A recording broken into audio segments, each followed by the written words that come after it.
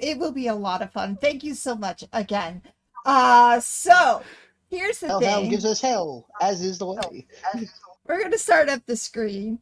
I'm going to talk to you a little more about lymphedema, and then we're going to play. And we're going to see how interesting this gets. Because we already have $125 worth of trouble to go deal with. Yeah, guys, have fun with a burning city. Yeah, well, I don't know about the burning city, but we'll get close to it. Probably because we lit it on fire ourselves. All right, so let's get to it. You do need the flames from hell. Oh, we still need the flames from hell, but thank you so much for being here, Dobby. Anyway, so what I wanted to tell you guys is that there are two ways to get the money raised for it. We have it through the Twitch chat. We also have it through Tiltify. Now, I know that Dobby's not going to pay for both of them, but at least let's get all the Twitch out there. Everybody, please feel free to donate. The donations are going to Lymphatic Education and Research Network. Some things that have happened, and literally since the last time that I had made that message, we now have no longer 35. We now have gone from 35 centers of excellence, which is basically the lymphedema education and research centers for everybody in their area, all over the world, from 35 to now 69. So that's amazing. The perfect number. Stop building more centers. We have the perfect number now. And Hey-o. there is even one near me, and I use it quite often. Not only do they LE&RN works with it, but also I do want to express that NLN is a national lymphedema network that also helps people like myself get our wraps and make sure we have things that we need. And I did want to make sure that you guys knew there are two programs that are actually helping out with lymphedema. But as you had seen, what is lymphedema? I will tell you, since that has happened, I have gone to stage 3. It has gotten worse, and I'm still hoping for the best that others in the future will not have to deal with the pain I have. In fact, I know I'm going to put my husband on the spot, but please, honey, will you please? Oh, thank you again for another $25. Please, honey, can you tell us what you feel like as a caregiver to somebody with lymphedema? It's interesting. Well, it's more of a case of adaptation. At first, you quite admittedly you don't see it.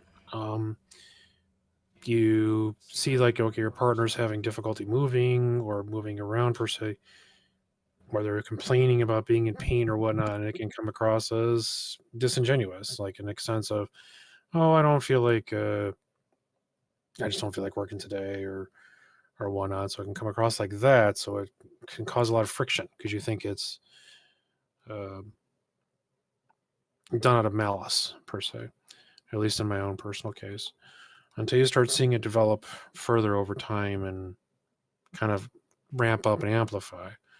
So you have to adapt. You have to see the things that not only that they can or can't do, but the effects of which. You're watching somebody who is used to being radically independent, taking care of things themselves, now becoming more and more dependent in the toll that it takes upon them. So you have to watch that, and you have to work around it. It is something that you have to remember as a caregiver, or whatever title you want to put on it, that this is what you do. This is where you have to end up, and you have to also take into account. So there's more than just the medical aspect of it, of doctor's appointments and risks of cellulitis and other various diseases, but the mental toll, whether that's on your partner as well as yourself, because sometimes it can be overwhelming. But as I've learned over the years, especially with my own personal cases and things that you learn over the lifetime, is that you'd be amazed at what you can do when you have to. And this is a case where you just have to. So you make do, and you make the best of it. Thank you, honey, for that inspiration. Yeah, so it does take a toll not only on the person who has it, but on the family as well. And yes, he's going to be playing one of the players here today. He's going to be Vinny. And I'm going to be playing Claire, and also being your DM for the day. Nav is also going to be joining in, and he will be DMing some of the other NPCs. So there'll be a lot of NPCs he'll be working with. Anyway, some other things that I would like to explain to you before we continue on. And this is actual information that I've looked up recently. As of January 2024, the Lymphedema Treatment Act has gone into effect. That was the Treatment Act that was not in effect last year. It is now in effect this year, and it has expanded to Medicare coverage for lymphedema-related compression garments. Well, guess what? While that is a great thing, it also was a bad thing for me. It took me 3 times as long to get my compression garments today, this time, and I just got them. I had started doing my therapy in, what was it, June? And then it took them up until literally 2 days ago to come to me.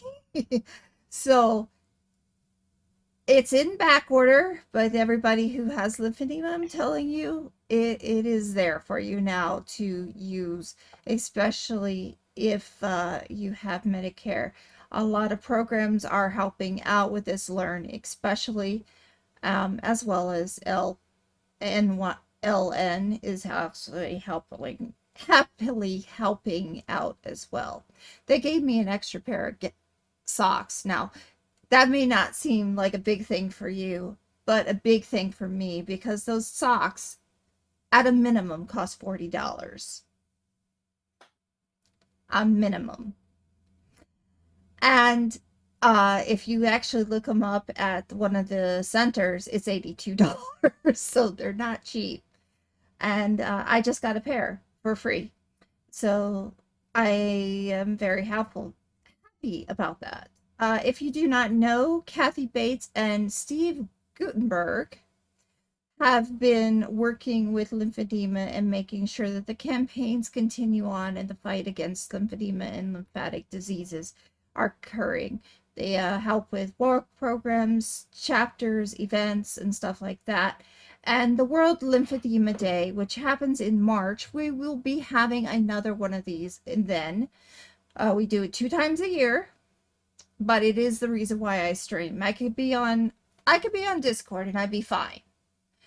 But I had to get the message out, and that is why we're doing this. Also, it is what keeps me going. It really does, because it's something I cannot be that only dependent person. I have to have some independence, and it at least gives me a sense of accomplishment. So yeah. Anyway, other things that LE&RN does is it gives a lymphedema therapist scholarship every year, and 2 applicants have been given them this year to 2024 on August 19th. I'm not going to give out the names, but just to say that this is where your money is going to. They do a lot of the lobbying and making sure that lymphedema is known, education is known, and research is known. They are currently working on a phenotyping technology, a lymphatic imaging and genomics technology called LIGHT program. And they're aiming towards diagnostic tools so that people can know that they have lymphedema or lymphatic diseases a lot sooner than they do now. Like I said, it took 3 years for me to even know. And now I know, and it's kind of too late because I will never get my leg back to being formed properly, nor will I get my stomach formed properly. Here's the thing that I don't have on when I did that program. My stomach is done because of the fact I had a botched hysterectomy. Yeah. So things like that can be permanent. And so if you decide that you want to do surgeries just for cosmetic sakes, think about that. It can backfire. Always understand your risks before you get started on anything that dangerous. Because for me, and my husband will tell you, not every surgery went well. And some people have it worse than others when it comes to surgeries. Have worse luck than others, let's put it that way. Anyway, so that is some of the new stuff that has come up within the last couple of months.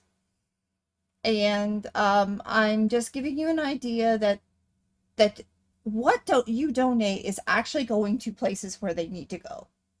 Okay, they're not you being like some of those other out there and not giving it into the people that they need to help and just paying overhead. No, they're actually putting it out there.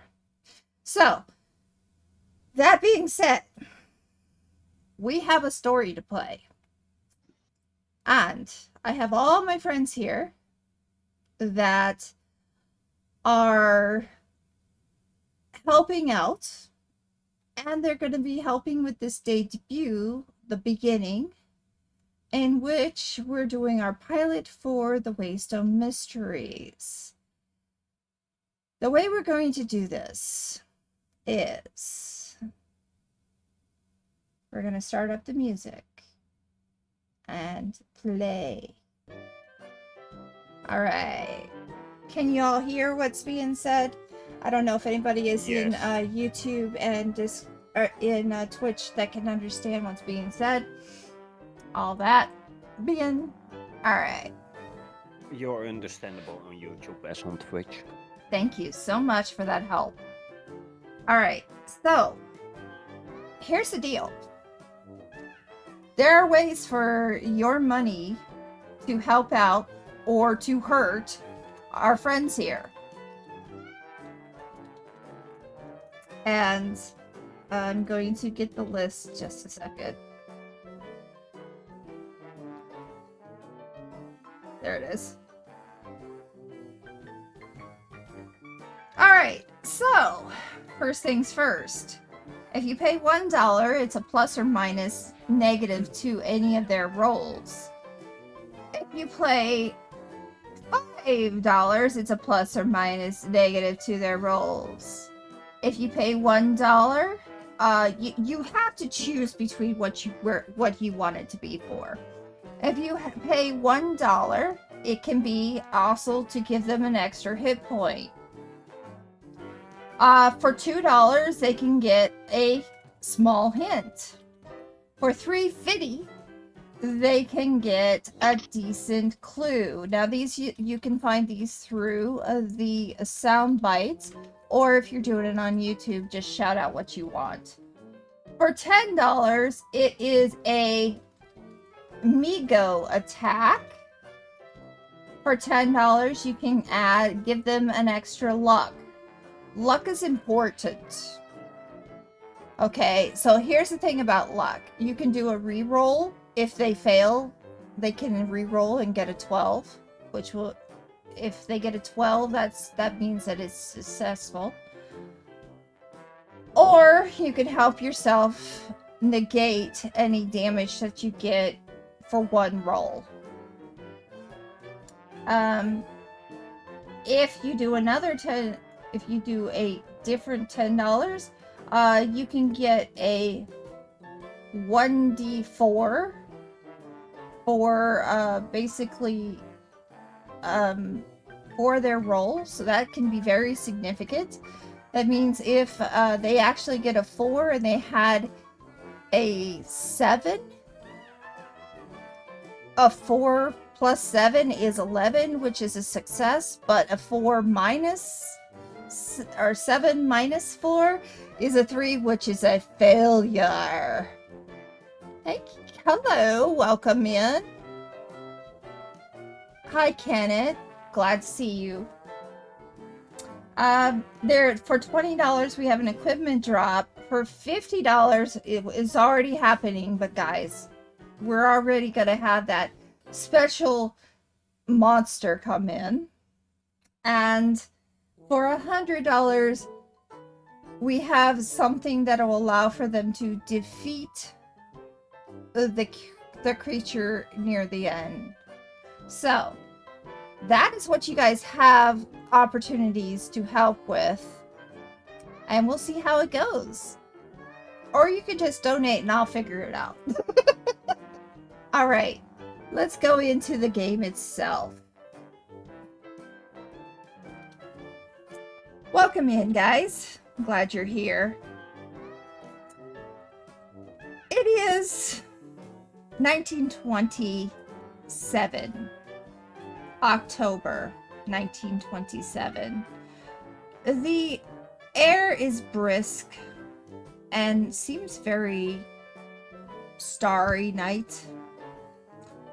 The trees have started to change their color, and you may want to have a jacket or a coat or a suit on because it's a little bit cold. After all, you are near the water's edge. Lake effect happens quite often. Well, in this case, it'd be ocean effect because we are in Boston and Cambridge. Today, we're actually in Cambridge. And y'all have at least spent a little time in a speakeasy at one point in time or another called the Thirsty Grad. So, with that in mind, we're going to start talking. We're going to go around as on the stream. We're going to start with Vinny. Vinny is going to tell about who he is. I'm going to change the map. You're going to tell about who you are and what would you be doing at the speakeasy at this time? And then we will have a little bit of a conversation with some of the NPCs. So let's see how this goes. All right, guys, let's get going. Let me turn the music down just a tad bit. I think it's a little loud. Okay. Vinny. Hi. Yeah, if you know, it was when I first heard about, come join the force.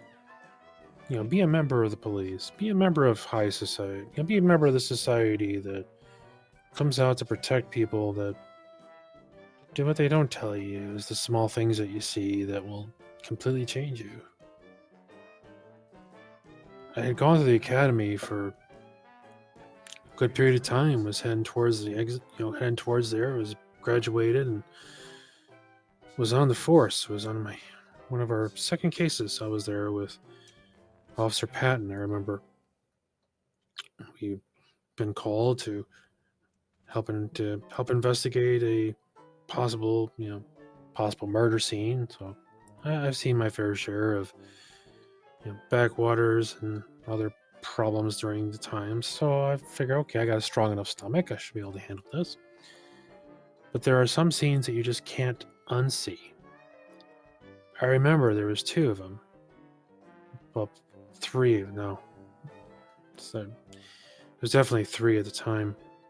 2 of them where it looked like they had been skinned alive, and the 3rd one had been eaten. As if something such a imagine a tiger, but tiger biting somebody, but being so big that it can just chew somebody in half like that. I just couldn't take it. And I remember running outside and like puking my guts out. I couldn't walk back in. 2 days later, I just couldn't make my way back to the forest. You think that they call the drink liquid courage, but I truly understood why after that. Spend much of my time sitting behind the bottle even before the prohibition hit. After the law came in and said we couldn't do such a thing anymore, so I was trying to quit, but I couldn't. Had to take something to make the nightmares and the images go away. So I remember thinking that maybe I can still do my part. Working with the law and working with people is a calling. So I decided to go into business for myself. Just started my own little detective agency, Jimmy Finch, Private Eye. Had a nice little ring to it. I spend my time now and head on out now and making good with myself. Albeit, if only I can put the drink behind me, I might be in a better place. But at least this is one of those where they don't ask a lot of questions and you can call it home. All right. So you are sitting at the bar as usual, your normal seat. You're next towards the bartender. What's your favorite drink? Do you really need to ask me, Baxter? Come on now, Baxter. I've been having the same old shots of whiskey. It's the whiskey. Gotcha. Well, that bartender right there turns around, and it's not Baxter, it's Jack. But you can call Sooner me or later, Baxter, you'll recognize your name. It's all right.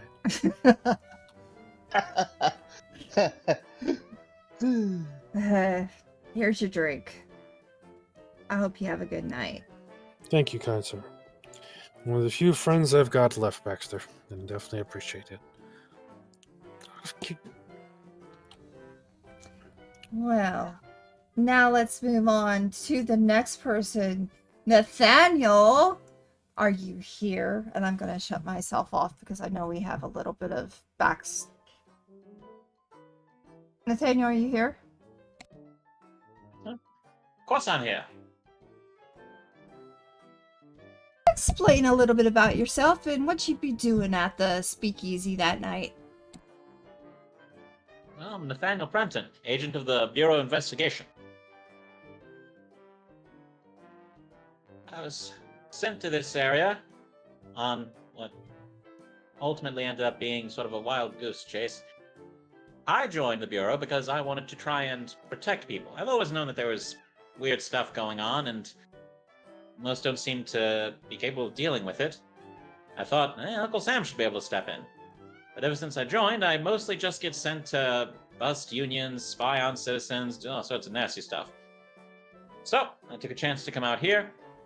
I spent a great deal of time just sort of bullshitting my superiors and filling out forms to make it look like I'm investigating communist conspiracies. And in reality, I'm just trying to make this place a little bit safer for the humans running around. Found out about the Thirsty Grad by leaning in on asking about like rumors of speakeasies in the area. Showed up, pulled out a stool out of the bar, sat down, and immediately ordered a drink.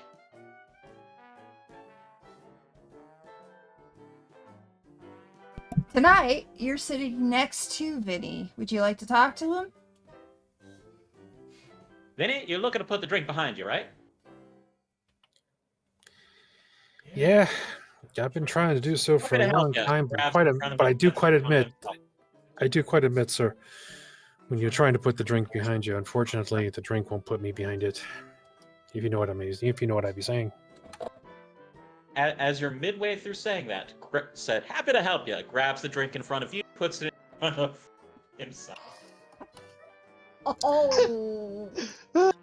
You know the funny part about that, and I can definitely tell you work for the government when you're reaching over into somebody else's pockets and pulling out their change. Well, as he goes back and brings, takes the drink from in front of you, back from in front of you. Cheers to you, sir. As he takes a slam of his drink, and to Uncle Sam as well. Oh, lovely. And I know it. All right. Let's bring in the next person. The next person's Elle. Elle, you are sitting with a lovely, lovely vamp today. She's kind of what would you call her? Oh, where's my words? A comely young lass. No, Just lady of the night? she's definitely not comely. But, well... I think you might be confusing comely with homely. Yeah. Homely means you stay at home. She's For never reasons. staying home. Oh my. Oh my. Hey-o. That's right. Well, you see, here's the thing. Dumb You Dora. could You're call with her- a dumb Dora. You can call her whatever you want. Tonight, I call her mine. Ah, yes. Hello, sweet pea. Oh, my dear. Lovely night it is. And I have our favorite bottle. Ah, Pull out a bottle of brandy and put it on the table. the lovely brandy. I love Both it of when you say my name. The Mafia Every gang. Oh. So, what's your plans today, Elle? Well, unfortunately, I have to, what do they say? I gotta put in my hours tonight. To actually do some work. Hmm. So What's- unfortunately, you're going to have to find your own entertainment later. Oh, of course. As long as my, father doesn't get involved. Your father will find out one night, won't he? One night, Well, but not tonight. surely not. Well, shall we cut a rug? Why not? Alright, explain us what you look like and what this rug dancing looks like. I am not even going to try to explain how to do a 1920s swing dance. It's not happening. Oh, come on. We need it in nauseating detail. No, not gonna happen. Damn. Well, this L, as they stand up, is wearing a black-on-black three-piece suit. The only thing that really stands out beside the fact that it is black-on-black, which, to my understanding, is rare Yes. in the 20s, Mm-hmm. is the fact that they are wearing two belts, although the second belt hangs a little loose and doesn't appear to actually have a function. Yes, and it seems that Brandy has very much of a fascination towards that belt often. Well, fortunately for her, that's one belt she'll never get off. But fortunately for her, that's a belt she doesn't have to get off to get what she needs. Hmm. Ayo. Are you sure about that? Yes. Because that belt isn't actually holding up my pants. Hey-o. A fashion accessory, I hear. Basically, yeah. But Elle actually doesn't stand that tall. They only stand about 5'4", very slender build, and it's hard to tell exactly what gender they are. And they do generally make people call them they. They do Possibly have. because they like both sides, right? I mean, that's pretty obvious for anybody that's been here most nights as well. Brandy does tend to be the main. She's not the only. Now, those But- of you who do not know who Brandy is, well, the farmer's daughter who's turned a vamp. Likes a little bit of brandy all the time with her L. You might want to explain what vamp means, because some people might be like, she's a vampire? No, actually, in the terms of 1920s, a vamp was a promiscuous woman of sorts. Now she's a The little bit lady's of a tramp. she's a tramp. And She's- she's a little bit of a dumb Dora, unfortunately, as well. Put a little modern spin on this. She's a thought. Yeah. I would just like it known that when I wrote up the family that she's involved with, I said she's not the brightest, she's not the sharpest knife in the drawer.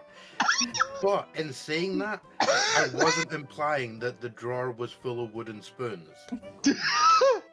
Well, if she's the only knife in the wooden spoons, that does make her the smart one. Well, this is the point, isn't it? For all she's not like university educated, she's not a complete idiot. No, she really is not a complete idiot, but she does kind of play it off very well. But My only problem is here with her hanging out with Elle, it gives new meaning to taking the L. Mhm. Heyo. now, Elle's hair is a medium cut blonde, a little shorter on the sides than the top. But despite their size, they actually can lift just basically anybody in this bar over their head. They've done it multiple times. As Probably as a occasionally, sideshow. occasionally, I Elle remember it cost me $1.25. Occasionally, Elle does have to step in as a bouncer, although it's curious, as many of the times that Elle has to step in, they only have to utter a couple sentences before people calm down or calm down and leave. Hmm, It's rare that physical violence ever happens. indeed. Well, And several people working there have definitely taken notice of that. indeed. Well, now we're gonna skip the two GMs at the moment, and we're gonna go further, and it's Kane's turn to speak. Well, that makes sense. He's at the same table. Yes, he is at your table. I Or would at least be- not be full till you get back. It'd be a shame if it was. What is alcohol if not to drink? That's fair. Especially after the last one I needed it. When you need it, I'm not giving you high shelf things. Yeah, that's fair. But that's what the moonshine's for. Yeah, that's fair. And I'll put their jacket on the chair and move out to the floor. All I right. suppose I should move my goddamn token. Mute. So, Kane, show us and talk to us about who you truly are and what you're doing here. So, Kane is a hunter. Took up hunting, like monster hunting, as well, as a way, almost as a means to an end, to hunt down a family of monsters that actually killed his own family. And the biggest reason he knows Elle is because Elle trained him how to fight. Well, as for the reason he's there, he just had gotten back from a recent hunt, and I mean just recently got back. Like we're talking, he walked in like 30 minutes ago. Type just got back. Man, you look like hell. Probably feel like it too. Are you saying you started maybe with one arm already?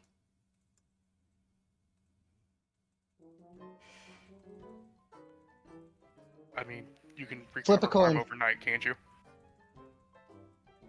Yes, you can sleep it off. So you know what? Fuck it. Well, I'll start with one, All right. just because fuck it. Chuck it in the fucking bucket. Yeah. You start with one harm because you did have a monstrous attack that day.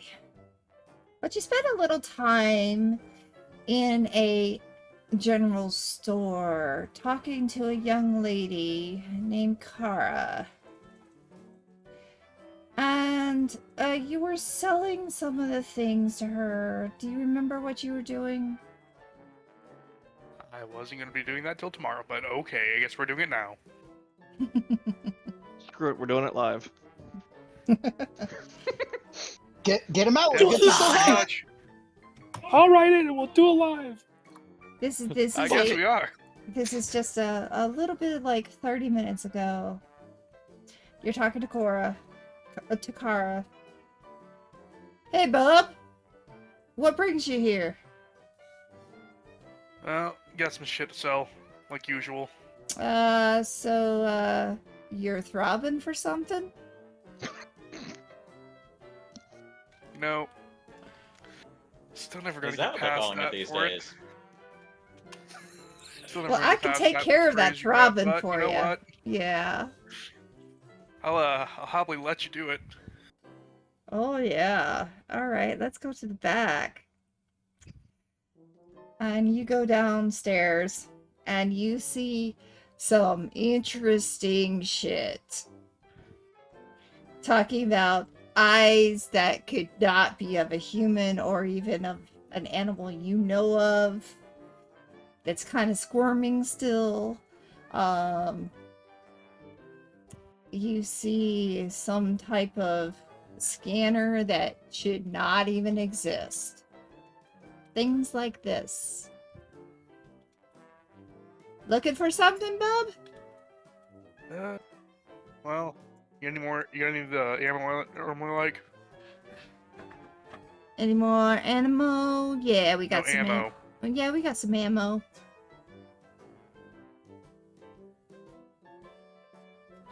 Alright, we'll get you some ammo. What do you got for me? He's gonna lay out a few monster parts and a few like material items like gold, like small pieces of gold, jewelry, stuff like that. Ooh, what were you fighting? You know, don't exactly remember. Probably a vampire or something. The vampires. Oh, is that where that gold came from? Oh. No, they were in someone's house and took it over. They were planning to drain the last of the family member. Well, end up doing it before I can even get there. You know, some of this stuff doesn't go away, doesn't really have a good value. I'm thinking 350. Kill him right now. Do it. Okay, I need you to add 17 harm as the Loch Ness monster smashes in through the side door and starts screaming about a tree fairy. They're coming for that tree fitty. Yeah, I knew meant to this be joke half would come Irish, back not biting the ass. New Orleans. What they player? Yeah, 350. See, I knew this joke would come bite me back in the ass. You're the one who made it, so there. I know. And I don't regret it. Yeah, this is your own doing. I realize that, okay? So you- he's gonna bring out dollars and change and place it on the table. All right. You're really pricing up that ammo, aren't you? I'm giving you a little bit of something extra. Ew. And it blows you a kiss. Ain't that kinky? You shall see. All right. So. I'll be back tomorrow to probably pick it up if that's good with you. Oh, definitely. See you later, bub. See ya. All right. Let's move on to the flake.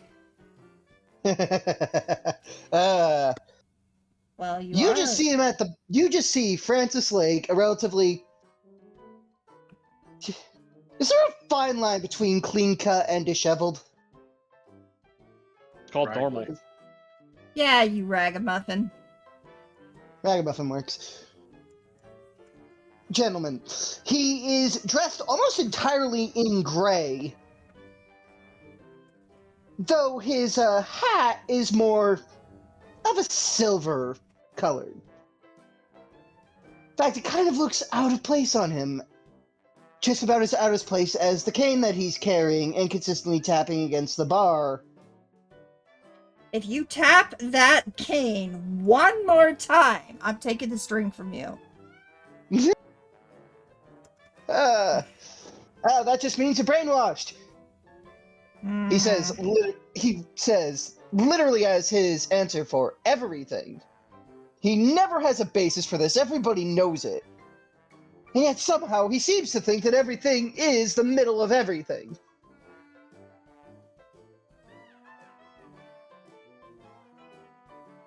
He takes his drink, he downs it, and continues to watch the people around the entire speakeasy. Well, this is when you notice that as what was the bar guy's name? Russell? No, it's Jack. I wasn't even close. Okay, as Jack's voice gets a little loud, even though they're dancing, you can tell that Elle has now shifted their focus over to you to make sure nothing is going wrong. And Elle would literally just see Francis swinging his cane. A cane that makes a noticeably unusual sound for a cane when it's hit against something. Well, you get the stare down that says, if I hear Jack again, we're gonna have an issue. And he just tips his hat. It's probably not the first time you've had this look. And it certainly wouldn't be the last.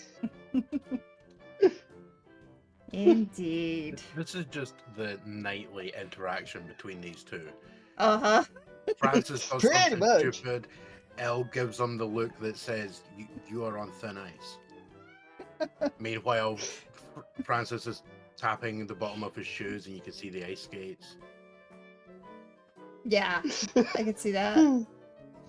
Elle is seriously considering grabbing him by the throat and walking out the door, making a point of holding him at least 3 feet off the ground the entire time. Despite being shorter than he is. Yeah. I'm shorter than you, but I'm going to grab you by the throat and your feet will not touch the ground. Okay. Well, But anything the fun else? thing is, he's been there long enough to have seen her do it. Anything else you'd like to them. tell us about the flake?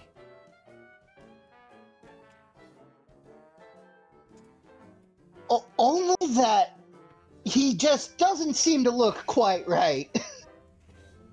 Ah, so your standard character. Got it. Always. Yep, you got it. See? This guy gets it.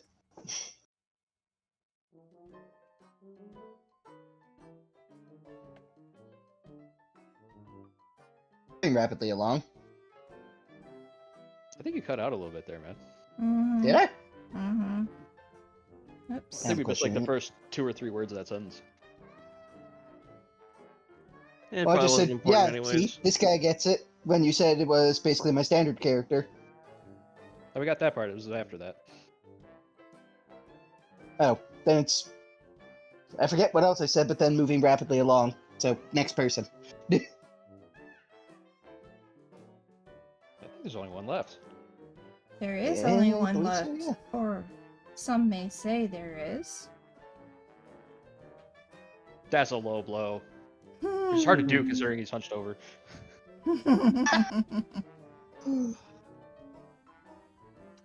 All Making right. fun of my back.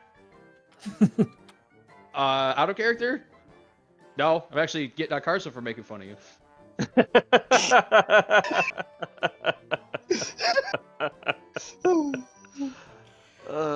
I should have practiced this guy's voice more.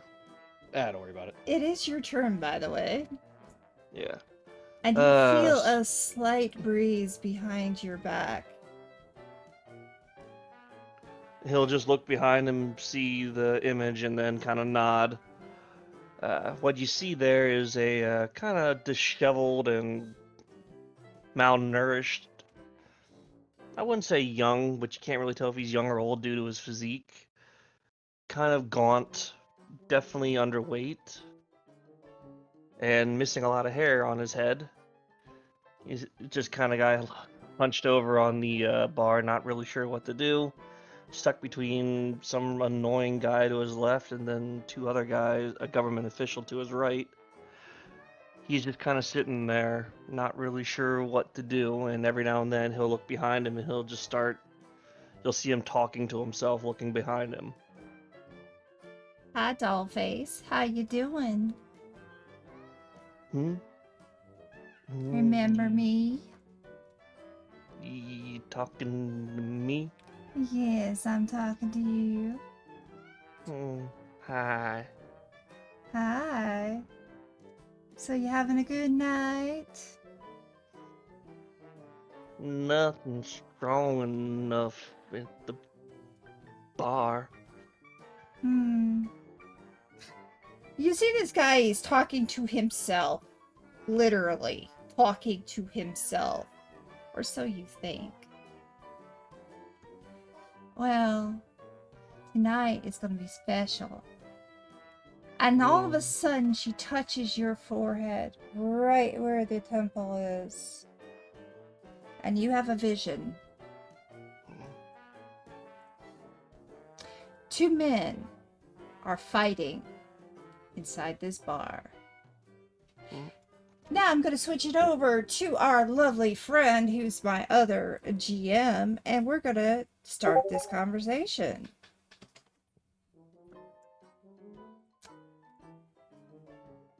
Wait, what conversation? I don't know. By the way, I'm gonna get a drink while we're waiting. just so you know, my friend,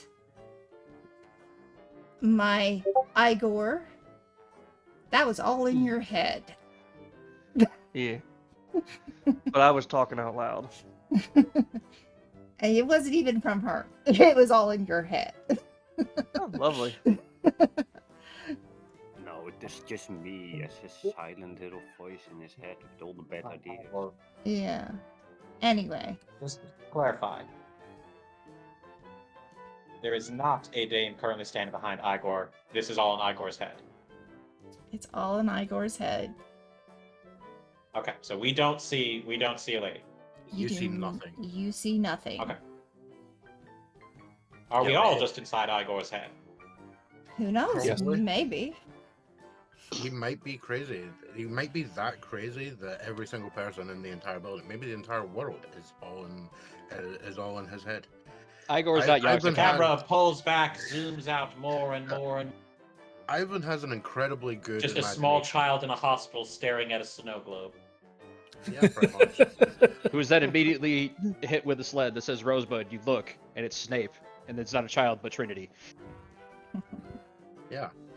So we went from St. Elsewhere's to Citizen Kane to Harry Potter to the Matrix. No, we went from a That is a complete and unnecessary summarization. You know, Nevertheless, I find it impressive. And I don't know why, but I do actually find it mildly impressive that you immediately went for Citizen Kane, not trying to talk about, I remember the name of this film and I can't think of it. I don't know why, it actually kind of shocks me that you got there immediately. That was one of my favorite movies to watch in the picture show. Good old, I can't remember the name of the thing. Exactly. So, yeah, while you're all having your drinks and staring contests and imaginary girlfriend interactions,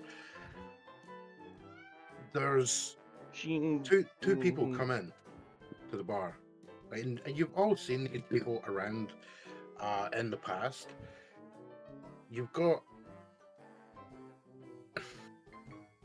a guy called Mitch that everyone knows. Like, you may not know him directly, but you know of him.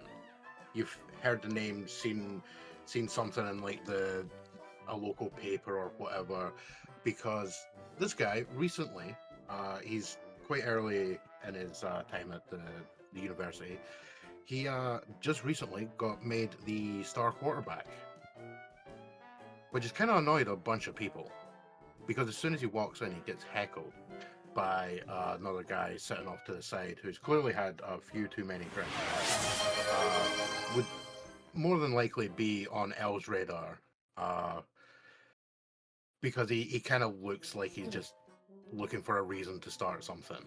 Okay. He just has that impression about him. And of course, Mitch walks in with his, as far as most people are aware of, his girlfriend. She's Candy with an I, to go with Brandy with an I. Yeah. And a lovely Candy heads over to Brandy and says, "Hi, how are we doing today?" And they start having their very, very almost like sister talk, and giggles all around. Well, you know what they say, candy is dandy, but liquor is quicker. Try them both together. And then she goes back to her man, and they look for the bartender. The bartender gives a nod, and of course she's gonna have a little bit of a hard liquor. She likes her, well, cosmetologins. I think those happened at that time. If they don't, they do now. Who cares? Yeah, actually, I think they did. Are these characters represented on the map? Yes, they are to the left near the stage. I'm actually going to show a picture, if I can, of them bigger so you guys can see them. Not gonna lie, I thought Mitch was the dude who looks like he was shirtless. Shirtless. The token's really small, and the dude is clearly not wearing a jacket and has exposed arms. I think he's wearing like a sleeveless shirt, but it's hard to tell. Anyway, Just to confirm, though, he's the new quarterback of the Techman, right? He's a new quarterback. Yep. Let me get her out. Yeah, for those that would actually, be interested, the previous guy is Gary Harrison.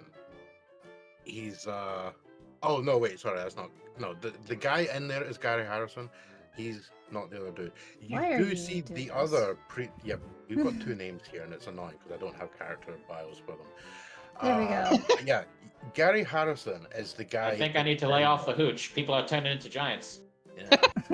Just to give you pictures of what they look like. Yeah, see, it turns out that when you walked in and took that drink, the barman had actually been trying to mix a drink that would make you go blind after one sip. Unfortunately, he just made a hallucinogen. Yeah. Still not Delicious strong hallucinogen. enough for me. Anyway, Yeah, exactly. He's been What's trying. the bartender's name? Experimenting.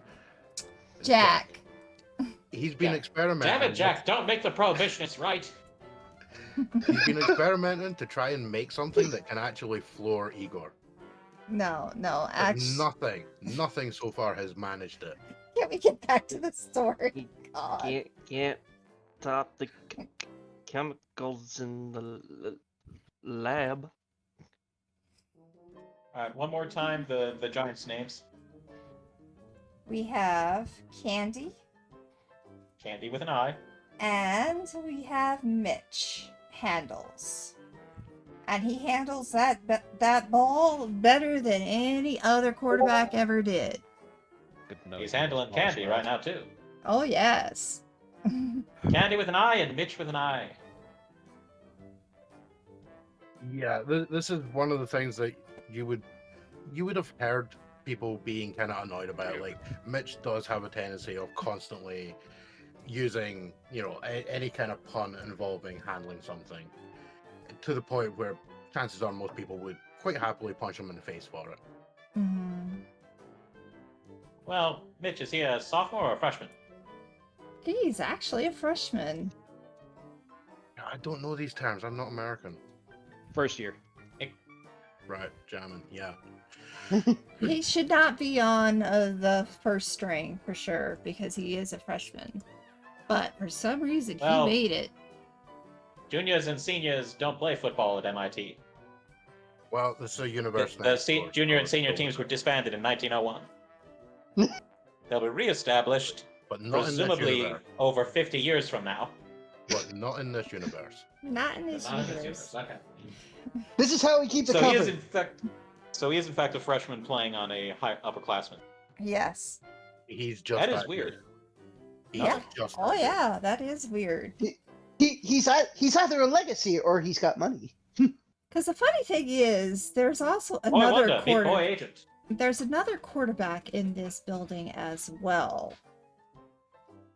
The old quarterback. And he's giving him the stink eye. What's the old quarterback's name? Clive. Clive Anderson. Yeah, Clive Anderson. He is the one from Money.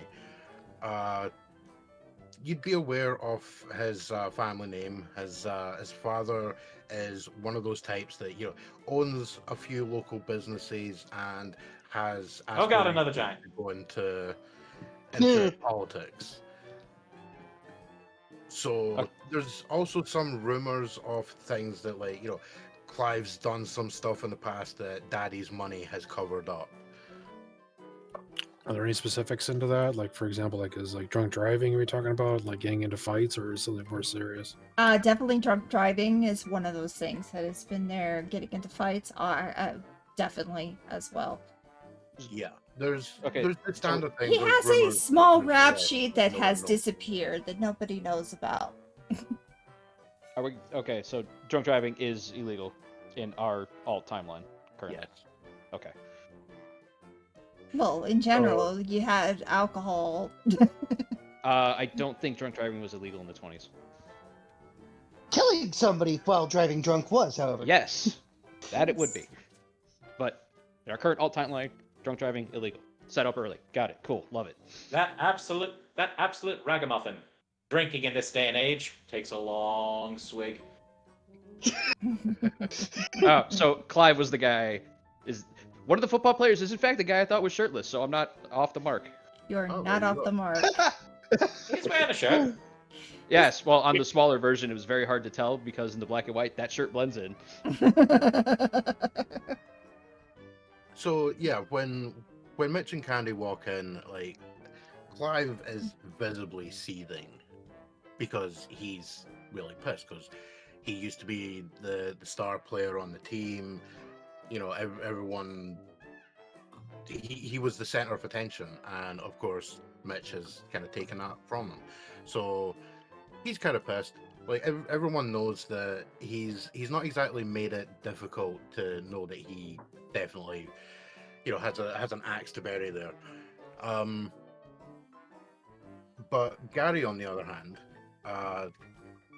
he's been sitting there having a few drinks, and of course, when they walk in, he starts heckling them And like, get "Oh, his- there he goes! Yeah, that prick! Oh my God, I hate that guy!" And Mitch just ignores him. Standard stuff, He's heard his stuff all the time because for anyone that would actually care, Gary used to be with Candy, but then of course she's now being handled by Mitch. Is that Yeah, Gary also with an eye? No, that's Gary with a Y. Okay. Why? But why is it Because not you an got eye? it. Because it's not. It just isn't. So he's blind. Yeah, exactly. It's Gary with no eyes. Yeah. He's constantly asking what's in front of him because it's Gary with a Y. Well, Anyway, it's not candy for one. yeah, exactly. So they go over, they get their drinks and decide to, they're gonna join the dancing. So we immediately drop into a 4-hour explanation of doing a tango or something. Oh, we've switched formats? Well, yeah, we're now doing a Latin tango. So No, we're not. I was gonna say, like, We're if all we doing the do, you son L. of a bitch. It's my I was say, favorite. like, if we do, L transfers perfectly into it. Okay, sure. oh yeah, So perfect, Lindy yeah, haven't exactly. invented yet. And during one of the many dips that happens in a tango, L will lock eyes at some point with both Clive and Gary with the, if you start anything, I will end it and you won't like it. Igor turns around and he sees the two guys. Those are the ones that he saw in his vision, huh? Mm-hmm. Oh, they're gonna fight. Excuse me, sir. As Uh, Vinny kind of looks over, like raising an eyebrow. Igor will point to the two guys and is like, they're about to fight. Dang it, Jake, I was what did you hoping put for in a this drink? I can't hear right anymore.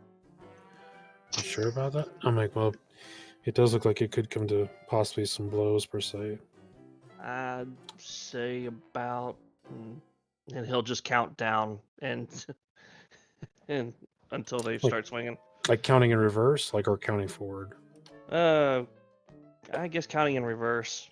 Yeah, because I mean, like, if I feel like I'm like, well, they should be fighting in 10, Yep. 9, You 8, get to like that kind of 4, thing. and then everyone immediately hears the scraping of a chair being like you all hear the chair that Gary's sitting on. He stands up so Okay. aggressively that it shoots off back and hits the wall.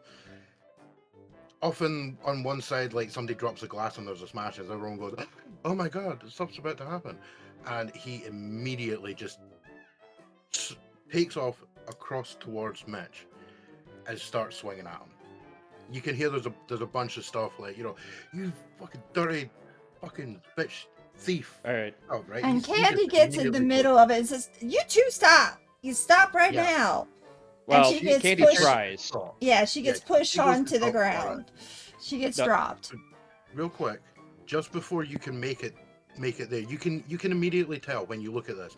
As soon as he goes for a swing at Mitch is not interested in fighting him. He's That's just fine. straight up backing away. This is everything is Gary, and you've also got Clive in the background where he jumps up like, "Oh yeah, beat his ass." L, hands in their pockets, calmly walks in between them before he can close on Mitch again. Time for you to leave. It's time for you to leave. This isn't a request. You're gonna walk out that door, and if I see you in here again, I'm gonna make you leave. Well, he's standing there holding a bottle, which he immediately swings at you. No, he's not. If the character sheet would load. All right. Oh, does your ability start the moment you start speaking? I only have to utter a couple sentences. You have a +2 to your roll, There's no roll. L. If there is no Two, roll. when you talk to somebody for a few seconds in a quiet voice, you can calm them down, blocking any panic, anger, or any negative emotions they have. This works even if the thing freaking them out is still present, as long as your voice can be heard. All right. Well, for like half a second, it looks like he's about to try and glass L in the face, and then seems to think better of it. And she'll point to the door. Leave. You take the bottle with you. You see him kind of visibly deflate and grumble. Also, you're no longer allowed in here. He goes to turn and then pauses, hearing that. You don't work here. Try me. He just kind of grumbles. Then she'll help, damn it, they'll help Candy up off the floor. Next drink's on the house. And then look over at Clive. You better keep calm or you're gonna leave with him. He grumbles and just his looks over at his dad and goes, "All right, fine." Yeah, Dad is over Dad's here. sitting there having a little drink, very stern look. Like he clearly doesn't approve of his son shouting a bunch of stuff out. Probably because it's, he's figuring like anytime you open your mouth, it's going to cost me $50 minimum. Anyway, is this Clive's father or Gary's? This father? is Clive's Clive. father. Is Clive involved in this at all? Not yet, but he was egging it on. Okay, Mhm. okay. He was passively involved. But we in fact have Clive and Mr. Anderson. Mr. Anderson, yes. But Yeah, do you Is all he the remember one? that when he walked in, immediately one of the staff said, "Yeah, oh, Mr. Anderson, welcome back. We missed you."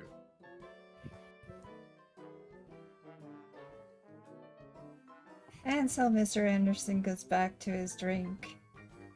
Calmly looks over at his son. His son puts his head down. Yeah, you can tell that he's sitting there like, oh god damn it, I wish I could get out of my dad's shadow. Oh my god. I don't care. It's not my problem. That's his. As long as he doesn't make it my problem, we don't have a problem. But Elle will turn back over to Mitch, look at the bruise that's now forming on his face, motion over to Jack to bring a glass with ice. Jack will bring that glass of ice. Put this on your face. After it melts, drink it.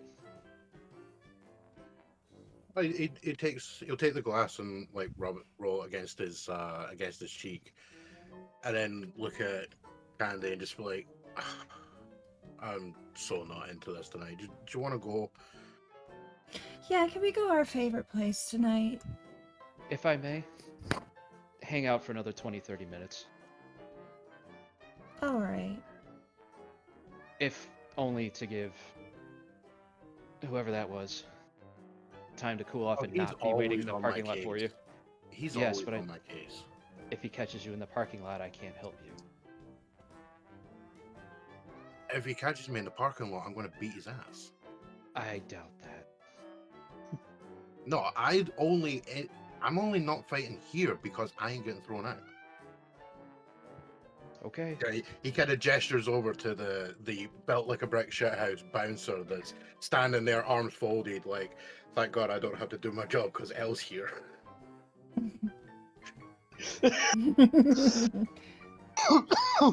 You know, it's the guy who would be like super serious and looks scary as shit until Elle walks in, and then he relaxes because like, great, I get the night off. Yeah, basically.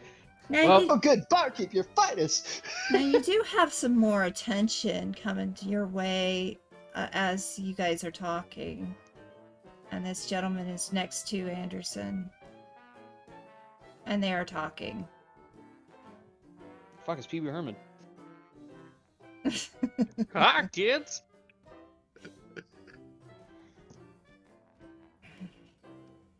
When you hear today's words, scream real loud. Mr. Anderson, do you need me to take out the Never had a trash? laugh. Mr. Anderson, do you think I should take out the trash?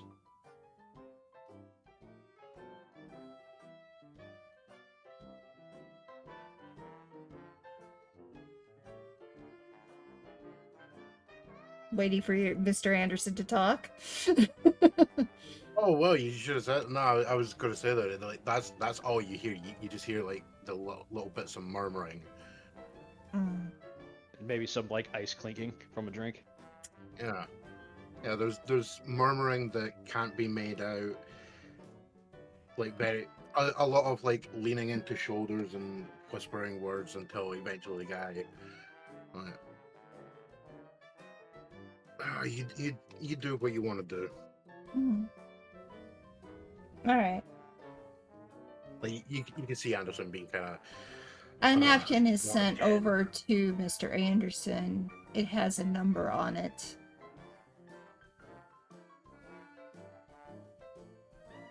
Good enough for you? Yeah. All right. the dude, and Pee Wee Herman stands up and shoots Francis in the back. Yeah, Yes, the secret plot. He shoots him so impressively hard. because he's facing the crowd. Yeah. He shoots him in the back because he bounces the bullet off a pan behind him. So, those two continue their conversation, and the night seems to go as usual. Our lovely And- Kara is speaking, or we have a lovely lady up at the stage. She starts to sing some lovely songs, and we start getting into the strolling along.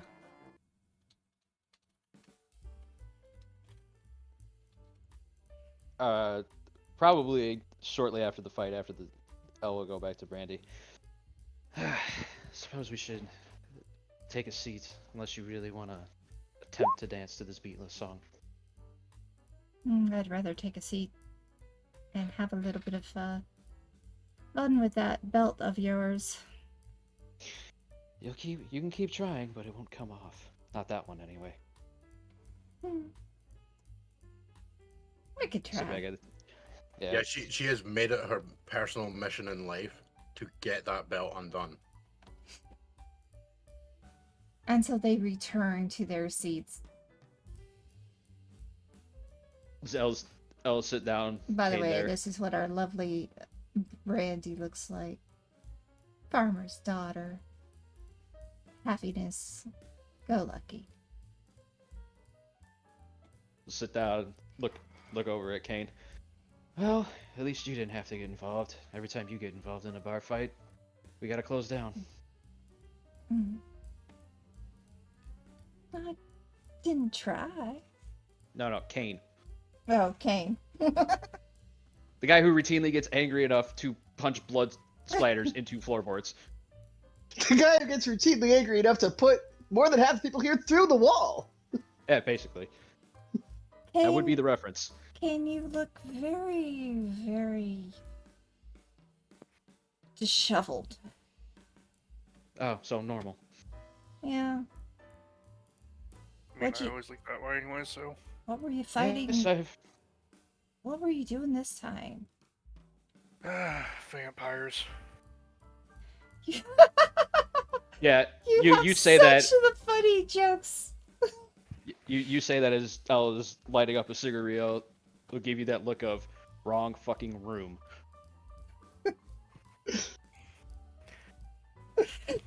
She's Kane's just gonna She laughs. She laughs so slight hard. shrug. He's like he knows that no one's gonna take him actual serious. No. You know that Brandy won't take you serious. And then Elle will guide your eyes with the lighter that they have toward the bar to the four other people that clearly now Francis is now like leaning past everybody to look at you. Pretty much. Like he stops mid sentence in the little side thing we've got going on. Like, did he just say what I think he just said? And He's gonna give Elle the tension with, fair with point. the knife. kind of look. That's when Mitch walks over, hands the glass back to the barman, looks over to Elle, gives her a little wave with thanks, and then the pair of them head off. Yeah. I'll raise the glass they have in their hand to them. I hope I really don't find them dead in the parking lot. I'll go out and make sure he's not there at least. Oh, Something to do. if the Hey, no. I would Igor have a hunch on if anything bad's gonna happen with my roll there. You doing a roll now? I did a roll. tell I you- was tell you breaking what. talking. How do we actually do the like? I want a better term for it in the system, but effectively a hardiness save. Oh, you don't. What is your intent with this now? What's your toughness? That was his hunches. Yeah, you definitely get the impression that something's going to happen, but you don't know what. You just don't know. But I know where to go on a 10. On a 10, you know that there is a definite something going to happen tonight. You can predict that there is something happening tonight for sure. something bad's gonna happen. And he'll just start walking to where he feels that it's gonna happen at.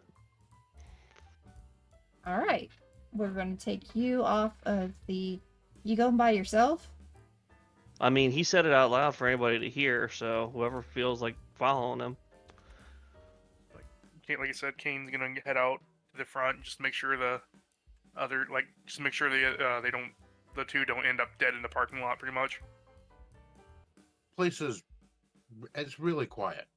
It's quiet. There's basically no one really milling around. There's, a few cars parked from people that are in the area, but Mitch and Candy are gone. Though Igor definitely gets the impression that you check out a tree. Mm-hmm.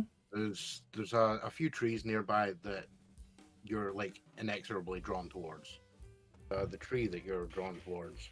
I'm not sure which tree it is that I'm drawn towards because there was no marker made, but yes. Yeah, there's no marker on this map right now because it's too zoomed in, but it's like it's just off the map. It's not particularly far. Okay. Which way, left or right? It'd probably be to Take a direction, pretty to much. the right on the map, like somewhere over here. All Yeah. Right. He'll head over to this direction then. All right, so yes, the tree, which is totally there. It's kind of obvious when you go over there. There's clearly some. There's a little bit of muddy ground where somebody's been standing there, and there's a generico brand cigarette has been stopped out.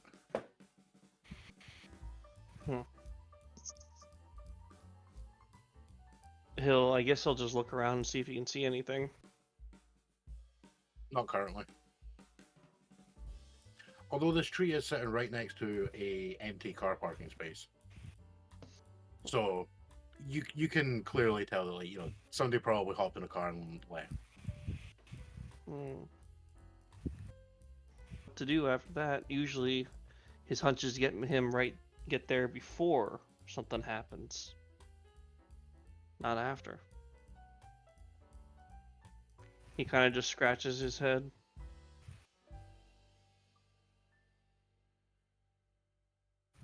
While you're scratching your head, you happen to see the woman again.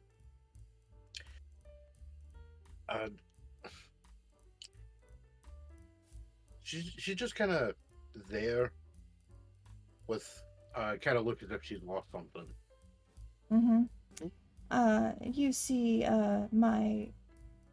you see the form that I'm using as my token, and she's just looking around, and only you see her, nobody else. So while you're over by that tree watching her, you're making some weird movements. She can't be seen. And she's looking around. And then she goes down and hunches down, looking to see if she can find anything in the grass. Can I go over to her? Sure. Sure, I'll go over to her. It's like, what you looking for? And she touches your forehead. Oh.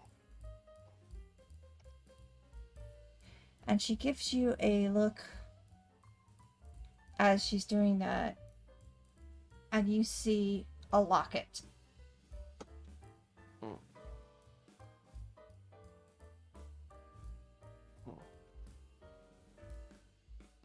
Okay, I'll start looking around, seeing if I can find a locket.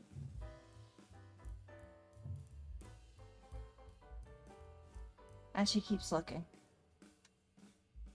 I'll join her. Okay. That takes you a moment. Yeah, you get the clear impression, like the way that she's acting is to say, like, she wants it to be here, but it's not.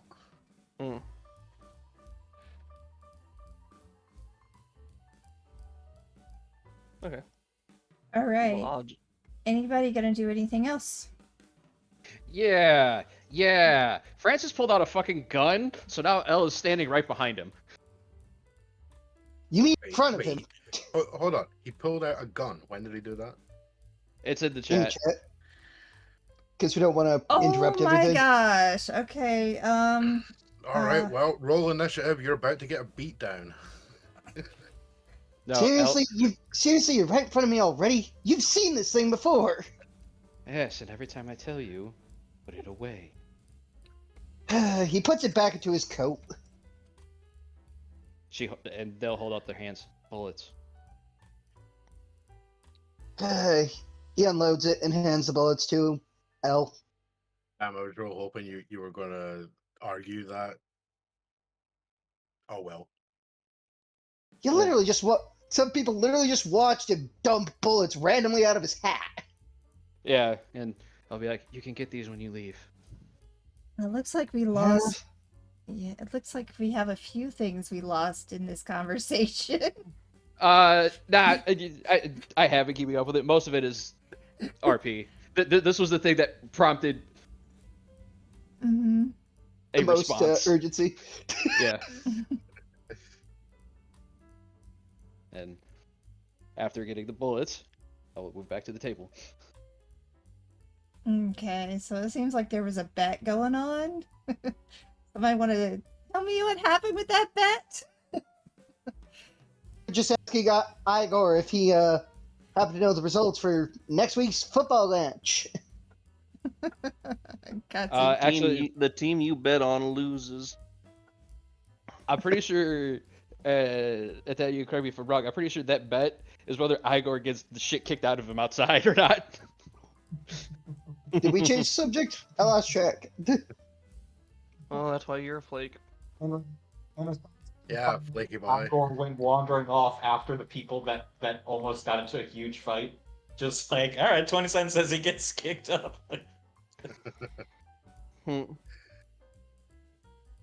Yeah, unfortunately, the house closes on all those bets. Simple on account of no one's there.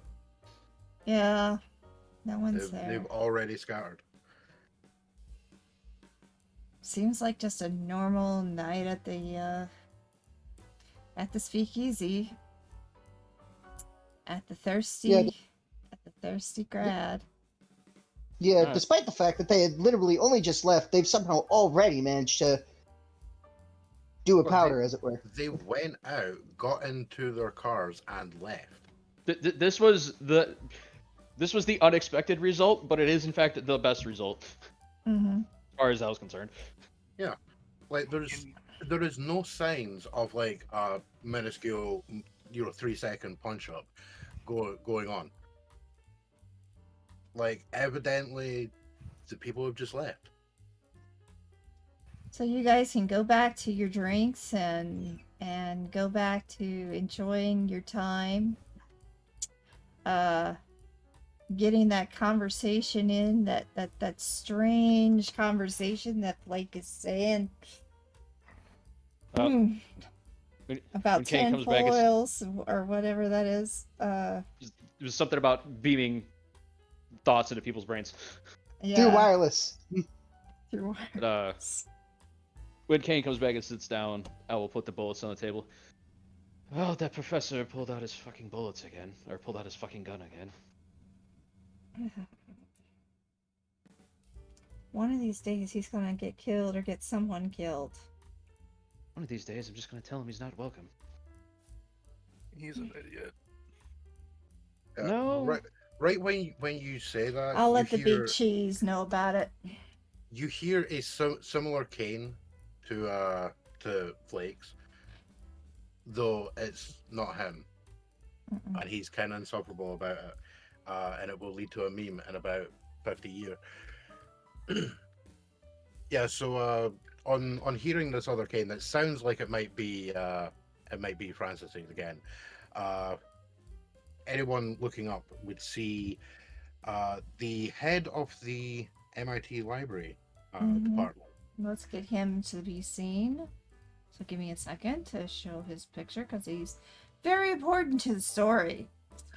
So Oh yeah, I would just like everyone to know that I selected the bartender's picture. That's why he has that gigantic mustache. yes. You mean You, that? you could probably hide a few kegs inside. I was gonna say, like, if you back out, zoom out far enough, it does in fact look like two arms. Yes.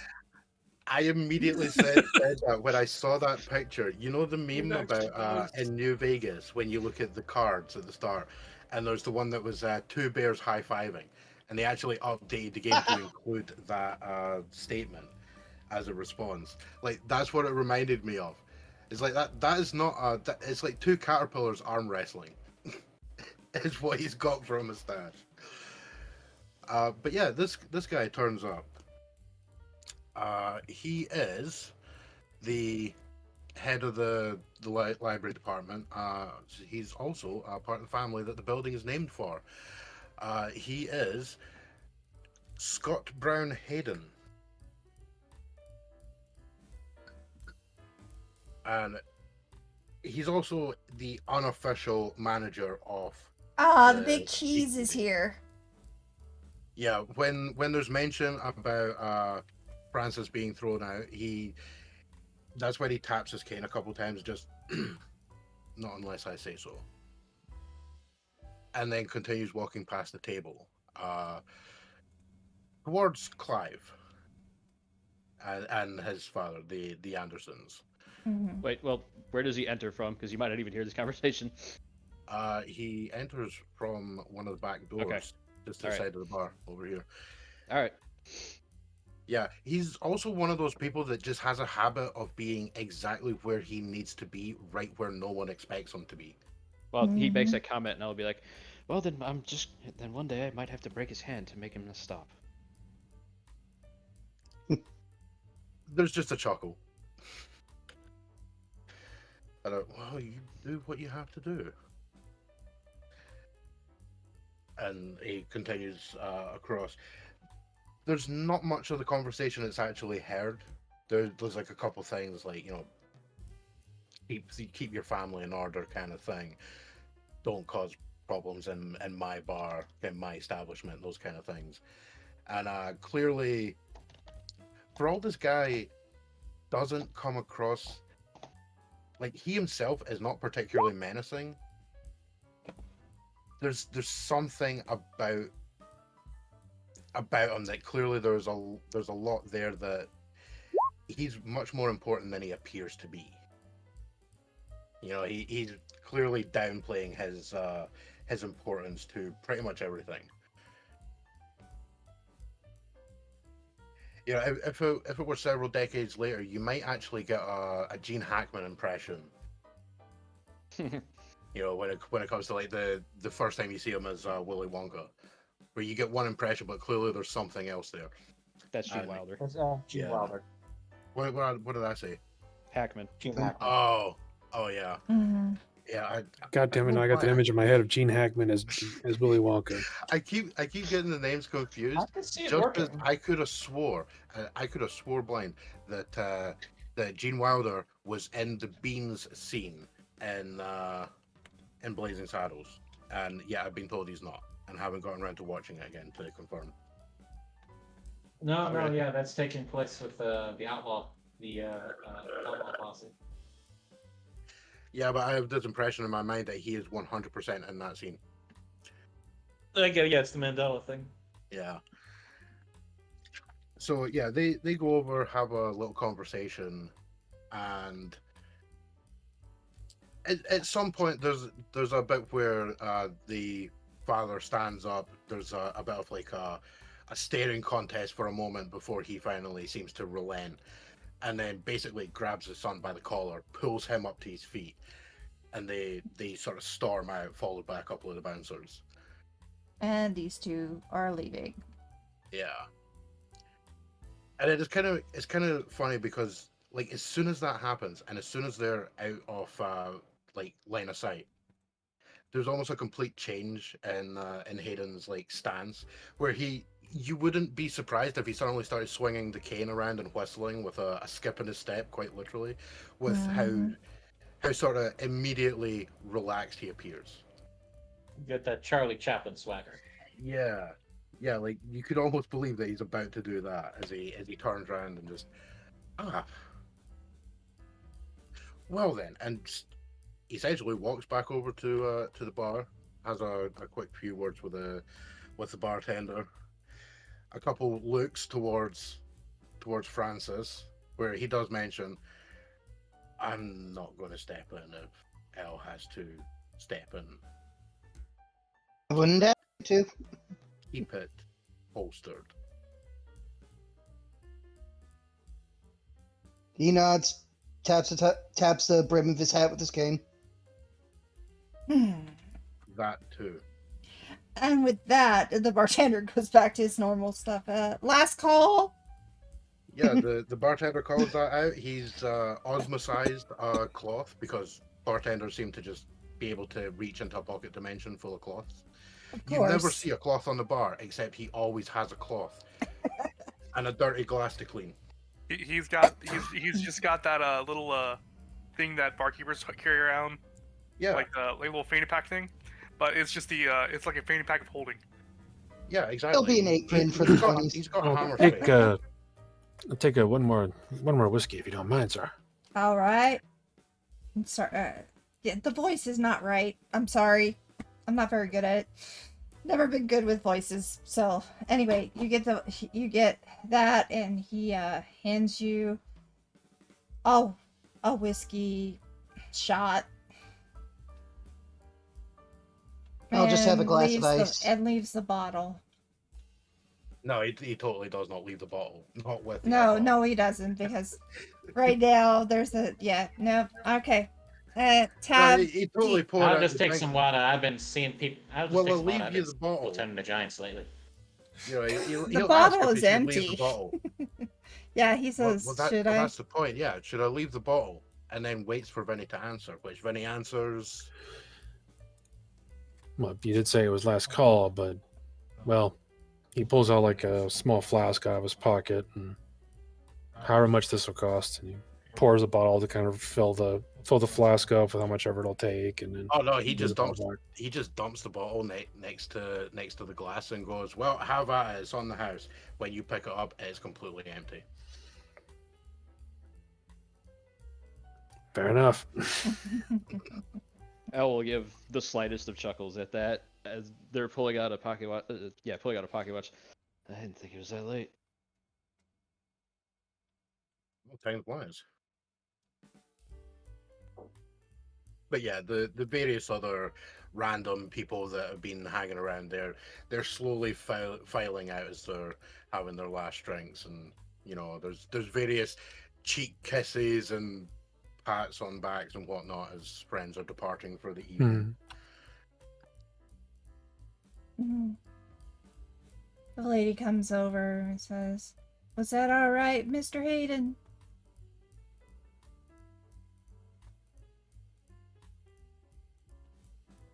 Did I do all right? Me and my sister are gonna hit the road soon. Them, yeah. Yeah, there's the standard, like, yes, that was excellent. Thank you very much. Well, thank you again. We'll be here tomorrow. And they leave. He does a lot of hat tipping to damn near everyone.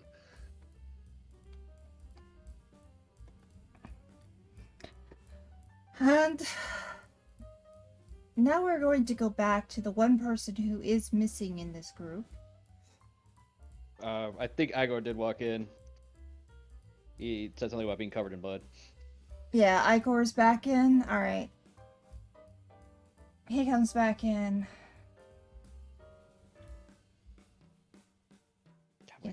Oh, there it is. The others are gone. There we go. Igor's walking back in. I will look at the other three.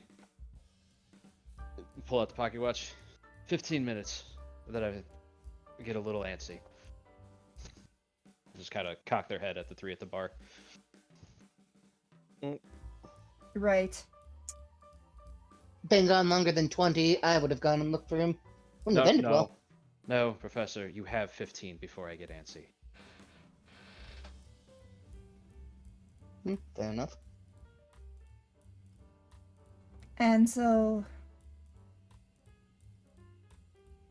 you are being watched by the bartender very thoroughly as he's cleaning the area, and pretty much everything's being put down.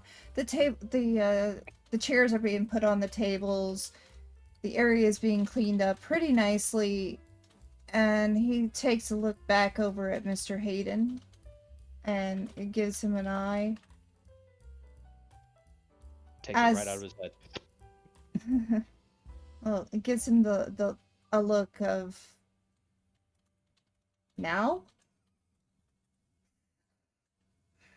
Hayden waits exactly 3 moments, and then gestures. He just gestures his hand like yes. All right. And the place is shut down. You guys are still in it. Yeah, Al gave the people at the bar 15 minutes before basically they were being forcibly removed. Brandy has left to go home. You all are still in it. I was wondering about that. Like, is there a reason sticking around, or Kind of glancing around, like I guess this is our cue to leave. like essentially Yeah. it's closing time. It is closing time. We shall. you don't have to go home, but you can't stay here. Yeah. Yeah, exactly. I know who I want to take me home. The country road? All right. So we're gonna time The skip bartender here. suddenly looks very sheepish. Yeah, we're gonna time skip here and allow for y'all to continue what you're gonna do for the day, night, whatever, and then we'll bring it back to this point. Essentially, Francis will just return to his corkboard. Yeah, after this point, everyone leaves, or Elle picks him up by the head and drags him out. And actually, Brandy gets stopped on her way out and says, "How about you go home with me instead tonight?" All right. Yeah, she suddenly forgets where she lives and has to stay with Elle. It's absolutely terrible. Yes. I'm gonna As see if you- I can find. Oh, sorry. Go ahead. As you are walking out, the air turns very stiff and sickly sweet. Definitely. Sounds good, stiff. Something stiff, yeah. But when you go out of the Thirsty Grad and into the parking lot, the air becomes very thick and sickly sweet, and the moon starts to take on a hue of red and blues. Not normal for even this time of the year. Okay, there's a lot of stuff going on here that I was not made aware of. That's just part of the ambiance. Okay. Now, is that for everybody, or is it just It's like for everybody who goes out that you're gonna sense. You have the sense of that's happening. Okay. So as all of us, because being it is closing time, so as all of us are leaving leaving the buildings, going to the front there, putting the coats on, hats on, so on per se. Yeah, Francis you goes to collect his bullets. You go on to the outside, and once you get past the front door here, you can kind of hit like the sickly sweet smell. You get a sickly sweet smell. Like, is it like when you say sickly sweet, is it like a like acrid, or is it kind of like an acrid smell to it, or is it like a biting type of sweetness? Like, what do you mean by that? You've smelled honey before. Mm-hmm. Even more, and you've had the sense of you've smelled syrup as well before. That kind of sickly sweet. Okay, it's so like sweet you could hear Wolford Brimley in the background. Yeah, right. So the diabetes commercials come on. Yeah. Yeah. Yes, the diabetes. It's Everyone- very sickly every one of sweet. us I wanted. was trying to remember his name before. We're trying to like inject insulin as we're walking past. You know. Kind Yeah. of thing. Weird. Francis takes a sniff of the air. Oh boy, that's interesting. I just went to my dentist this week. Okay, that's- the Tastes like cake. Though, As soon to as- be fair, it's not like everything you smell is suddenly just completely overtaken. It's like there's a whiff on the wind kind of thing, you know. which direction is the wind coming from? South. Now look now. South No, in no, regards no. to this map. Okay. Knowing to the south, then, is there any known like manufacturing, for example, like some place where you would process sugar or process things like There that? So that might would be- make sense. There might be. I don't know a ton about all the stuff that would be kicking around. Which 1940s direction Boston. is the wind blowing, would you say?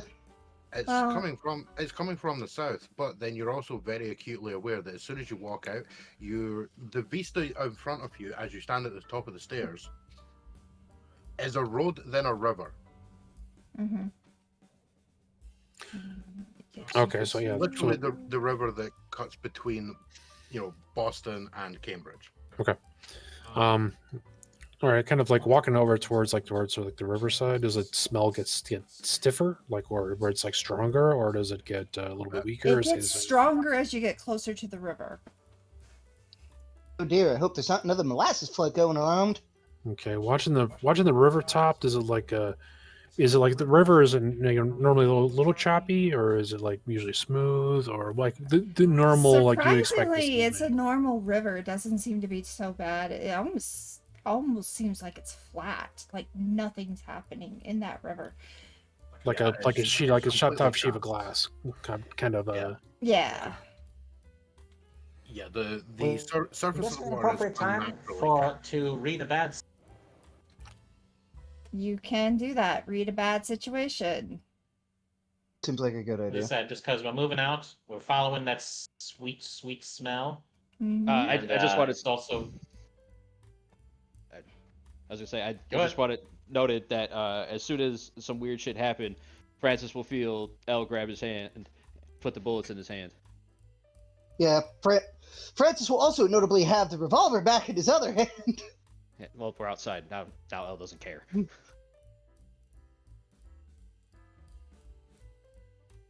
And start loading it again. All right. So, yeah, the river is calm as hell, but it is definitely that sickly sweet smell just won't go away. Everything's fine. Oh. Nothing wrong here. But Yeah. for you, nothing's wrong. Nothing's wrong at all. technically It's this just should be a normal. 6, not a 5. I forgot that I can read a bad situation using cool instead of sharp, but either way it fails. Yeah. It's fine. Nothing's wrong. Yeah, nothing too unusual. This is just that time of the year. Yeah, you've smelled this before. Maybe it's the cannery up north that's doing this.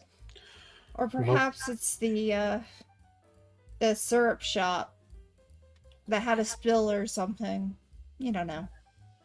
If Come you don't on down. Yeah, if you don't have the fish, you Notably, get some good smells. the Great Molasses Flood would still be relatively fresh in most people's minds. Take a walk down there. Just kind of walk down to the riverside a little bit, at least as close as you can to get down towards the where you can like touch the water. Mm-hmm. Apparently there's a small landing that apparently goes out into the river. Or It no, does. no, right here. Right here. No. The better part would be like here though. Yeah. There's a landing here, and then there's a landing there. Go on to the landing there. Just kind of walk down to the water's edge.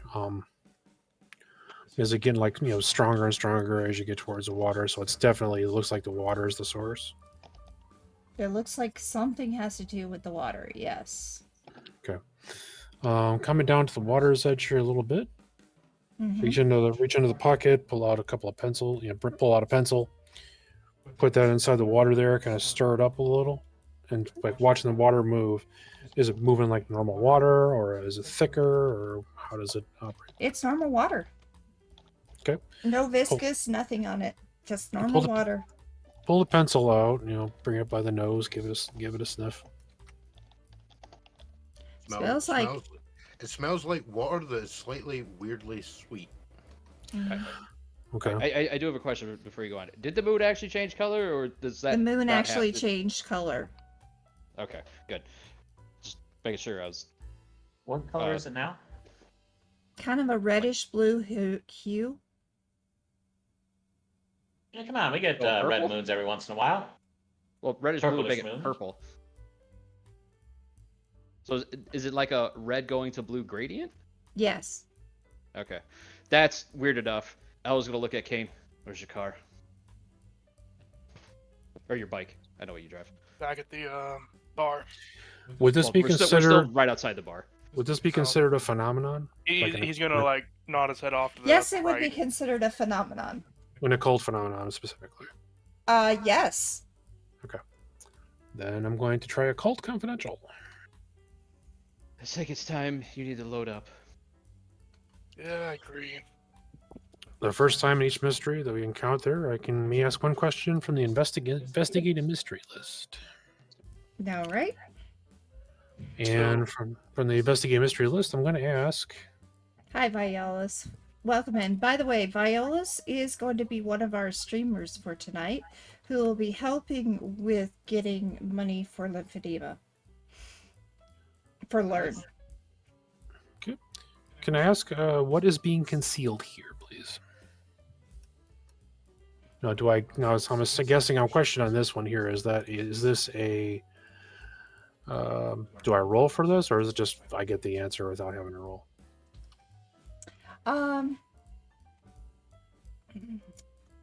Yeah, you need a roll. And you will have a -2 to that roll.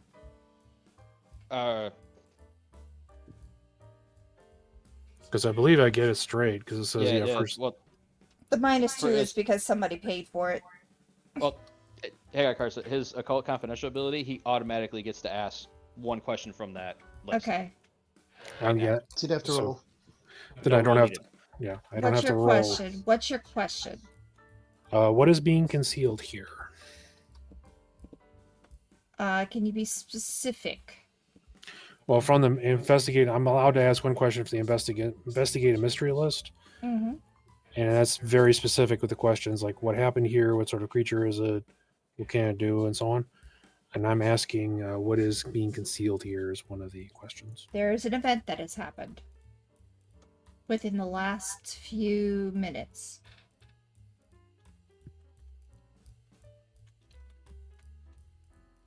Sit down. All right, never mind. All right. Then I'm going to follow that up with investigative mystery using Okay. sharp. All right. Well, while you're rolling, That's where you have your -2.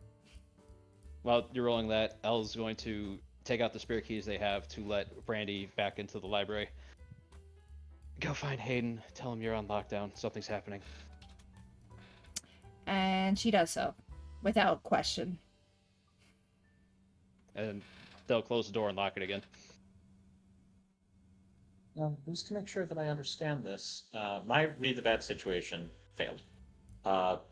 Do I still recognize that it's a bad situation? I just don't have any extra information about it?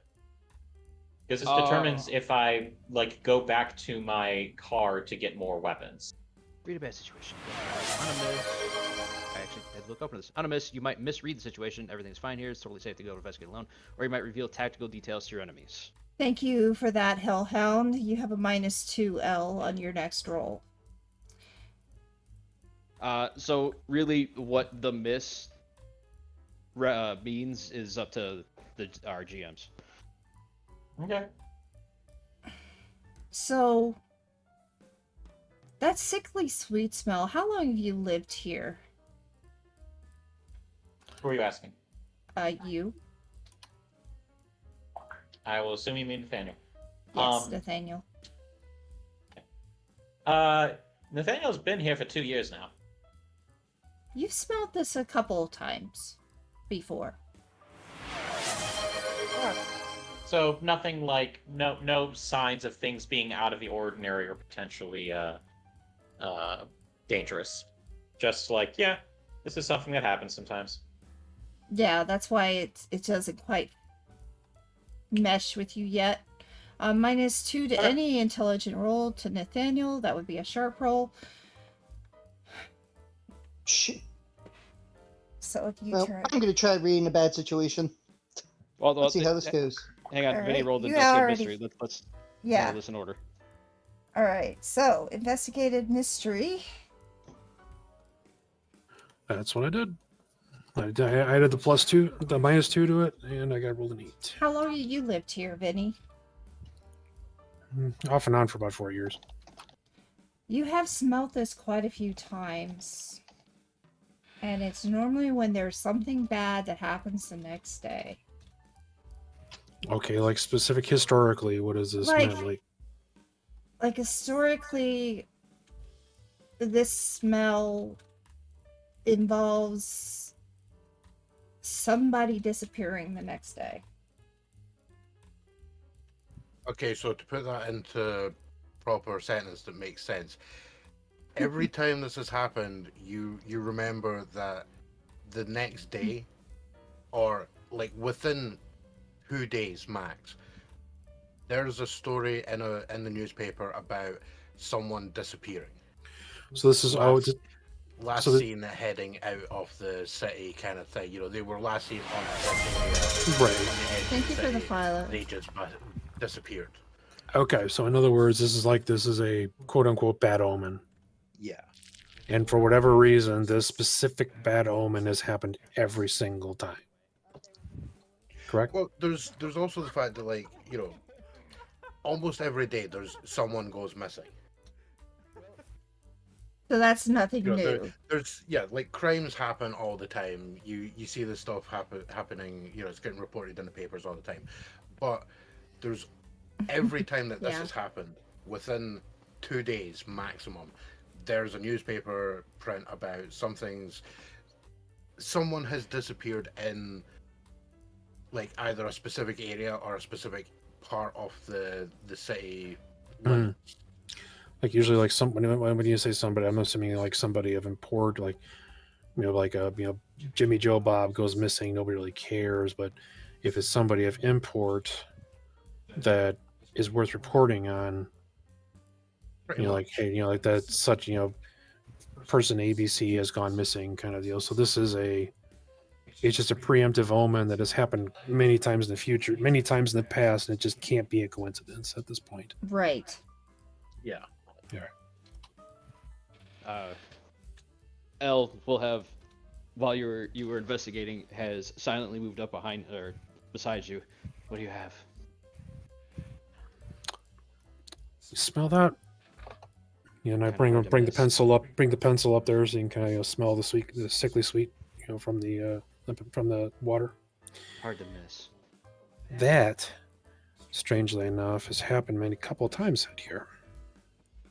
And every time you smell that, within at least with a maximum of 2 days, you always get reported of somebody of import. He'll say with the air quotations has gone missing. I remember I was actually brought in on a cold case a while back, dealing with somebody like this a couple of years ago. This was one of the preemptive things that happened before that. Right. Do you believe in superstition, friend? You wouldn't believe the things I've seen or run into. I will point out that cold case, you were never able to solve it.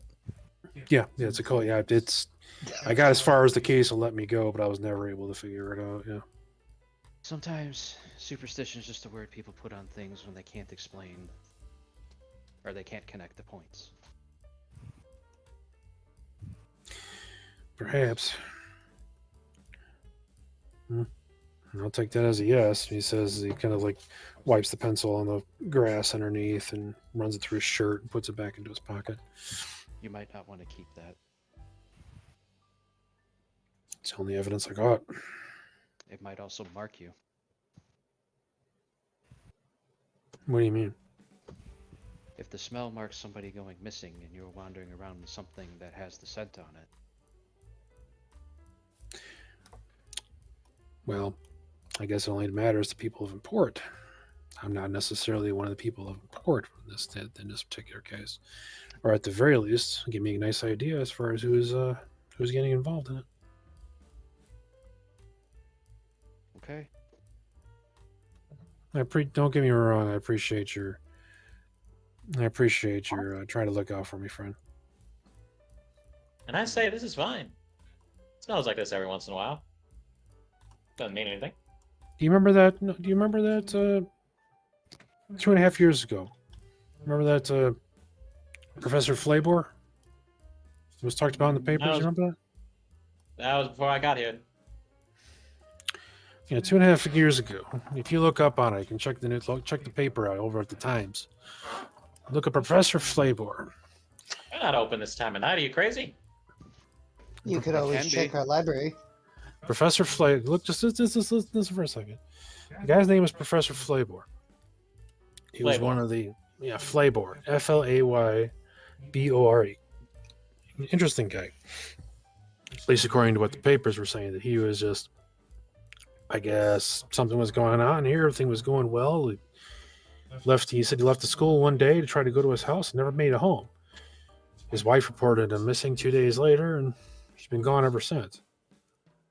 I went and looked for the guy. I was thinking, was it like, did he run off with another girl, or did he have some gambling debts or something like that? But never could make heads or tails of it. Kind of ran out of clues to search after that. The police have never found anything. They've never found anything, and it's been a cold case ever since. And this exact same smell was the day before. Wow, weirdest thing ever. Because I remember when I was coming out here, he says, pointing his thumb back towards the college.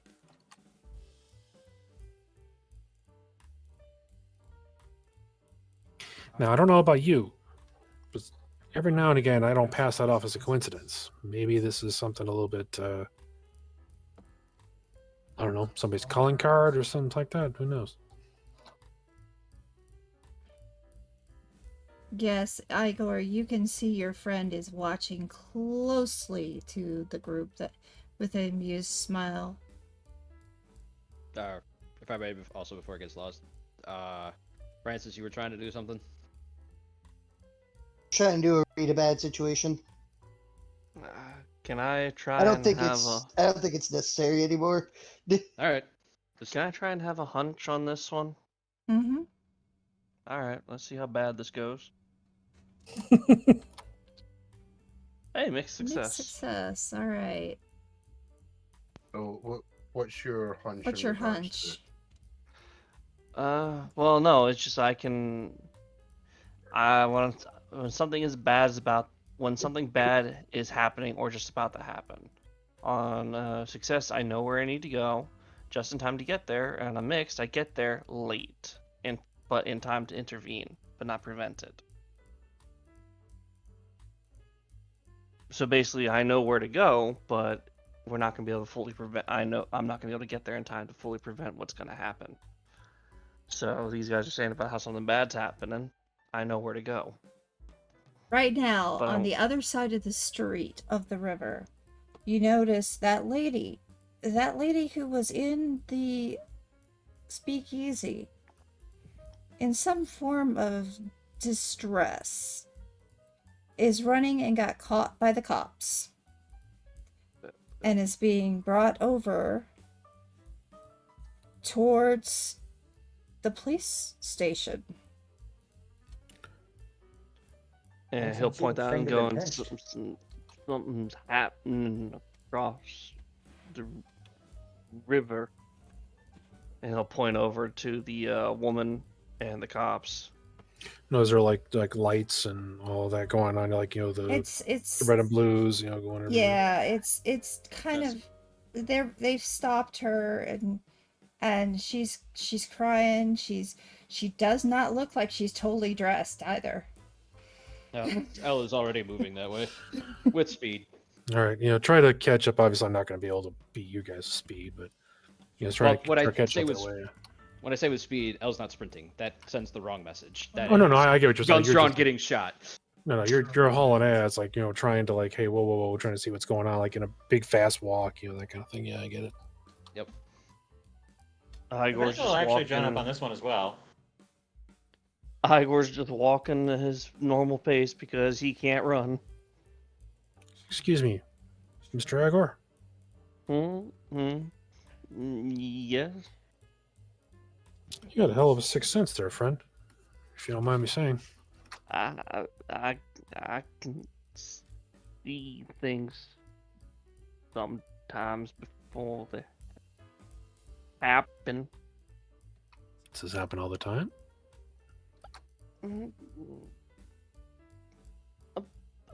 A bit, yes. Sounds awfully handy. Something awfully handy to be having around. He'll just nod. If you don't mind me asking, how do you do it? Is it something like, is it just blind luck, or is it like tea leaves, or some other, those fancy voodoo that some of those immigrants like to talk about? Long story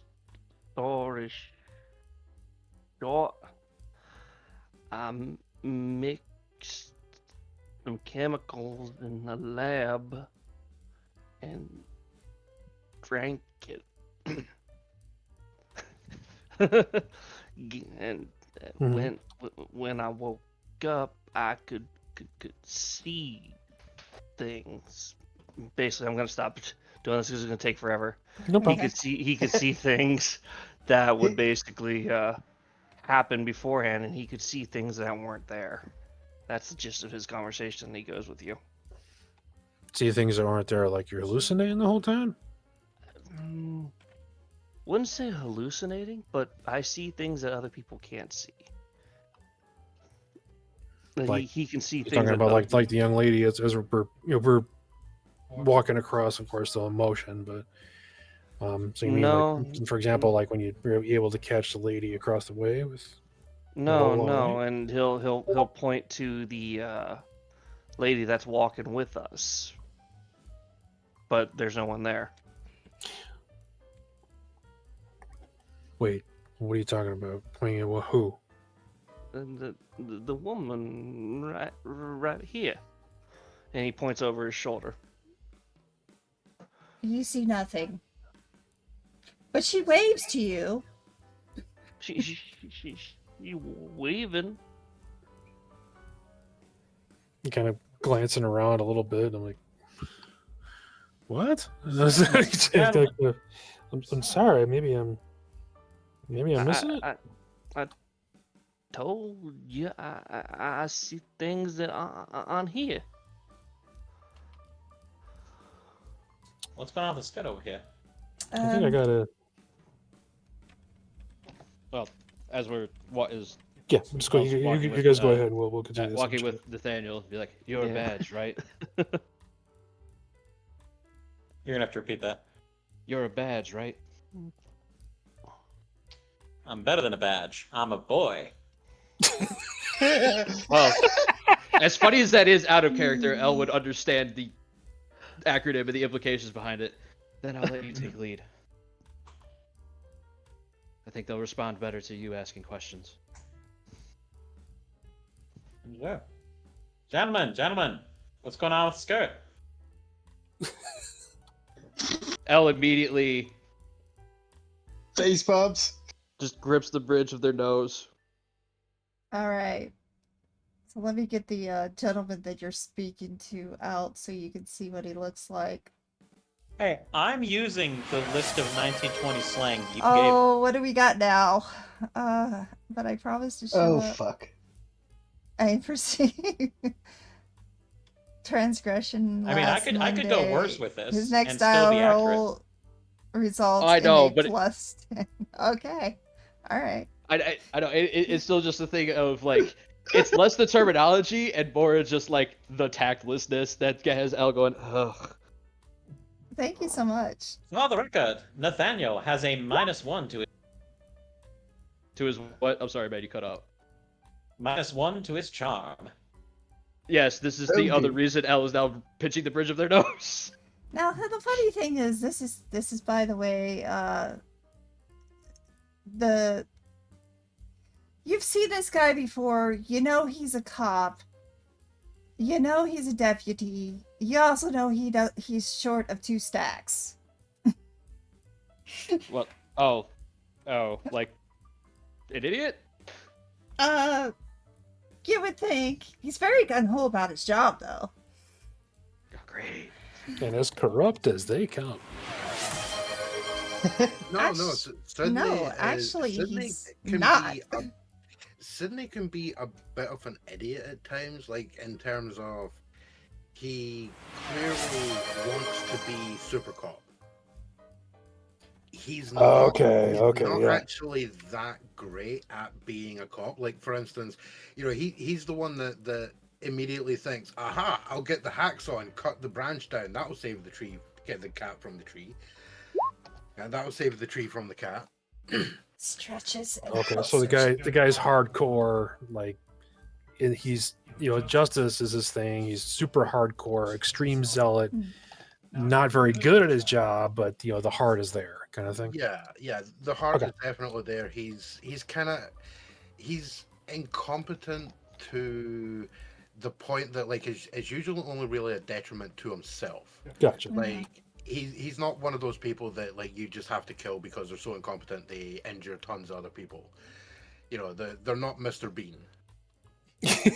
So they are just like a few stages short of if they had a reckless abandon for other people's safety, then they'd be Mr. Bean.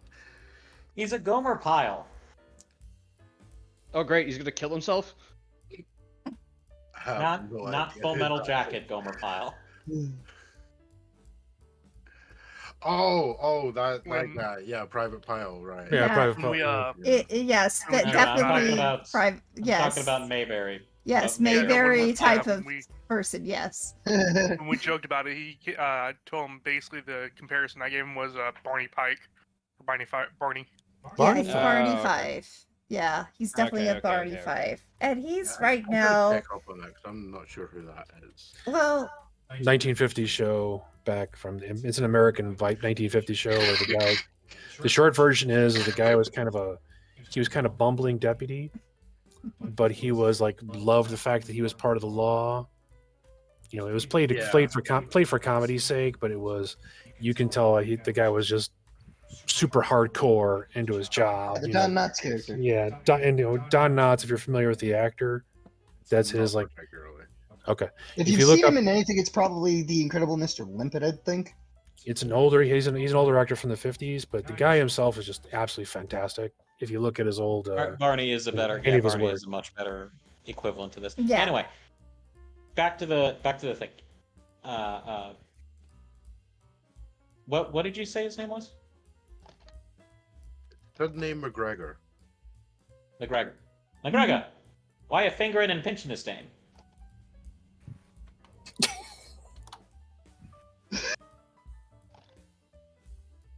I'm sorry, what the heck did I just hear? Actual terminology. Fingering means accused of a crime. Pinching means arresting. Okay, I my headset was cutting in and out as I was out of range. Wasn't sure if I heard that incorrectly. No, you heard it exactly correctly. you heard it exactly right. Go ahead. No. I'm not voicing this character. I I mean, to be fair, Can't you I see? was expecting She's- this entire thing to go differently. can't you see? She needs stressed. She must be taken care of, and I must take her to the station. Now, if you don't mind, I got to do my job. Is this Lady Candy based on the picture? It is. Yeah, Elle. you all recognize her. She is very. She looks like she's been dragged through a hedge backwards, kind of thing. She's clearly something's happened, and she has. You could tell she's been running like through the woods, essentially. She's not only been Yeah. running through the woods, through the mud. Her clothes, Yeah. or what to be clothes she fair- has left, is muddy and wet. Yeah. And just so that Well, everyone's first on the off- right page, hold on. Just so that everyone's on the right page, she's not like running around topless or something, right? She is in quote unquote a state of undress. Yeah. Looking at her, you could tell somebody was trying to get into her clothing and then stopped. Like obvious rips or No, kind of thing. no, like they were taking the buttons out. She was Okay. likely involved in this somehow, and then Okay, something okay. stopped it from progressing. Okay, so it's not like an attack per se. It looks like more like we were starting to get busy, and then something else And then happened. the attack interrupted, we happened. ran. Yeah. Yeah, she Okay. looked Got like it. she was trying to get busy, and then for some Okay. reason left at speed. Well, first off, Mhm. I know I just asked this before, but what was his name again? McGregor. McGregor. Sydney. Well, first off, McGregor, and then Nathaniel takes his own like heavy overcoat off, hands it to Candy with an eye. She covers herself. Yeah. You Now- gotta be a proper gentleman. Second of all, I'll take this game off your hands. You can get back to your regular beat. But He's she's- not gonna hand her over. No. I'm sorry. She as- needs to hold be on. processed properly. You can't just take my job. As a matter of fact, flashing He my can. badge. Yeah, and Yeah, next to him, under- he can. Oh. Under resources, my professional resources, I'm gonna tell the official chief pull, about and this. recognized authority. I'm gonna have to talk to the chief about this. Fine, you wake Of him up course. and tell him. Well, tell them all about how you're hindering an official boy investigation. You don't How want to is get it in with the boys. How is it official boy investigation? I mean, all you are seeing That's is this a- lady is dressed, and she may have been in a situation, but she also might have been looking for it. Elle That's above your immediately pay grade, snaps I'm a afraid, glare. officer. But I'll tell you At- what. Elle What? will immediately snap a glare at this man when he said she was looking for it. That's above your pay grade, I'm afraid. But I'll tell you what. Get back to your normal beat now, and I'll put in a good word with you for the commissioner. Tell him all about how you helped me out. Help you out how? Do you know anything about what just happened? It's kind of hard to know anything when you aren't asking questions and immediately want to remove her from the scene of the crime. Right. Well, I'm taking her to the station so I can take her. That is exactly what you shouldn't be doing. Statement. Well, Ye- I and Deputy L will handle taking I and Emergency Deputy L will handle taking her statement in and filing all proper. It's on you. I don't want to be doing the latrine for another day. And he walks off. At this rate, I'm gonna get you fired. Elle actually will chuckle at that. That was very much under the breath and Yeah. between And she's losing walking. patience think with you- this. You think you probably he's- could, but somehow every time every time someone has tried to get him removed, he Mhm. disappears for like a couple days and then comes back. Yeah, you can't That's really. fine. But Oh look, god, he's a fixed point in law space. Yeah, like he has been sent to do the toilet duty at the place up in Alaska probably about 20 times. Somehow it never sticks. Oh god. He's a canon event. Yeah, basically. And after the deputy dipshit wanders away, Mhm. Elle will gesture for Katie to come over. Come here, dear. We need to look you over. She is shaking, literally shaking. You can, when she gets closer to you, visibly, she looks as if she's in shock. Thank you. Oh, it came out of the lake. Take a breath. It took. Breathe. And Elle will use soothe. Okay. It can't hurt you right now. And they'll make sure Katie looks him in the eyes. It can't hurt you with all of us around. Whatever happened, you got away, we will make sure that you are safe. Mm, Now take alright. a breath in. And let it out. Start from the beginning. The forest took him. The Start from- forest took him. Now, and then make her breathe in and out again. Start from when you left the bar. Walk us through. And then, as they're doing that, I will gesture for Kane to come up and look. See where she ran from. See if you can track it. I'll do what I can. Can't make promises on it, but Yeah, and look back over at Vinny. Why don't you help him? Hey, The forest came to life and took him. I get that. We were just going to my favorite place. Going. No. Start the story from when you walked out of the bar. We before were- Kane actually walks off, he's gonna turn to L. Let me know every detail after you get it, and after we come back if I can find it. I was Yes. I was getting very annoyed at Gary. He was Yes. waiting for us outside, I and said he would. Mitch almost got into a fight with him, but I pulled him away and we went back to the car and I said, let's just go to my favorite place. Okay. What is your favorite place? Kendall Lake. I like the park there.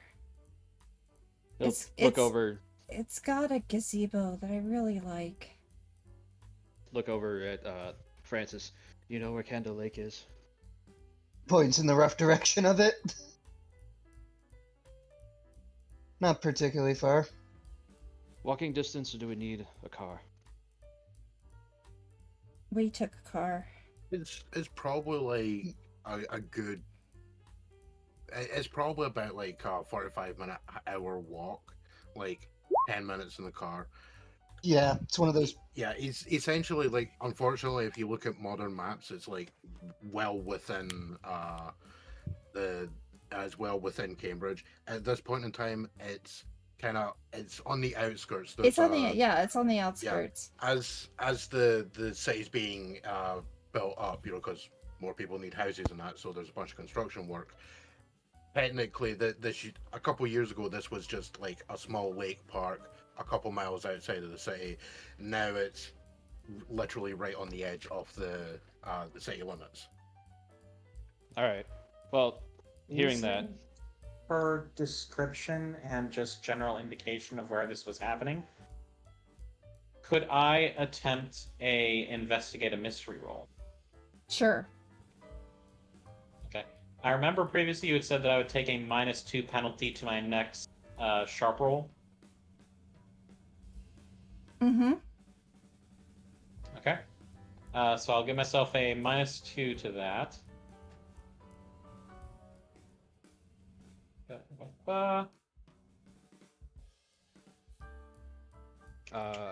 also, Vinny, you have a +2 on your next roll. Oh wow, success.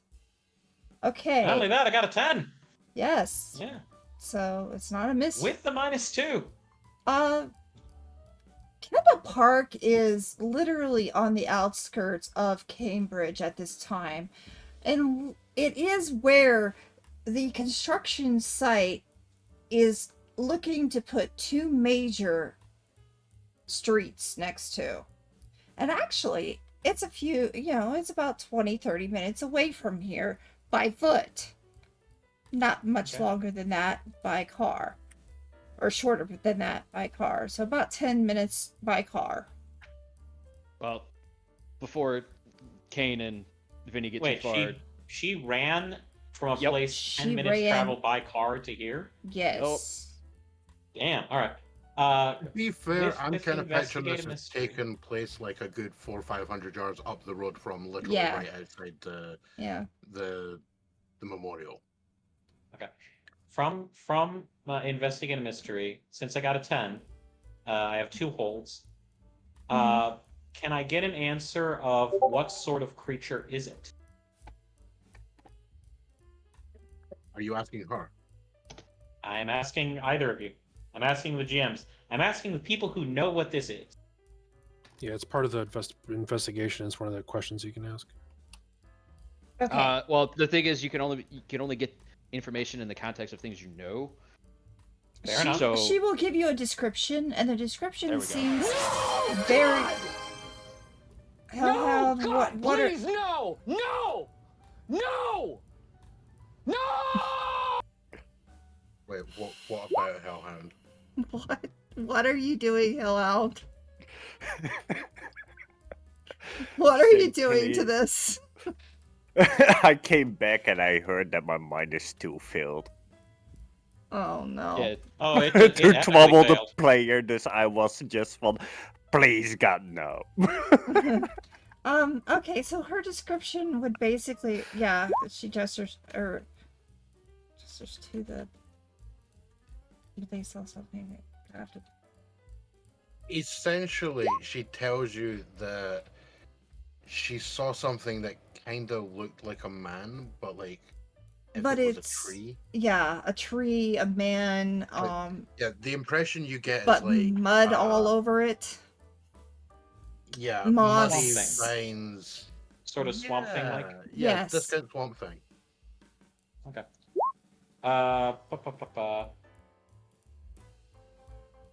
Can I bank my other hold uninvestigated mystery for use at a later date? Yes. Alright. yes and no. If the situation changes too much, you will lose your hold.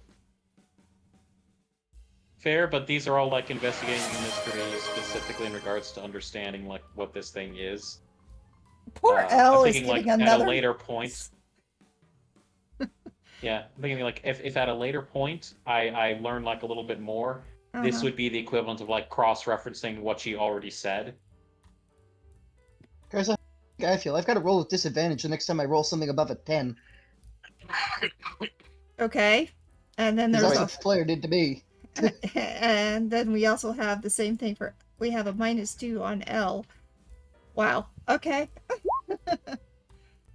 They promise they'll cause us hell, and they give us hell. That's fine.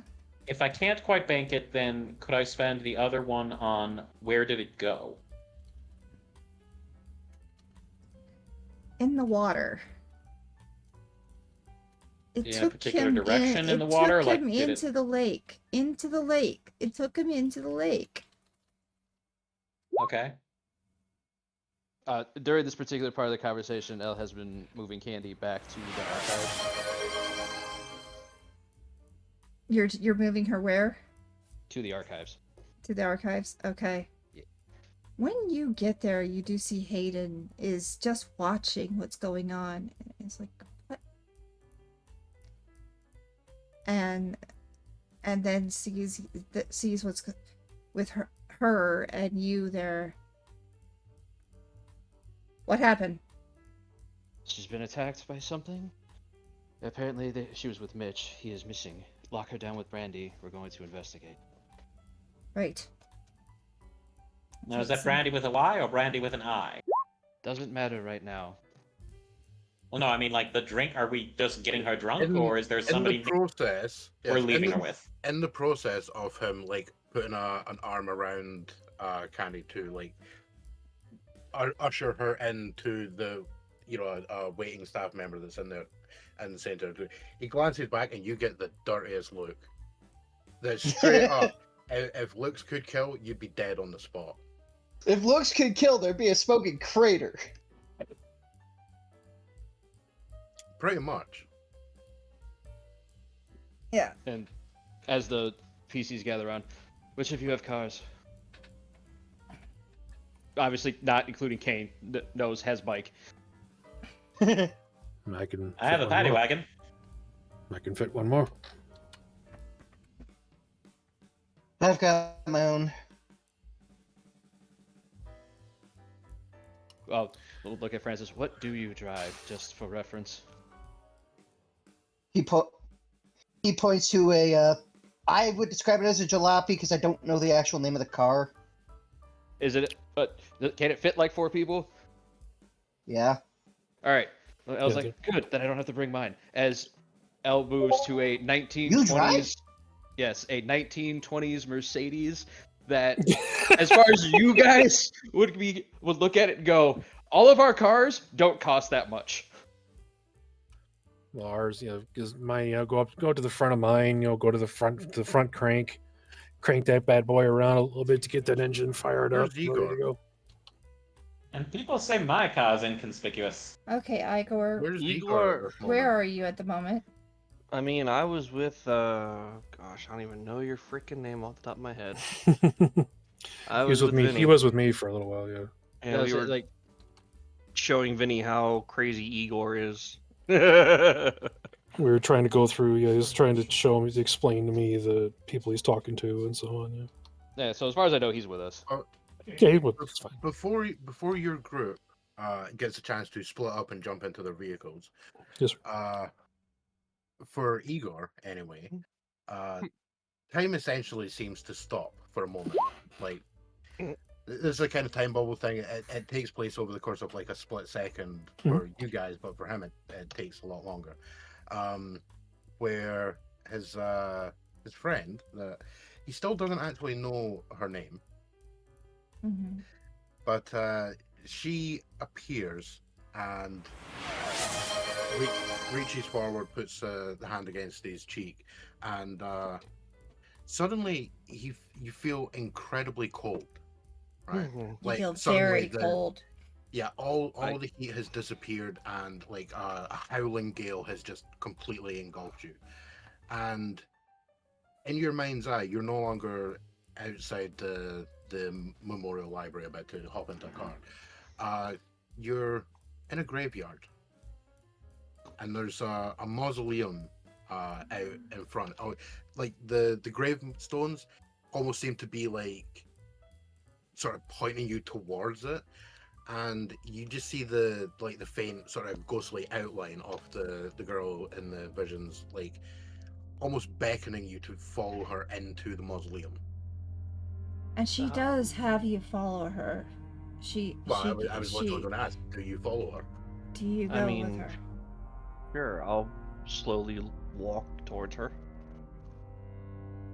All right. Well, on walking up, you nudge the door open, which she very specifically passed through. And as you look around, it's like a family mausoleum, but you can't read any of the names. They're like, the names are there. If you reach out and touch the plaques, you can feel the letters chiseled into the surface, but you can't actually read them. And then as you look towards where she went, you see she's kind of motioning you to come closer, and she starts gesturing at a pair of coffins. Pair of caskets, sitting there. And as you go closer, you can see that it's clearly, the plaque above it is clearly for a double burial. That this is two people's setting, and one of them seems to be a name that starts with C, and she's pointing at the coffin. He continues to point at the coffin. She's pointing at the coffin as if to say, like, lift this. But if you try, you can't move it. But you definitely get the impression this is important. And if you think hard enough on it, even though it doesn't actually resemble it when you directly look at it, the layout of the place, you get the impression it's a fairly local cemetery. Even though in your vision it looks nothing like it. But you get the impression it's supposed to be that cemetery. All right. When he's no longer getting this vision, he'll speak up to the party. Yeah, like essentially, if you do end up trying to lift a thing, you can't find it, and you get this impression.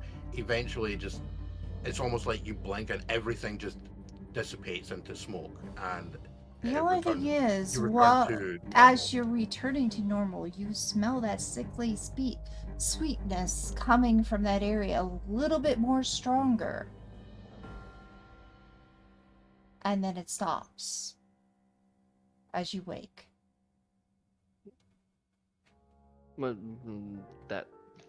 That was weird. He'll go to whoever's closest to him. I'm assuming he would be Vinny, right? Probably. Do you know of a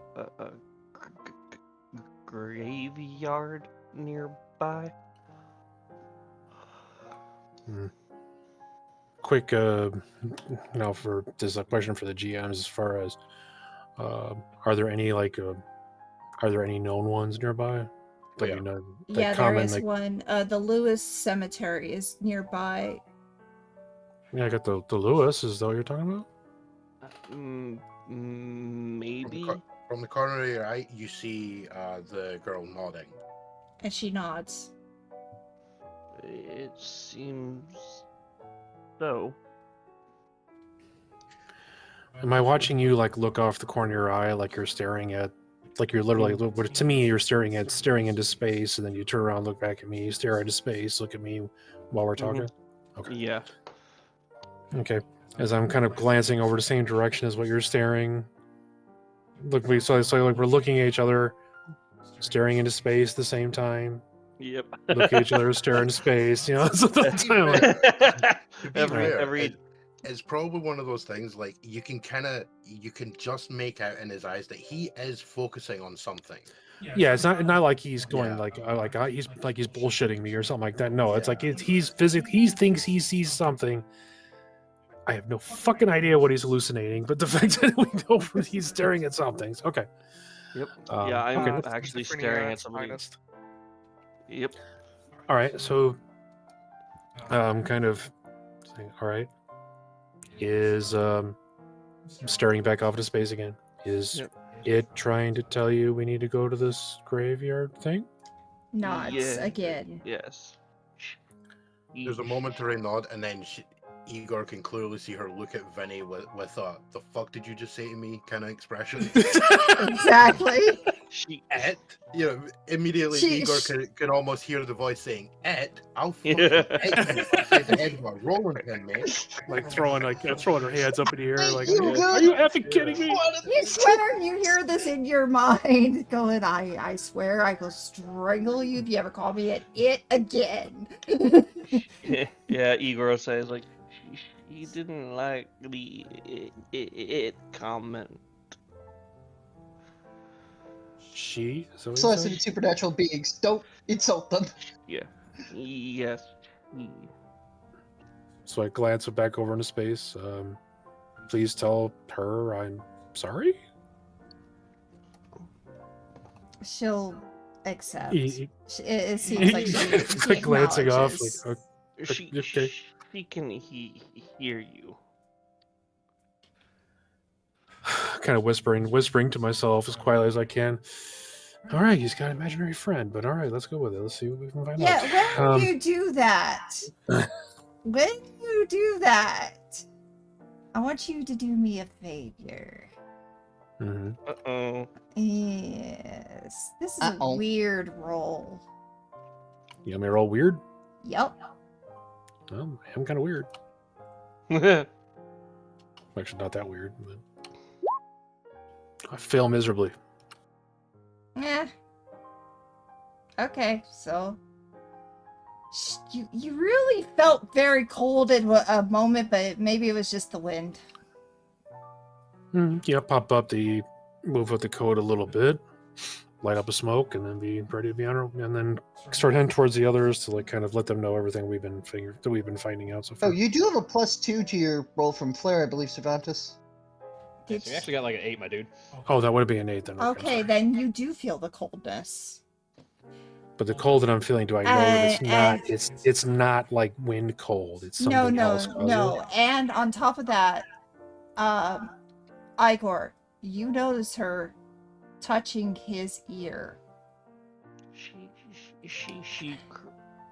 And you feel it on your ear. Okay, so he's telling me. Willie's on. No. Okay, so Igor's telling me she's touching her ear. I feel the coldness. I'm feeling like a cold touch, but I'm actually feeling like something rubbing against like top end of my ear. Yes. Okay. So I'm kind of like, wipe my hand across it like that a little bit, looking around, like, okay, thinking I'm okay. Maybe I had a fly hit me. That I had a, something along those lines, which I can't see. Of course, there isn't any there. No, she's touching your ear. He says as he kind of exhales loudly and turns around, kind of puts his back to you, Igor, for a couple seconds as he reaches inside his coat and pulls out a flask that says liquid courage. Opens it back up, takes a quick swig, closes it back, puts it back into his coat. As you're doing that, this is when Elle has returned from their exorbitantly expensive car. I will say, Vinny, you will notice one thing since you've been interacting with Igor a lot. Mhm. He has yet to blink. Okay, it's like this entire time, like you have never blinked one time, and yet Not your once. eyes are not like completely bloodshot and like Nope. flaky and all that fun stuff. Nope. Now, are your eyes like to the point to where everybody has like a redness, like you can say blood vessels inside Mhm. their eyes? Are yours like literally lacking them, or do they have blood vessels? They have blood vessels, but he has yet to blink. Okay. I'll try to bring that up a little bit later on. As you finish that shot, Elle has walked up, cigarillo in hand. They have lost the suit jacket and have exchanged it for a much longer coat. Okay. Are you sure you want to pursue this? To Vinny. Pursue what specifically? He says, Moving on glance. with this case, and you can tell that there's quotations around case. Yeah, they ain't sure that you're up to this. Yeah. Okay. Look, one of those things I don't do is I don't jump onto a case and then just walk away from it. Okay. This is one of those times where somebody needs a help, somebody needs a hand. This is something you look into, even though it's kind of weird and stuff like that. But come on, this is something you got to finish. Are you sure you can finish it? Are you sure you're not going to be in the way? Kind of gives them like a raised eyebrow, like as it feels like it was like a backhanded type of statement. Sort of like was that meant to be insulting? Because that Yes. kind of came across that way. If you ask that out loud, yes, it was. Well, then I guess this really kindly, yeah, I'll be just fine, and appreciate your help too. It's really glad we can have this kind of conversation. Gee, thanks, you dick. No, I know why you quit Why I quit what? the Force. I know the I case mean- that prompted it. Yeah, I mean, no secret of it. You quit then. Are you ready to face it now? Look, are we gonna have a problem here? I mean, I want to make let's- sure you're not going to get in my way. The only time I'm going to get in your way here is the fact if you're trying to stop me from solving this case. Okay. I'm trying to stop you from dying.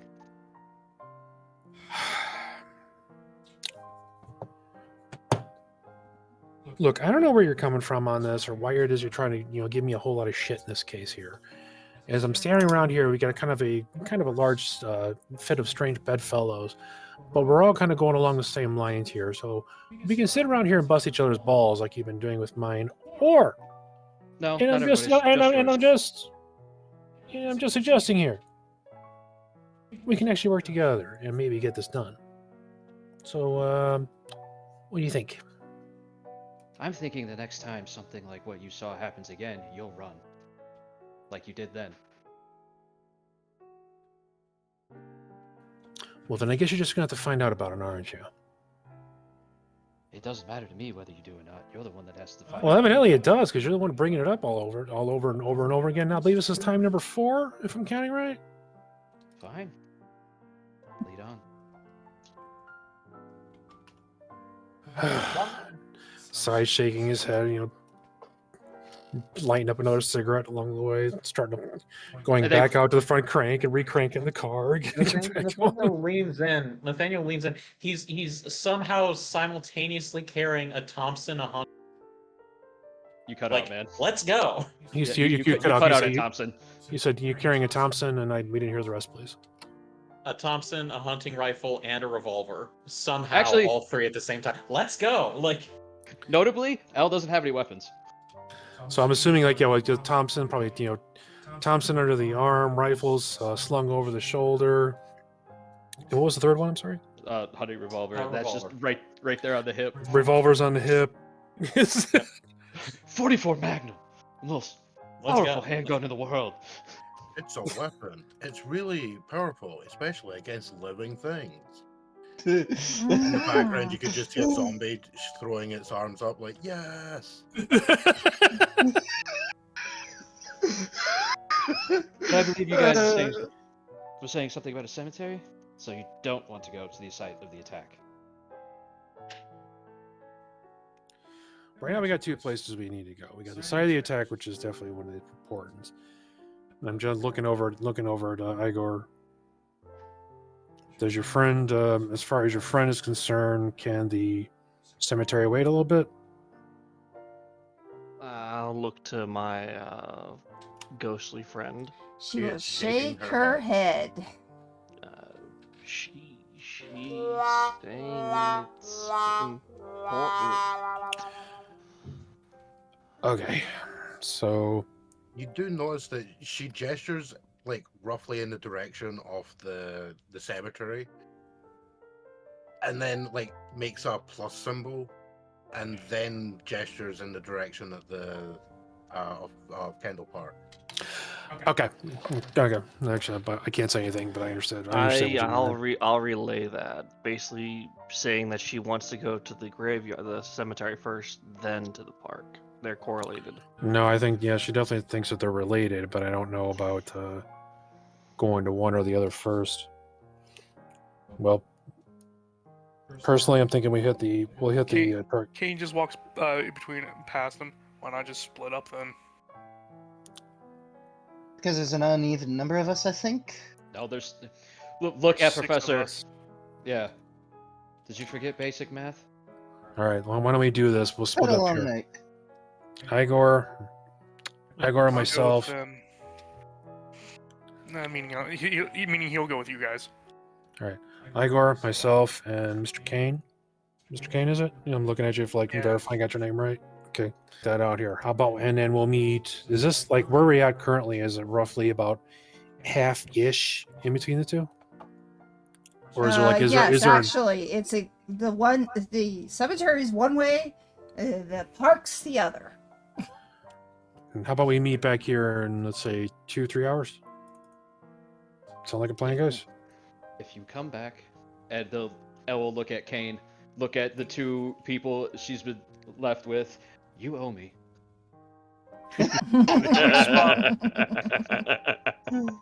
Your choice. I can go with them. No, you owe me. I'll get you an alcohol. I'll get you a bottle next time I see you. Oh, no. I'll let you know. Fine. All right. So, I think we'll start with the cemetery because that's probably what you should be doing first. Anyway. The three of you that are heading to the cemetery, that sickly sweet smell is kind of disappearing as you walk that direction. It's Mhm. not nearly as prevalent.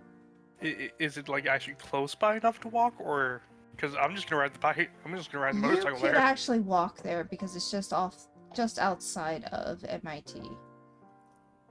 Okay. But still, for sake of speed, just in case of bad news, it might be worthwhile for us to go ahead and ride over there, Yeah. just as a precaution. Mhm. As long as So- we're bringing the wagon. So you decide that you're gonna go and take. Nobody drives drunk in this car but me. What are we taking? A bottle of tea? What are we taking? I honestly think, No, yeah, literally. literally, it's a modified police wagon. It has the monster enclosure. I'm sorry, monster cage modification to it. All right. Yeah, L will look at the paddy wagon, look at Francis's car, look at the paddy wagon, back to Francis's car, and get in Francis's car. Look. Big vehicle. Big vehicle. You know, shitload of reinforcement, big cage, all kinds of monster stuff. Piece of shit. Big car, piece of shit. I trust a piece of shit over that fucking thing any day. And getting in Francis's car. Why does it say Well- Pinto? Well, then, Professor, I think we're gonna need that connect the dots brain of yours on this. Let's roll connect the dots and pray to God I don't roll above a 10, because otherwise I'll have to roll again with a What minus the 2. fuck are you talking about? I'm opening my character sheet and talking. What's No, a no, no, character sheet? no, What's a I character just sheet? assumed you were What's a saying roll? that. What? Yeah, so I was assuming you're saying that in character, and I was like, what the No, fuck it are you was a talking glance about? because I saw Rohan had given me something. Yeah, as Igor's heading towards as Igor's heading off towards the graveyard, he gets the impression that there's a ghostly figure standing there, like making the Jackie Chan meme, looking at you. Which one? The heads, What the the hand fuck? next to the head. Yeah. What the You know fuck? what? are you You know on what? Fuck about? it. We did it live. He said that in character. Yeah, the L is still like, what the fuck are you talking about? He still smelled the alcohol in him. One. Kane, as he's hearing it, is like, you know what? I think it's hat. It's on too tight. Yeah, what the? Yeah, your hat's on too tight. It's cutting off the circulation to your balls. Oh. Hold on, guys. We got a something new on the Halloween. Before I roll anything. So, yeah. Just wait. Because I just noticed that that went up. Did it? Yep. $10. Where's my axe? There is going to be a Bigo attack. Okay, alright. A what? Something happens at the, You're gonna get attacked by some Lovecraftian bullshit. Yeah, wait, no, here's the thing. What party is getting it? this is going to be for our friends at the cemetery. Get fucked, nerds. Oh damn! See, because I was going to say it's 100% happening. Look, at nothing the- bad can come from this.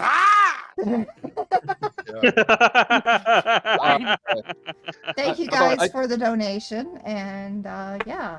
Oh, do you have a second donation thing set Mm-hmm. up? Because I did. Tiltify. Okay, cool. Oh, got it. Cool. Mm-hmm. I did the reason I did Tiltify is so that people from YouTube can still participate. Yeah. No, I get it. All right, we're good. One, it makes sense. Two, it's because you love pinball. Fuck. Nobody? Really? Nobody? No, I get it. I just didn't find it funny. All right, I got a mixed Carter, success. Yeah, You're all good. humorless. Perfect. I'm No, getting. I give you I'm. thumbs up to that. Mainly because it was my idea. I'm getting trolled by my friends because I sent them your stream, and now they're freaking saying my image is a actual photo of me. Screw you guys. Damn, Welcome to get my fucked, world, nerd. brother. Welcome to my world. Wow. Well, thank you guys for Oh, being usually here. it's me getting insulted by people. Wear it with pride, brother. Wear it with pride. Magic, you haven't done anything yet. You can't get insulted when you don't do anything. They just freaking texted me, so they must have heard my thing. Wear it with pride, brother. Wear it with pride.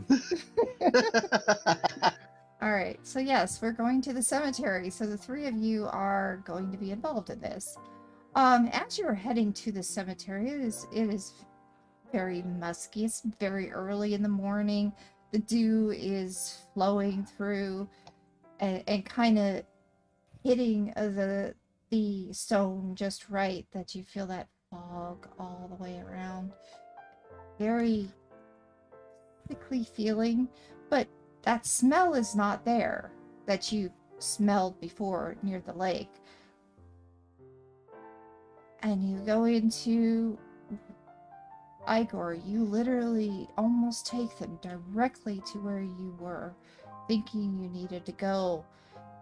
You head into the mausoleum.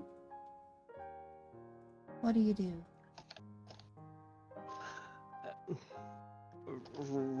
Right here, where we need to go. All right. When I look at the outside of the mausoleum, is generally is there like a family name on the outside of it? The family name is Lewis. Lewis. Okay. Lewis. All right. How big of a mausoleum is it? Like for like one This is a individual, fairly for like big one. 50? Or... They were rich back then. Okay. Does it like, is it big enough where it's got like a man door on it, like a couple of man doors, where you can walk inside, like that kind of thing, or is it a little smaller than that? No, there's a man door. Okay. But wait, there's a what?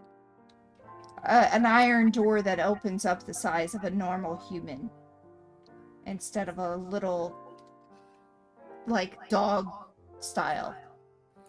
Like, see, some of the older mausoleums, like where you would put your family members in there, but it was strictly for like for cremations, so they would be a lot smaller. So you wouldn't need like these very large, extravagant, type of mausoleums where you would have, like rows upon rows of caskets and old family members and such.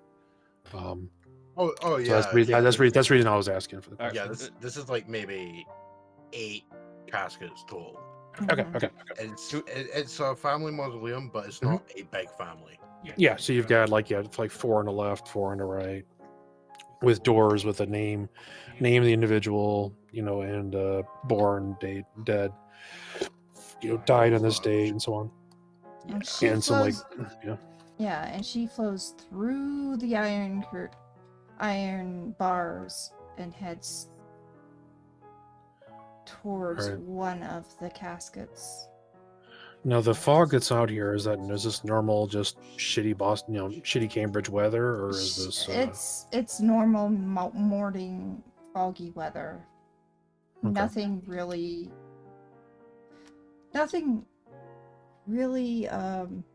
occultic, except Okay. while she's heading in there, I need each of you to make a weird roll. Any Except additions for or Igor. negatives? Or Igor doesn't need to. Igor sees it. Oh, okay. Okay. I ain't found shit. Yeah, no. Nothing. Yeah, I ain't gonna see shit. You sure? You want to chat? Try. Probably not. Oh, hey, I actually did. You see an outline of dew of a woman going through that area.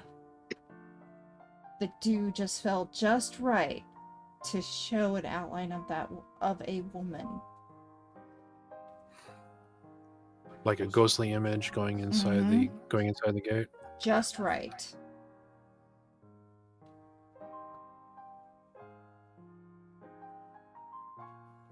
What? Kane, you all right? I'm fine. Seen weirder stuff than that. Weirder stuff than what? A mausoleum or a bunch of fog around it? Let's just say, I'll explain it later, I guess. So I look over at Igor, and look up at Kane again. Look up at Kane. Maybe I'm the one that's wrong here. Am I just missing this shit? What the hell am I going? What the hell am I missing? Maybe I need to lay off. Puts out a cigarette. Puts out a cigarette outside. It's the smoke that's messing with ya.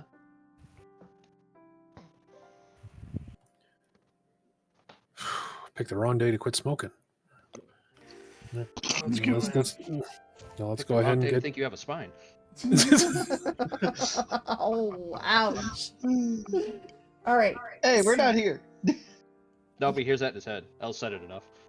But when you get closer Get to fucked, the nerd. casket that you saw in your mind, you smell that sickly sweet smell once more.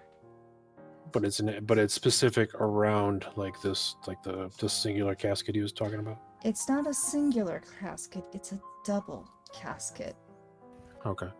When we're looking at now, can you describe the inside of what this mausoleum looks like, please? Typical mausoleum that you would see. It uses a lot of wrought iron. The stone is actually very recent, maybe within the last 10 years, that these caskets were put here.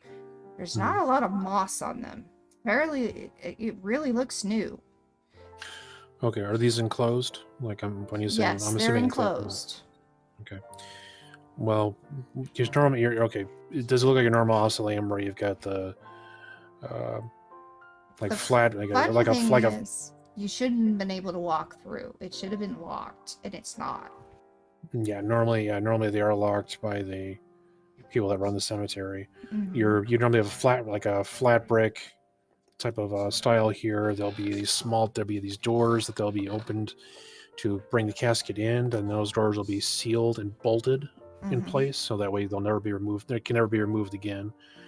There are small outcroppings, usually before each one, so that way family members can go by and leave flowers, memories, Yeah, things like that. there's an outcropping. There's a spot for a vase Right. to put the flowers on, and there are candles in here and a candelabra that you could light up if you wanted to.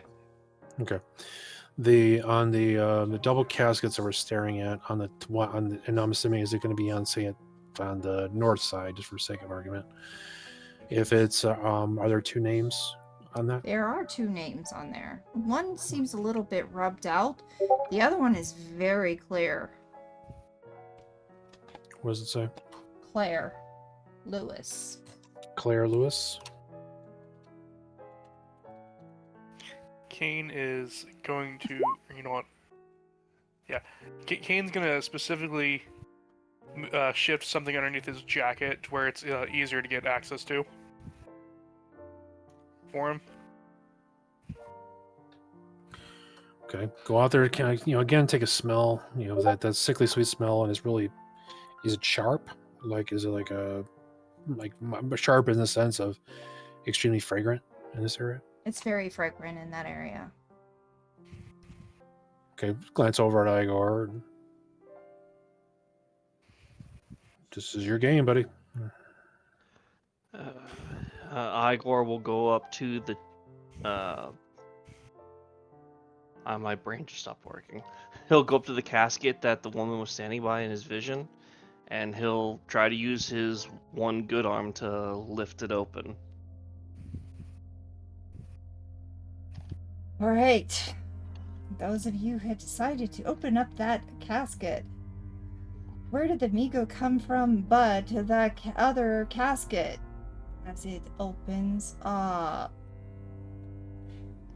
Is that to say that as he gently opens the casket and the light starts to peer inside, suddenly there's a crashing and a smashing of wood as everyone's scared shitless by the fact that one jumps out of the one on the other side of them? Yes. And immediately gets a backstab bonus. Yes.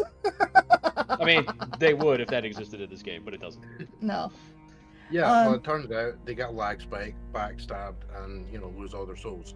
So, Nah, man, we use net rollback because we in a fighting game, so we're good. we have Amigo. I don't know what that is, but okay. It's a giant bug thing. Yeah, it's basically a very mutated, very gross, horrible monster fly. It's a Lovecraftian cosmic horror outer it's one of the other Lovecraftian races. They are brains. Absolutely disgusting. Yes. Got it. Brought to you by one of the people who decided to pay $10. Thank you for that. How dare you? You can Ancient blame- Breeze 204. You can blame Lily for the PPC about, or sorry, no, PPW that's about to happen, because we can't call it a total party wipe because it's only part of the party. Yeah. Partial party wipe. Got it. I Got see it. your Got it. Discord. I'm kicking her. I'm with you. So, Is this for that? Is this for that conversation of come back here so I can kick you? No, that was literally because Raiden had the gall to call me a nerd and then hop out of the Discord before I could do it. Oh. Yeah. so this is our lovely friend, and the fight has begun. It's a good job that one of you decided to turn up armed to the teeth. I know, right? Ah, fuck, man. It's almost like Elle was like, you know what? The moon ain't supposed to look like that. Kane, you should probably load up. Yeah, exactly. I mean, I have a revolver myself. It's just not very good, Now, and I'm not very good with it. I forget, considering it's been what, like a year since we last played this. How does Last year. combat go again? Well, there is no Who goes first? initiative.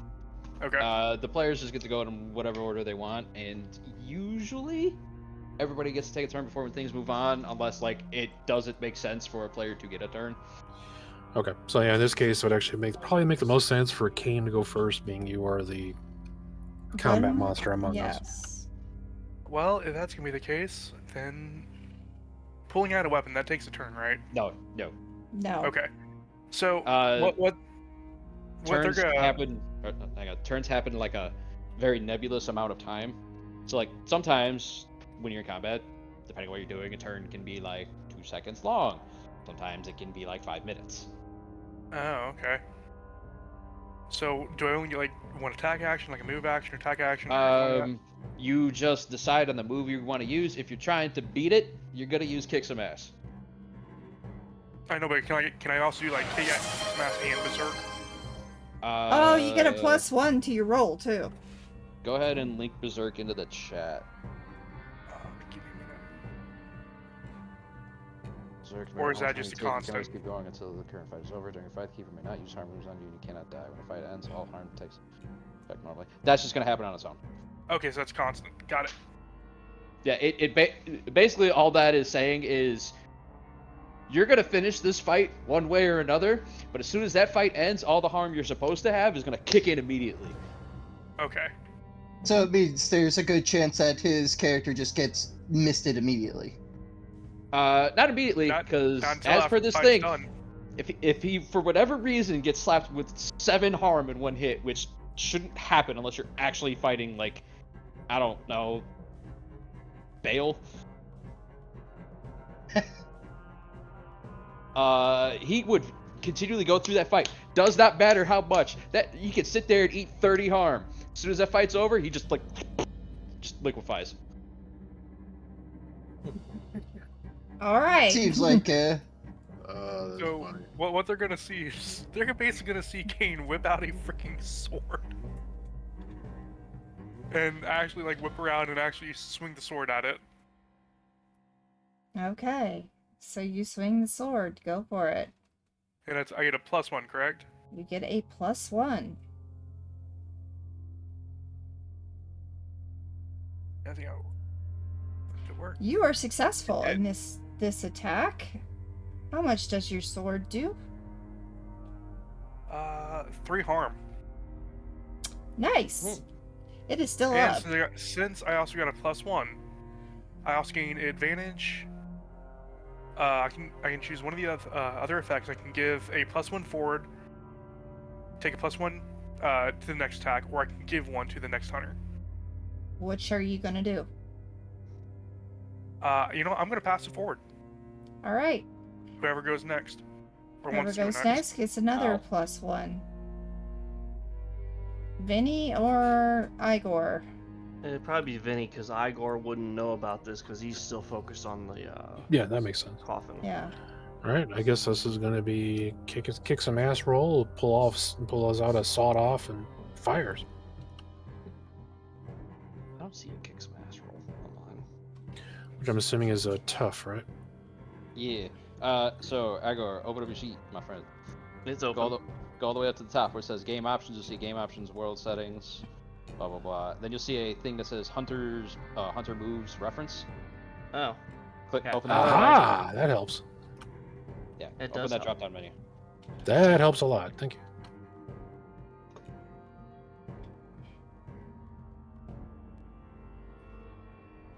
Right on. Do I get over? Say I got +1 to this? You get a +1 Yep. to this, yes. And that Mix. does that include the +1? That includes a +1. All right, mix success. What did you do to kick some ass, and how much damage did you give? Hit him with my shotgun. 3 harm, please. 3 harm. Wow, it's still going, and you get a It is close, slice. messy, and loud, so it's echoing like a motherfucker in here. As you hit it and it splurts out acid. The acid heads towards your clothing. This is your mixed blessing, and you take 1 harm. I'm fine. Pow! Notably, even on a full success, the enemy still does damage back. Is that because of the messy trade or because of the critter? No, just anytime you roll kick some ass, you are trading damage, even if you get a 10+. Oh, okay. And that will go to also your friends. Yep, Kane will get it as well. Now, Igor, I'm assuming that you are further away. But I definitely heard the gunshot. You heard the gunshot, you turn around and you see this mosquito-like creature that has a strange head of almost looks like a brain. Talons that look like small little bird-like talons. But you swear this is a big freaking mosquito that has some weird shit looking at coming from it. And the acid that splurted on your 2 friends is now on the floor. That's new. And your friend, if you look at Claire, she's surprised by this. She even looks surprised. You didn't mention a monster. She gives He's giving you that gesture like, I don't fucking know. Exactly. Is basically what the gesture is. Okay, this is kind of dumb, but can I try and jinx it? Yeah. I'll try They come and from jinx. Pluto. Hey, you never know. Nth dimensional beings could be vastly more susceptible. Maybe you jinx it and its brain falls off. Oh, you do jinx it, indeed. Yep. So It's with brain that, fog. I get the whole 2. Mm-hmm.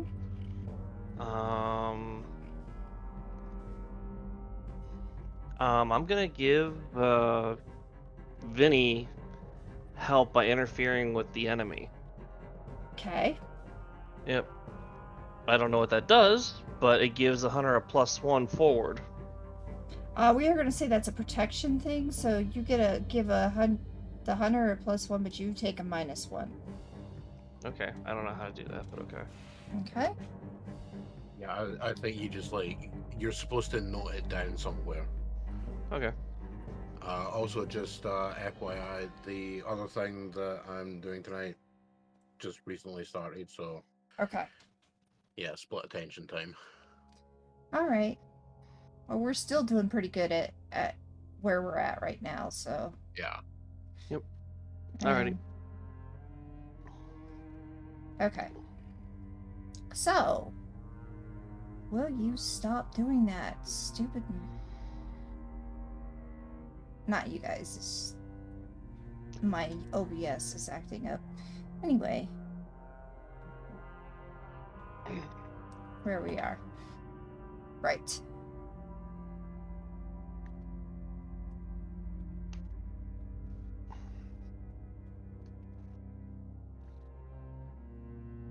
that out of the way. There we go. Okay, so as said before, I make my rolls as you are attacking me. That attack has gone through. We now can choose who will be next. Oh. Just you guys want to repeat the same? Yeah. Same, or does someone else want to go first again? No, go ahead. All right. We So- have a +2. Okay, +2 to the creature. Damn, it was almost dead too. Well, It still Was might die.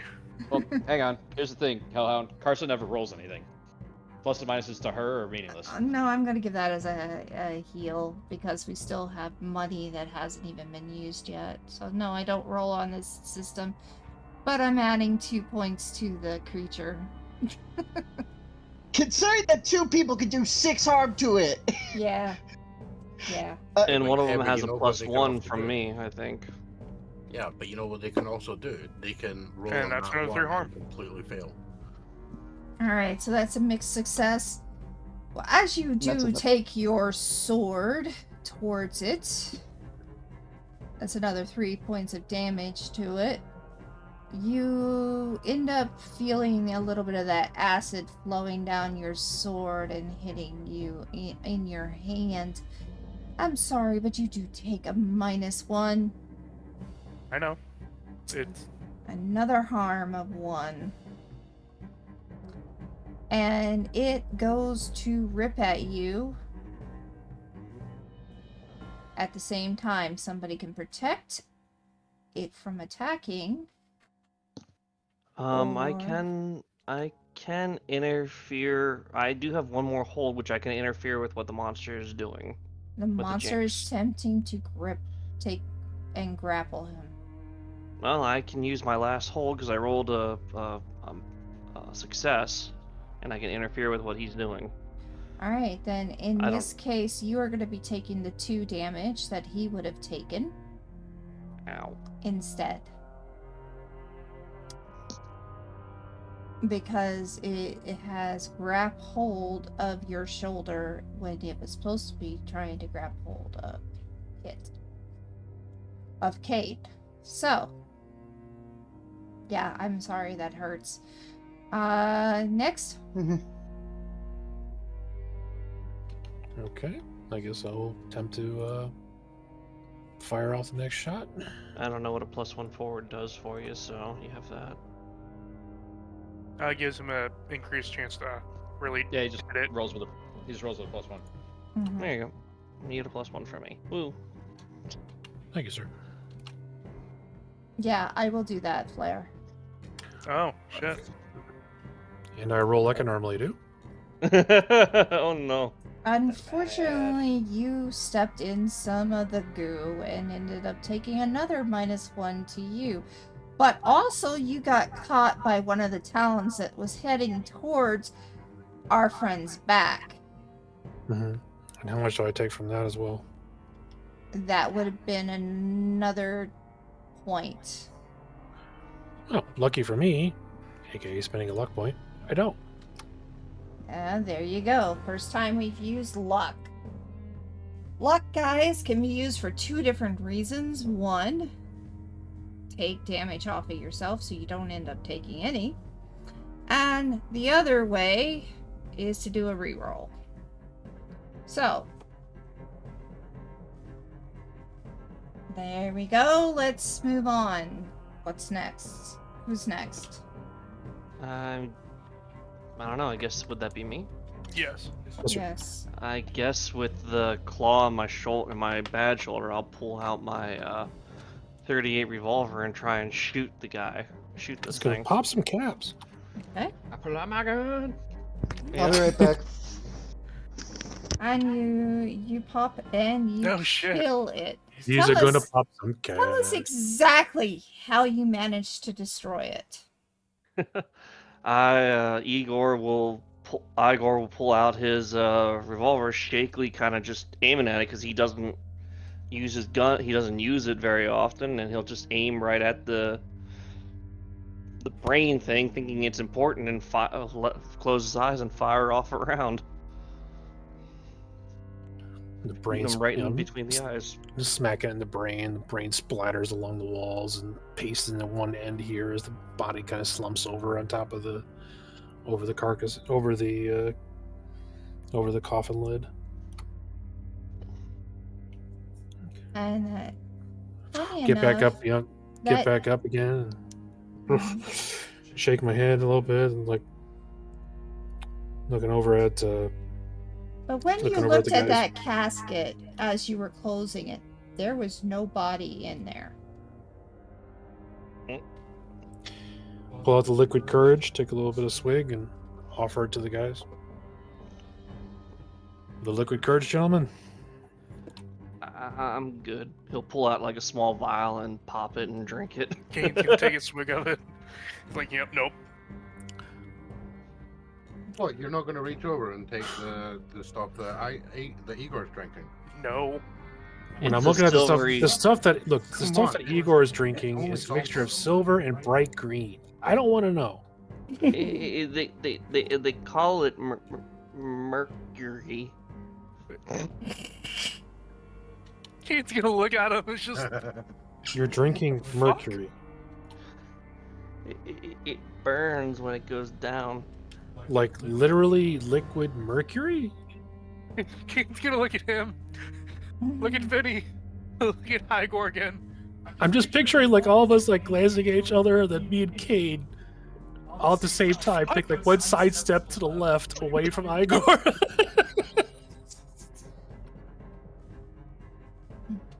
Okay.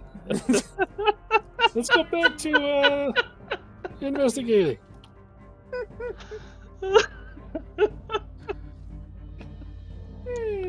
Okay. Kane and I are both fighting with who's got to be closer to him. Like, you go over there. Don't you go over there. Fuck you.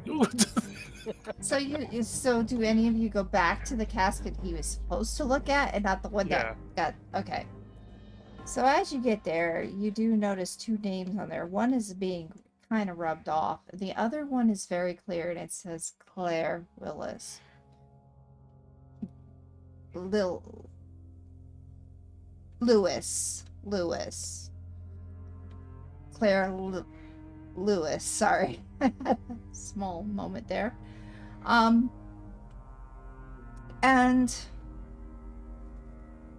do you look inside? Yeah. There is no body there, but there is something inside there. And as you look into it, you see a locket.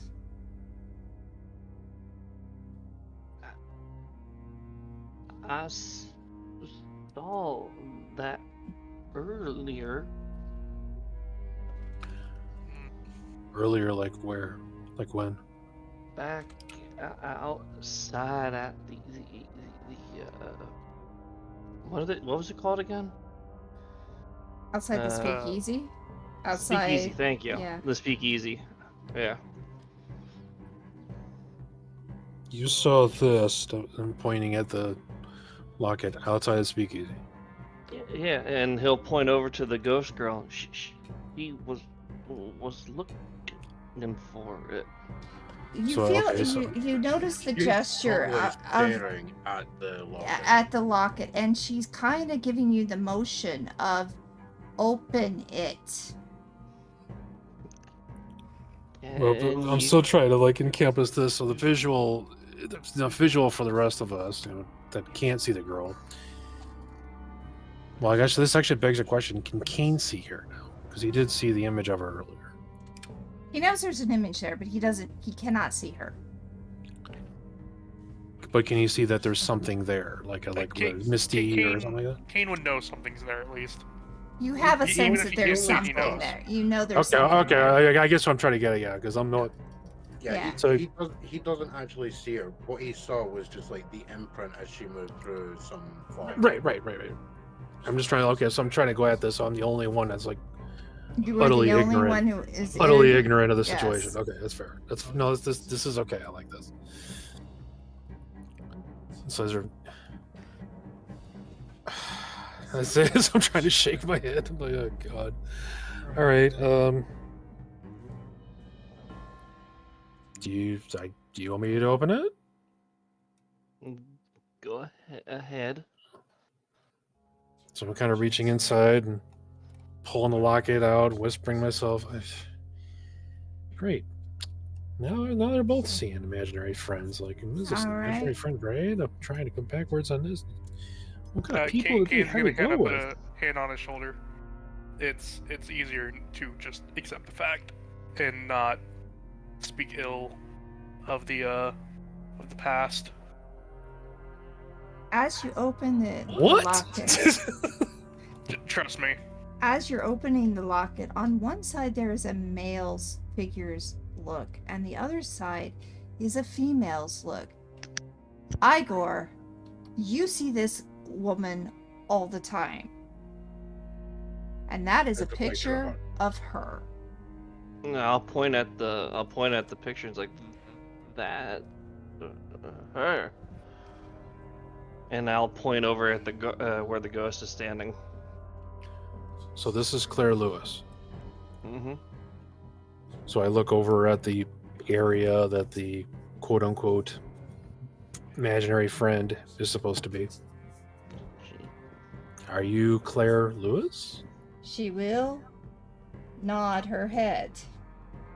She says yes. Well, then that begs the Pleasure to bigger meet you, question Miss is- Lewis. To me, that begs the bigger question of now where's the body? Can she tell us where the body is, or why it is that she wanted us to find this, or does this belong to her? As I'm trying to like hand it off to the air. She starts pointing at the other coffin that the thing came out on.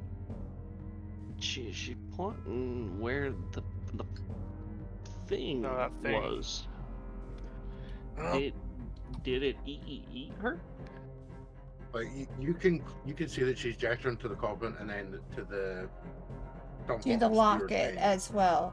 Yeah, to the locket, specifically the guy's picture and the somewhat obscured name. Okay. I'll she- relay that, but I'll say I'm just as confused as you. Does she know who it is that was this, like her husband or something? She will point to her ring finger. Yeah. Okay. Does the husband have a name? He points at the plaque. What was the plaque say? Plaque's all rubbed out, so you can't really tell. Correct? As like oh, it's. there's an easy. Well, you got that pencil, right? And a piece of paper. Oh, you're doing like a scraping. Yeah. Yeah. Okay. Yeah. So no problem. Kane is going to take a piece of paper and the pencil and put the paper over the plaque and try to get any of the leftover indentions or indents from the words. At a point for your experience in the future. Watch his name be Lewis. Lewis McLewiston. No, I have an exact name for it. So They Kane's found going to do the that. brew shop on Lewis Street. So you do it? Yep. All right. The name does come out. It says Alexander Lewis. Is there like years underneath? Like, okay, born in like 1806. It was and 9 passed. years ago Okay. that they both died. Can we get that written down in chat, please? Yes. It would have been 9 years ago. Would have been 1916, just as MIT was built in Cambridge. Okay.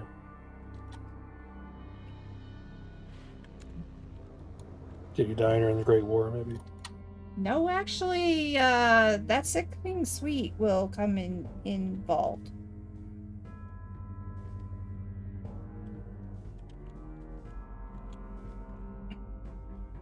not smell again. It's the smell still here, or is it gone away? It's or is stronger than ever. Well, I'll get fucked nerds. Kane's gonna put his hand on the hilt of the sword again. I think it's time to. I think it's time to take our leave, gentlemen. Let's get out someplace a little bit here. If this thing is sickly sweet as shit, I'd like to know what the hell's causing it. As you leave, the smell leaves. Then walk back in. First, Kane, Walk, yeah. It's there again. Okay. before Kane fully leaves, he's gonna take a look at that broken casket, the other casket, and see if there's anything like that was there or shouldn't have been there. Well, you can other than that creature. You can clearly tell that thing was not, like, technically speaking, it was not meant to be there. Like, you have no idea why that was there. It was not supposed to be there. The creature. Yeah. But that definitely was a surprise. Yeah, I'm going to go out on a limb and just make the assumption here that your character specifically is versed enough in monster hunting and tracking that you know that was not the person that was in there. Yeah. That was something else. But there is no evidence of a body being in there. Ever. Yeah, so there's nothing to suggest that the creature ate the body that was there. Like, that body was gone, exactly the same as with Claire's casket. Both caskets were deliberately emptied. So, okay, that wouldn't actually answer anything. Okay. Actually, it actually might.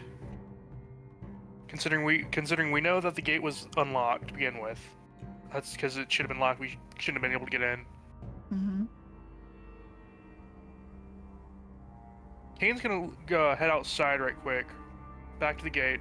Is it like muddy or anything like that out there? Yeah, a little bit. Dew is there. It's not really mud to the point where it was raining the day before. I'm gonna look on the ground to see if there's any footprints heading away from. Okay. No. I got shut down. Okay. Yeah, that's like, clearly there is no evidence that anyone's actually been here recently. Okay.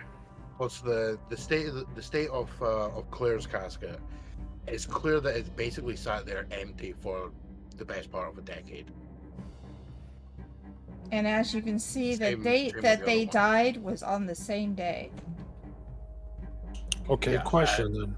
You can also tell that, like, from the remains of the other one, that it was in essentially the same state, other than that creature hanging about in it. So actually that begs a couple questions. Number one, and this is kind of taking a stab out here a little bit. So the inside of these caskets when we came up to them, were they sealed, or was it just like more hanging loose? They were kind of loose, but it still was sealed. It's just it shouldn't have been sealed like that. Okay, so they were Instead loose of in the being sense nailed down, they were just kind of closed. They were closed, but Yeah. not secured. Not secured, correct? Okay. So my other question now: on the inside of each of those caskets, are they dusty? No. Okay, so both of them are. Hold on. Go to ask that question again.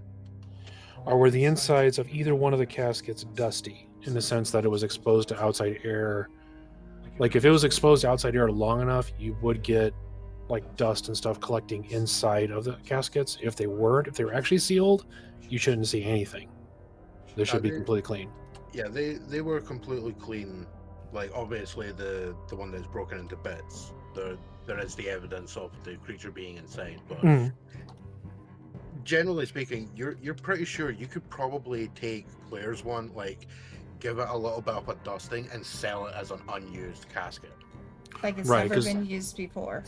Right, because even on the inside would make sense, but yeah, right. Yeah, like if it was used, it was very brief.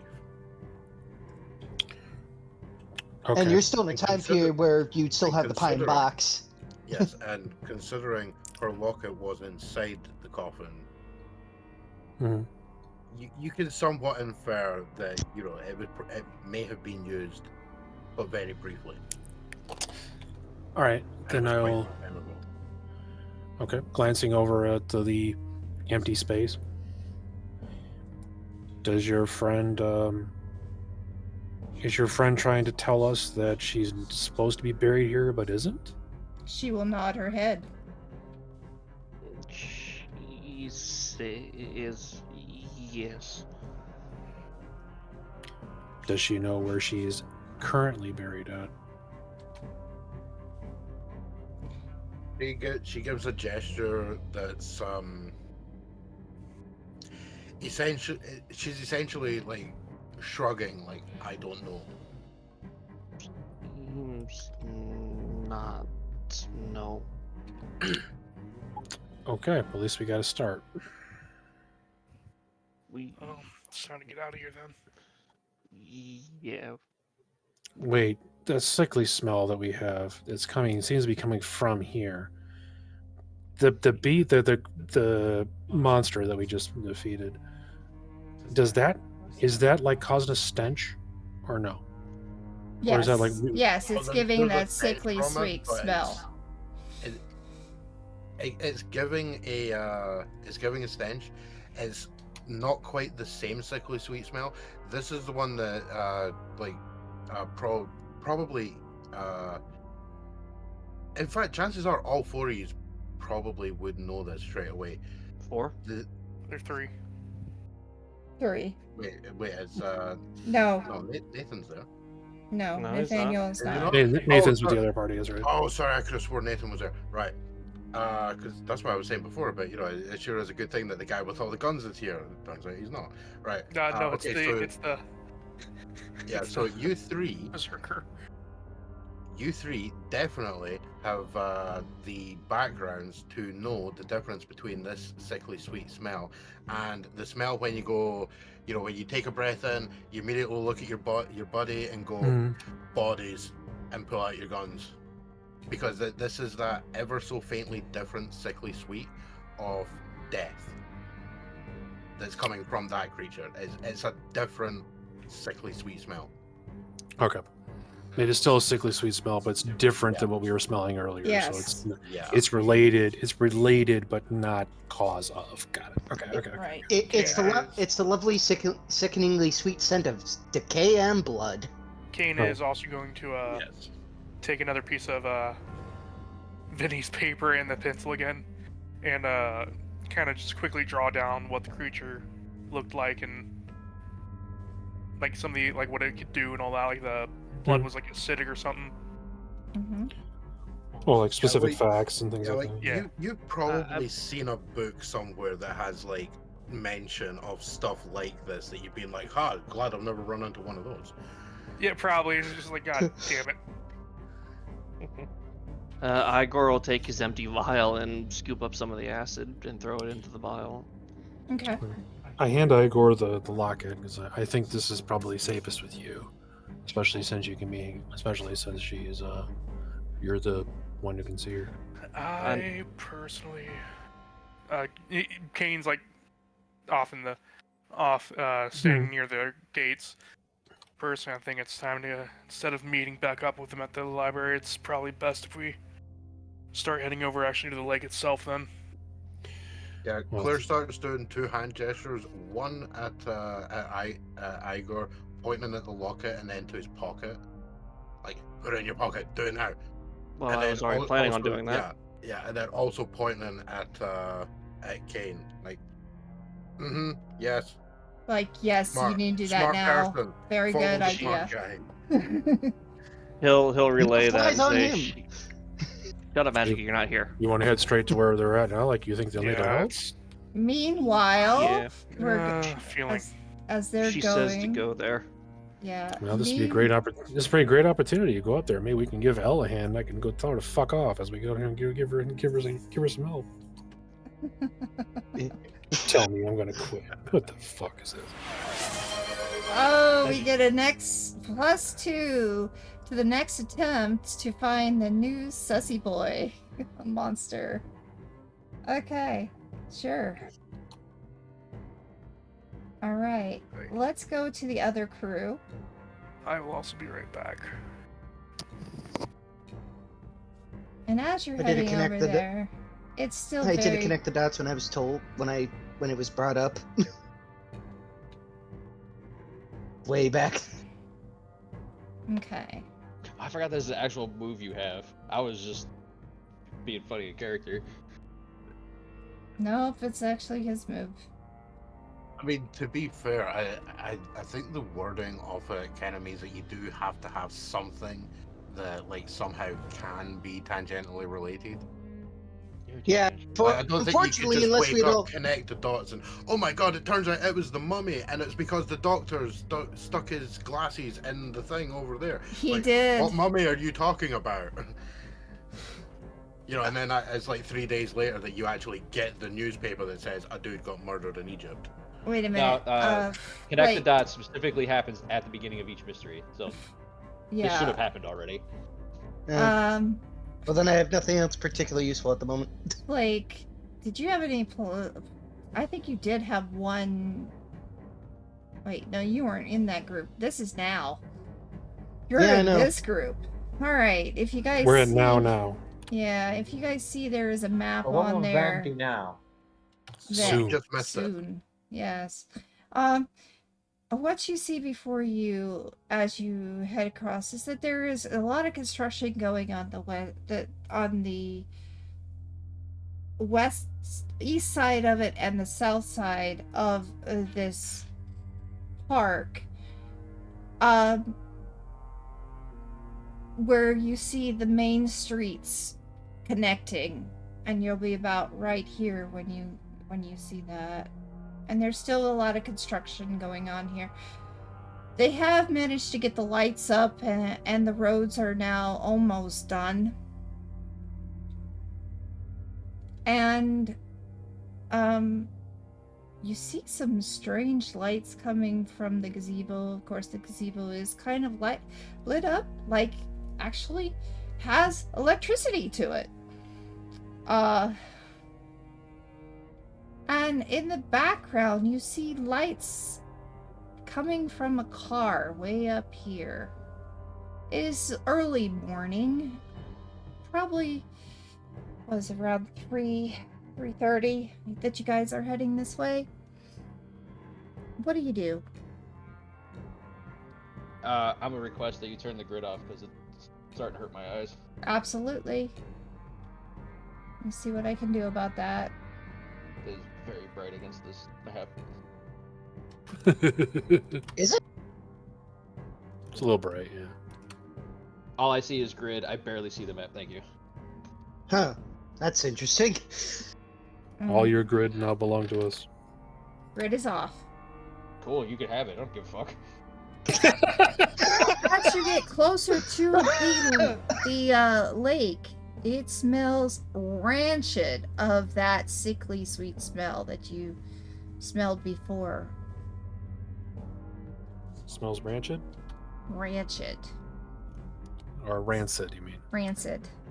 Does it smell like ranch? Like we want to sell No, it? no, or no. we wanna... No, no. It smells rancid, as if somebody had been going through here. The fucking Hidden Valley. All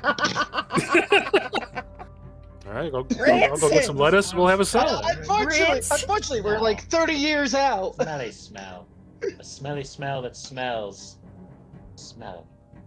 Yes, You know, but they got a name for that. It's called it stinks. It's got that sickly smell, and it also smells kind of death in this area right now. Boy. Alright, well, let's head to the gazebo. I suppose that'd be the best thing to do. That is not the tab I wanted open. All right, so It's the tab you deserve. You get close to the gazebo. Again, as I said, there are actually lights there. There is that picnic blanket, 2 picnic things as if they were going to have a picnic. And it looks like the clothing that maybe our friend Candy was wearing, part of it is there. There's also a jacket that Mitch was wearing.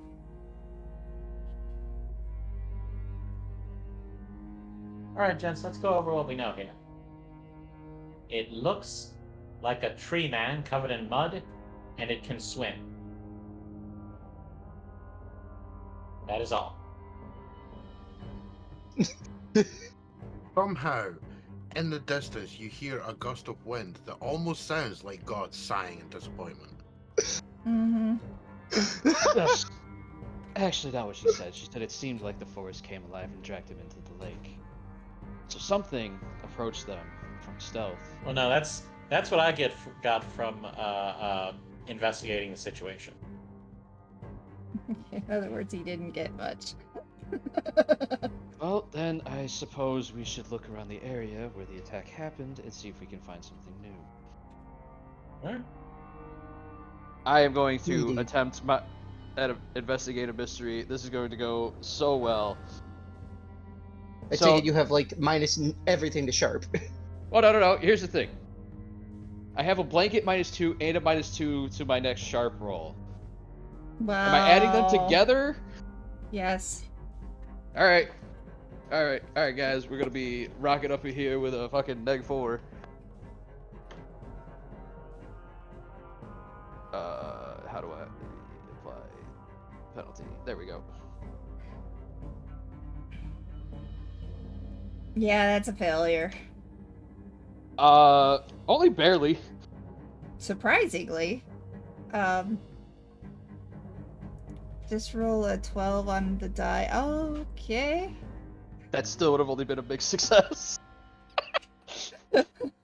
One hold. Okay. So, I don't have like a tracker anywhere to see like what all the penalties are applying to everybody. Do I currently have penalty? No, you're clear. I mean, Okay. Then I will quickly, before one is applied, spend a point of luck and get a natural 12 on investigating mystery. Actually, dude, just make the roll because you do it retroactively, so you get to see the result. Oh, okay, cool. Quickly.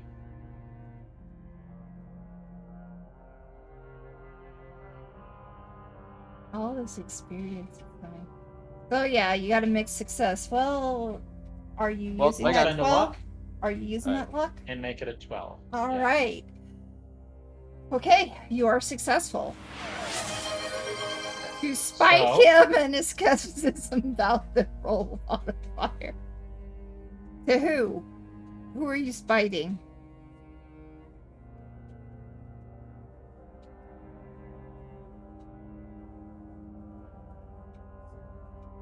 Okay, I would assume. Nathan. No. Okay. All right, to spite you. Now, being on site and having all of this evidence arrayed before us, Mm-hmm. I have two questions. So I'm going to ask, where did it go? What was its next destination from here? In the lake.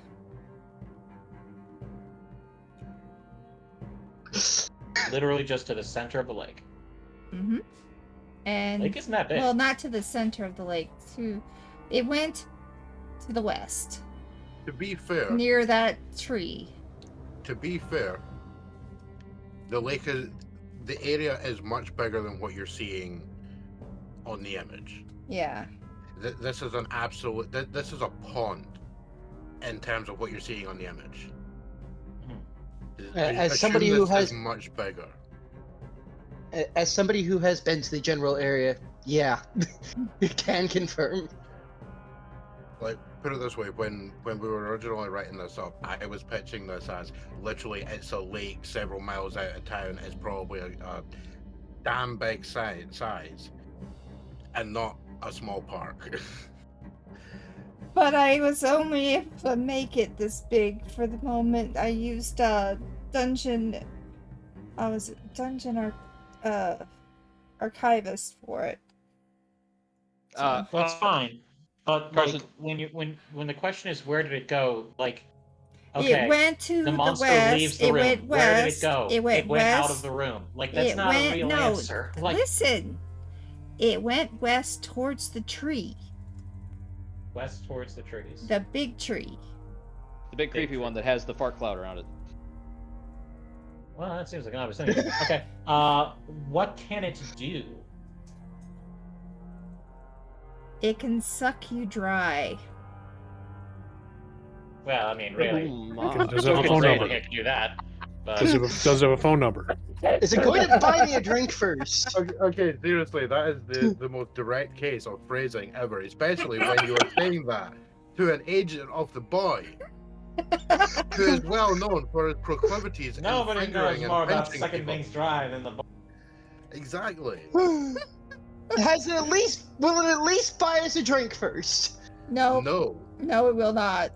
It will. No, it will it- definitely is it bring free you to the Thursday? drink. So No. it's the bad kind of suck. Strictly speaking, you are the drink. Yeah. It will suck you dry, literally. Take your body and just suck you dry. So from that, I should take it that I don't want to get close to it. Probably not.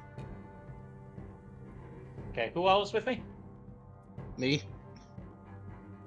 is And me? L, I believe. Yeah, it's, you got Francis Lake Francis and L. Francis. Okay. L, are you visibly armed? No. Pat's on shoulder. You got this, buddy.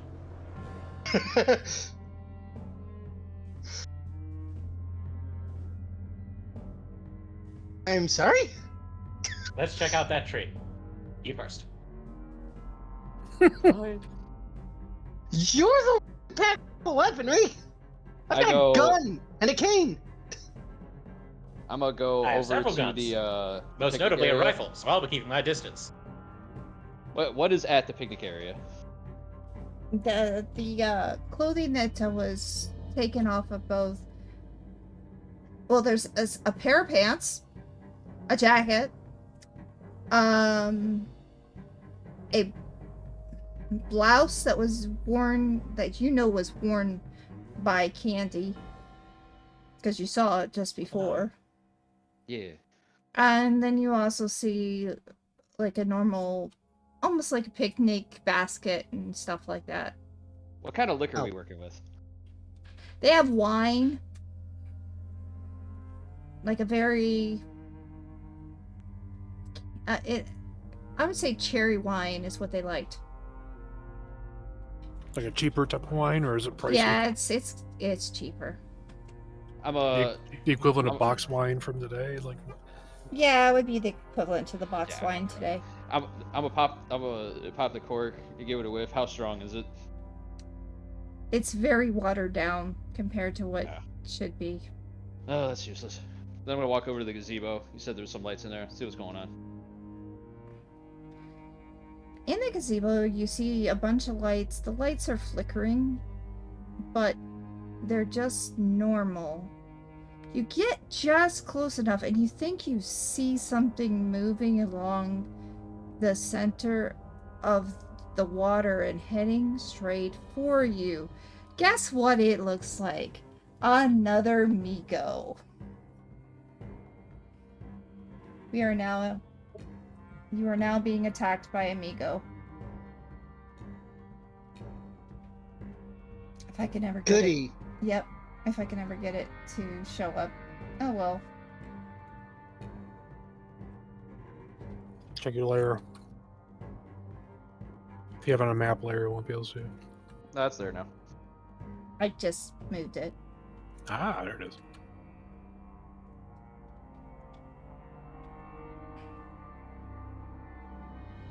Everything kind of blends together on this map. Again, this is Ah, amigo. Yes, this is again thanks to our friends Dobby amigo. and Lily. Ah, amigo. We got the Migo from our amigos. All right, I switched teams. Now on the monster team.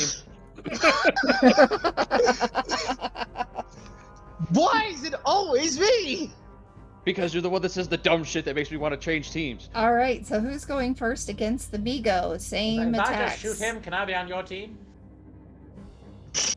Seeing as you guys have not seen what this Migo can do, you do not know what it does. 'Cause Yeah, but I know that I had a member of the boys sitting back there with his guns being like, I'm gonna shoot whatever the hell eats you. Pretty much. So who's I'm going a- first? Yeah, I'm gonna let Nathan I've go seen you first. handle yourself in a fight. You know what to do. Oh, We're great. about to be mad at the boy in a moment. No. Oh, well. Take a drag of the cigarillo that's in their mouth. Then you see them reach down to that second belt. You don't see them click or pull anything, but it starts to glow as they pull the belt off. It suddenly extends out 6-7 feet. There's now a metal bladed whip in their hand. all You know, you right. should star in the movies. And yeah, it'd be like, you don't belong here. Leave. And by that, I mean die. Just a lackadaisical nature. I'm like, you don't belong here. How much And damage by does that, I your mean die. weapon do? Hang on, I gotta bring up the basic moves because this is a full success. There's some extra shit I get to do. Mm-hmm. Yeah, you could do like an extra harm or something. There's more than that. Fights. No. Basic moves. Just get mystery, kick some ass. On a 10+, choose an extra effect. You can take one forward to give one forward to another hunter, inflict terrible harm. Suffer. We will suffer less harm. Okay, suffer less harm. All right. You are the one that's closest enough to it. It is going to attempt to try to grapple you, in which it will. You would have suffered 1 point of 2 points of damage per talon. You are taking half of that, so 2 points. Then my armor will kick in and to reduce it by another 1. Okay. It is got you though. I don't care. All It's in right. my range. It's in my range. Which harm did you do to it anyway? Oh, it'll take 3. Okay. We're really good at doing 3 harm to these things, apparently. Well, I also have. They're also Not not the tech- big bad, so. I also have this. All right. Fair enough. Your body and divine weapon, which my whip is, always counts as a weakness against the monsters you fight. Oh, and weakness gives it an extra point of damage. Fair enough. Well, usually weaknesses you need it to damage anything. Oh, Okay. All right. Like with werewolves, like this isn't a silver weapon, but because I have smite, that doesn't matter. I walk up to a werewolf and hit it, and they're like, "That's not silver. That shouldn't do that." Mhm. All right. I will put some distance between the two of us. And you what? I am also attempting to kick some ass. All right. Kick some ass.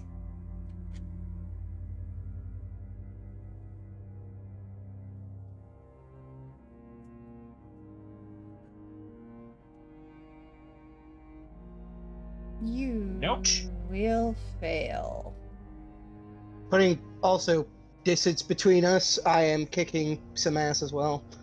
Trying to shoot the damn thing. Let's see if You I... trip over a root from one of the trees as you're falling down. Your shotgun shoots upward, and you fail to miss it.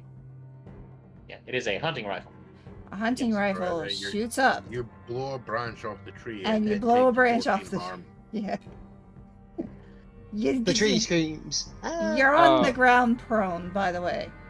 Magic, I will apologize. It is Flare that I have to kill next time I see him. Why? Because Flare is the one that actually made the joke. Magic was just reading it. Oh.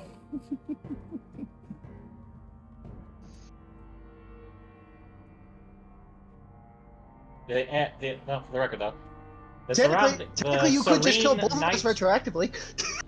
The serene night environment is split with the sudden, incredibly loud bang of a rifle fire. My weapons all have the loud keyword. Okay. Well, let's see if I roll a 10 and Flair's reroll on a 10 kicks in. You I just die. don't hit. No, something more happens. Can't There- shoot for shit. How close are you to the water? Not particularly. Are you lucky? You also end up trying to shoot and end up on the ground, taking that what's it called? Well, what type of Reverb. weapon are you using, Francis? Revolver. Using what? I'm sorry. You're ending up Revolver. on the ground because you got scared and you hit a root as well, and you end up on the ground. I'm just saying that to determine like how close you are. Just a revolver. I would have stopped the moment you revolvers- said. Yes, The moment you said have get- the close keyword. Oh, do they? Well, I mean, close, missing makes sense. Close is not hand. Hand No. is melee. Now, when you look Yeah, I at know. this, when Elle is looking around and he sees those two prone on the ground, it's like, it's only you. You got this, buddy. Apparently, I do have to do this alone.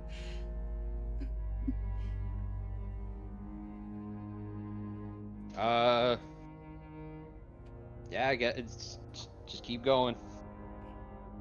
All right, shoot again.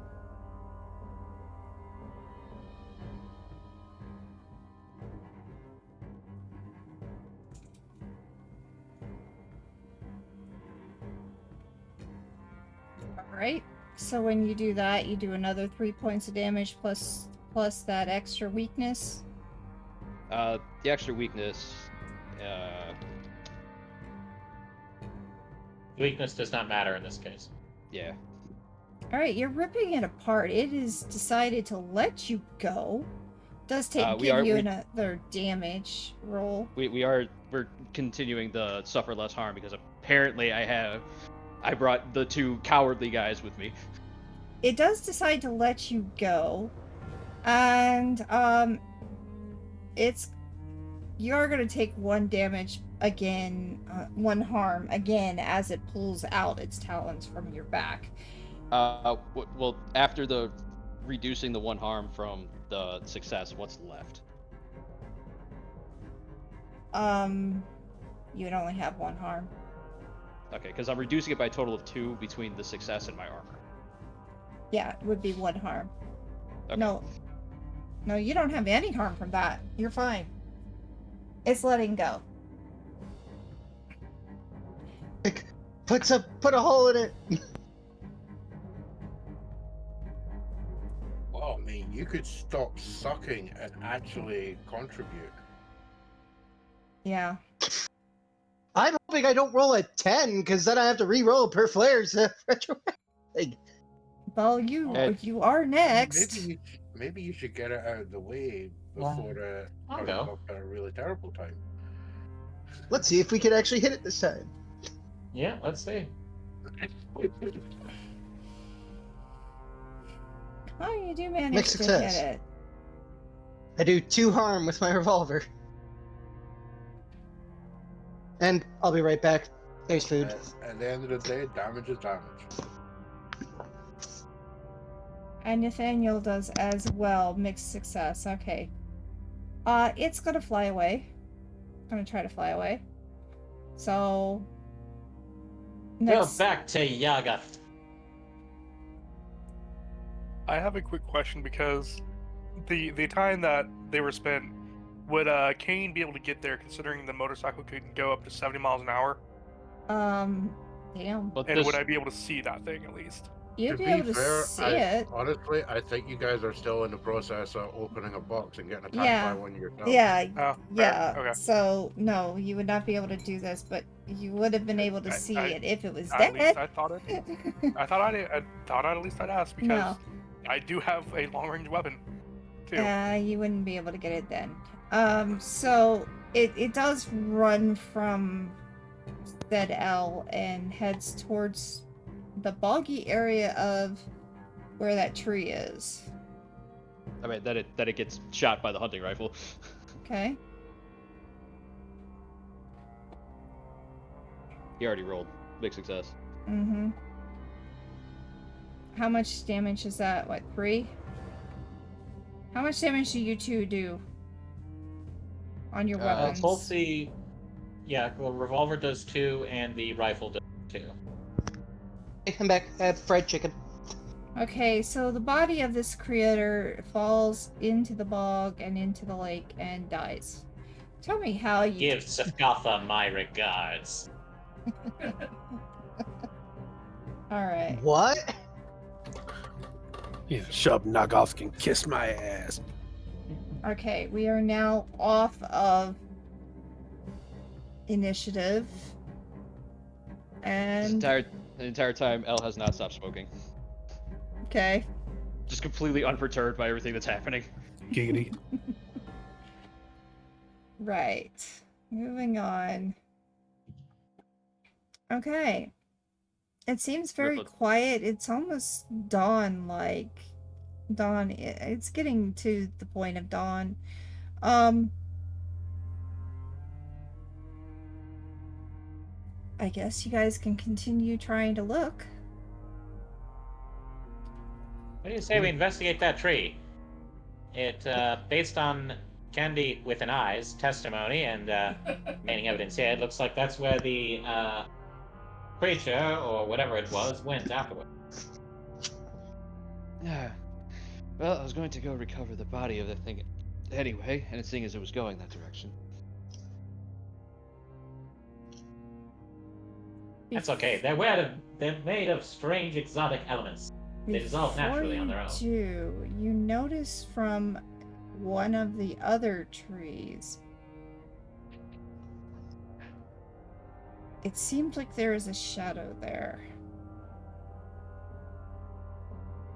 The tree is casting a shadow. There's a shadow.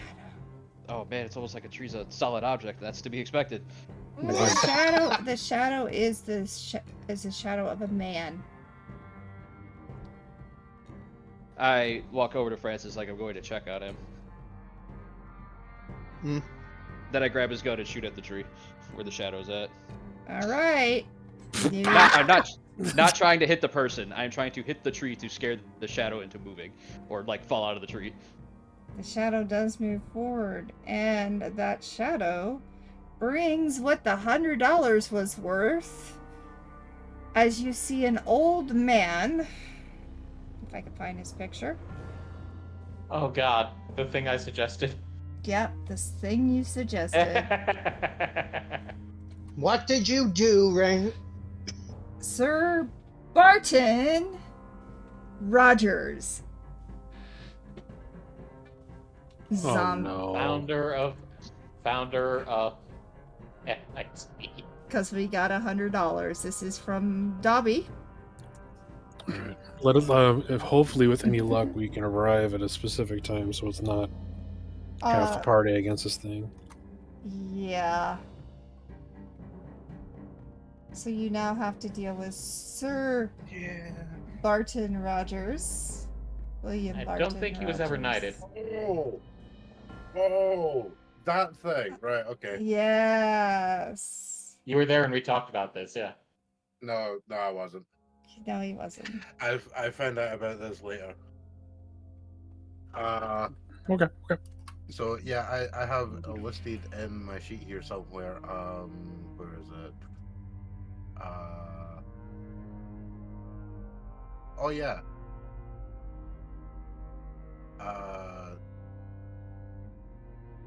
Yeah, MIT founder zombie. Mm-hmm. That's literally how I have it listed here.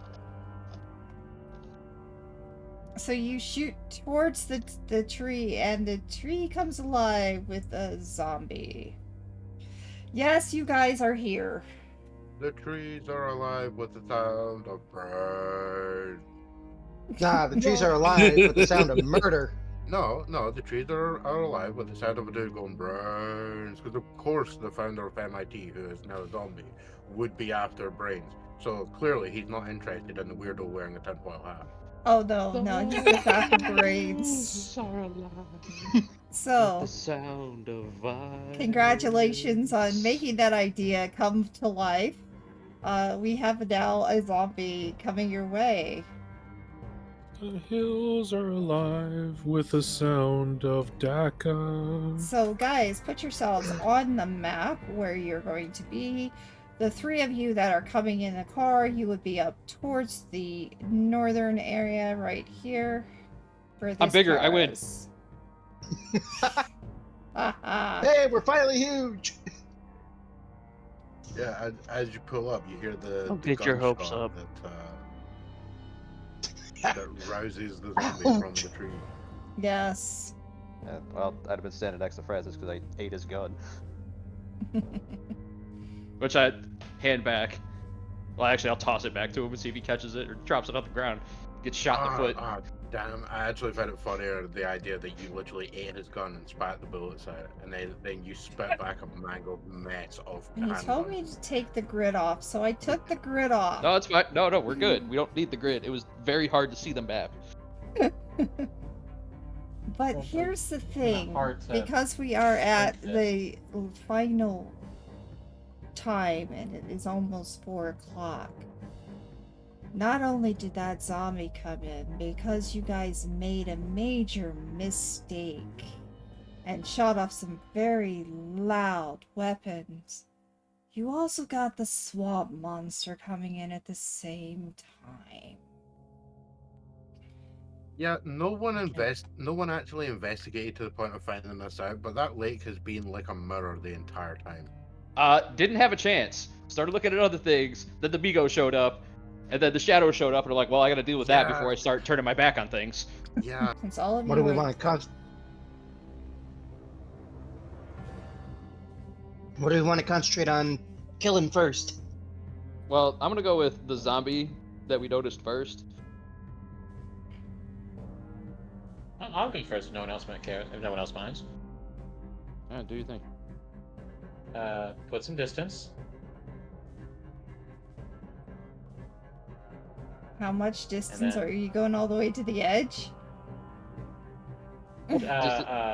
Like everything about yeah, I'm the trying week, to make things are nebulous. Yeah, I'm specifically trying to maintain a far distance because that's the range that my rifle works with. Okay.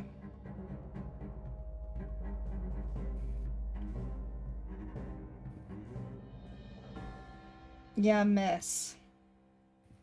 Missed. Not only did you miss, but it is a failure. I mean, You just all- haven't. You just haven't gotten the feel of that gun yet. It must be new for the boys, because it keeps pushing you right back down on the ground. See, because Once that's not a boy again. gun. That's a man gun. You ain't no man. Damn it, I need a gun for boys. Yeah, that's Not a not gun, man. good for the boy. Why does the boy sign is say not Red man Rider? enough. I love the idea that he's got a Red Rider BB gun that he's stretched out the spring that much that every time it takes like 3 hours and tons of force to actually get it ready to fire. When he does, it breaks his pinky. But when that I have bad no boy idea what fires, oh, I good have lord. no idea what kind of dread powers the zombified body of Rogers. Am I taking any damage back? Yeah, one. Just one. One harm. Basic harm. Wait. How is the zombie damaging him? It's Hate the not word damaging him. The gun is. The gun has sent him flying back because it's just too strong for him to hold on to. Nah, the ground is just loving him today. Well, the good news is you have armor, so who cares? Yeah, exactly. So you get really nothing. Anyway. But what the zombie still gets to do something, even if it can't like hurt anybody. It can still move. Right. Like, You the can monsters move, still do react, something yeah. every time we Right, do right. something. Or one of the creatures, I guess. Alright.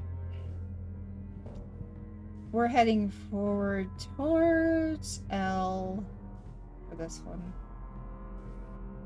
So You yeah, got this, buddy! go.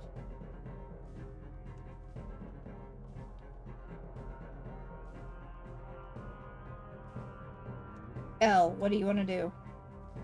You were going after that. Well, as it's moving in, I see if Francis decides to take a shot before I get in the way.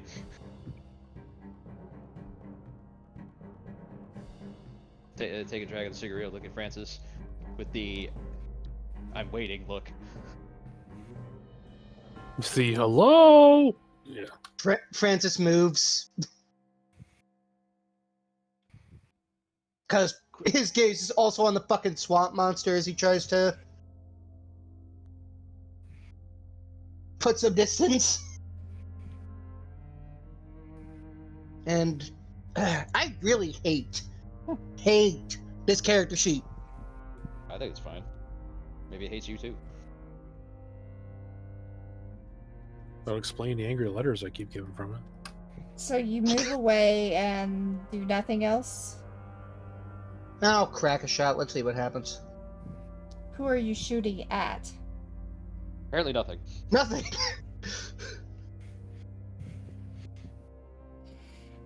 In our defense, it is very dark out, and we are in a misty swamp-like area. Mm-hmm. I mean, look just at done a very good crack shot. No, I just look at the amount of light that's coming off of the gazebo and the zombie standing dead next to it. Your argument isn't valid.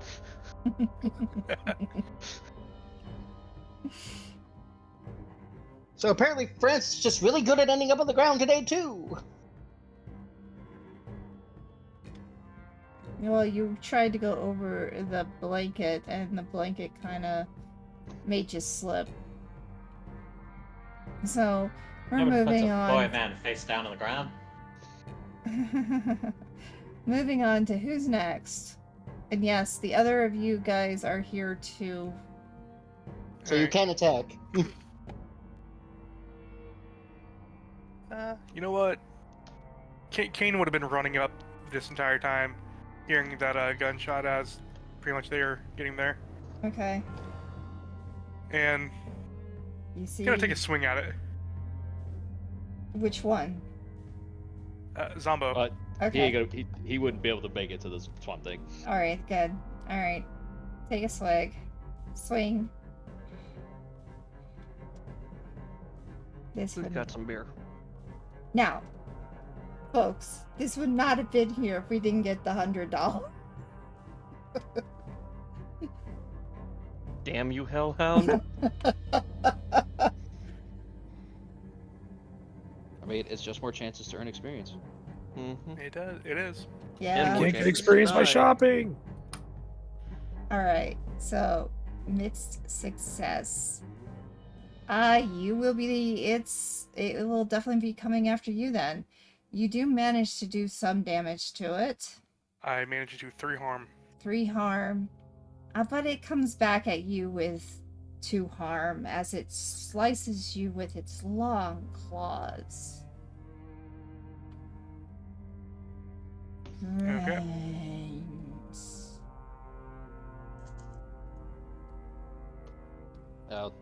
Takes another drag. Seeing as the sword comes in, it takes that cut and it goes, braze.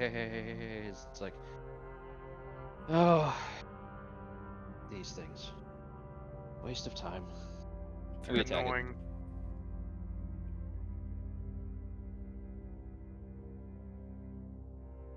Oh no! I finally rolled bad. What? Oof. Ooh. Oof. I mean, it just deals damage to me. That's it. Yeah, it just rips you. Two harm. All right, I will take my 1. Go armor. Yeah, that's what I took. I took 1 too. Because I also have armor. And you guys notice that Kane does not seem phased at all at L's weapon, having seen it before. Yup. They probably worked together quite a few times. He's felt the lash of this thing a couple times in training. Yeah. Right. So nothing new. Kinky. Like Kane, if they ever see Kane without the jacket on, he has a noticeable scar, like curved scar on his right arm, to where it actually dug into his arm, where he actually grabbed onto the whip itself. Igor or Vinny, would you like to do anything? Okay, so we finally arrived. We can start getting ourselves involved. Like we're hauling ass, after we park the car, start running into the park. Okay. Like, all right. Running in there, so they're going after this. So I'm gonna have to come in probably from the north, from the northeast. Yeah. You could probably get within shotgun range. Yeah, so coming in from the northeast, and then I will attempt to take a shotgun shot. All right. I guess I didn't run away from this one, did I? Is it you or the drink that's making you courageous? Oh my. No, spite.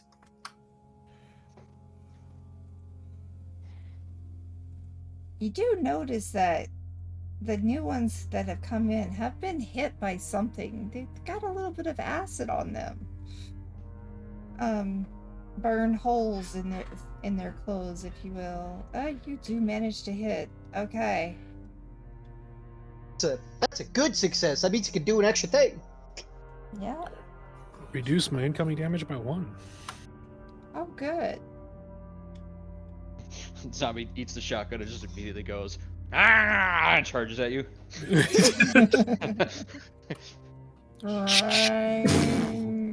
Metal brain's better than You meat forgot. brains. Me zombie, me no care. Yeah. Okay. So Reroll on a 10 plus has been irrelevant for me. That's not a good thing. That just means you suck. It does. Yes. Just means you're rolling like me. It's not good. Igor, did you want to do anything? Or do you want to do investigation and stay away from the creature? What do you want to do? Or is Igor away? Igor is right here. He's gonna start walking his way up to him, get within a certain distance, and he's gonna try... What is he gonna try and do? I guess he'll try and shoot him with another 38. He's gonna open up a can of whoop ass! This Oh my guy? god! Kick some ass and fail. Oh, No, you. say? Damn, he opened up a can of whoop ass! Alright, so Man, how much? You guys show up and just completely show up the 2 guys I had on me who are now on the ground. mm-hmm. Alright, so how zombie. much damage does your 2. weapon do? And how much And I damage do an extra harm, Vinny? or Yeah, do you do an extra harm or do you take less damage? Which would you prefer? I took less damage. Mr. Fire can do it. Igor will do whatever he wants. You can also take advantage on your next attack. Or give somebody else. Give it to someone else. Give it additional harm. Or suffer less harm. So I'm still gonna take harm from this because I attacked him, right? Does your... It's what, close weapon? Yeah, it's a close weapon. I don't know. Yeah, it's easily enough distance for any creature that can move at a decent speed to get to you. Yeah. Okay. Yeah, I'll give advantage to the person that keeps falling on their ass. Which one? There's 2. Okay, so The the claws. The one that I don't hate. Alright, so the claws do normally Which 2 one, big damage. Is the zombie a boss? Mini boss, yes. Okay, that's fine.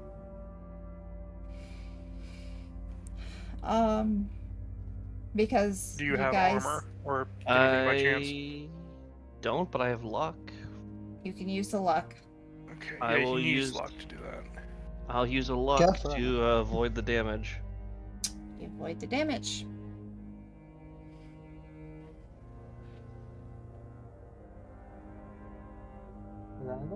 Like I said, you can thank Dobby for this one.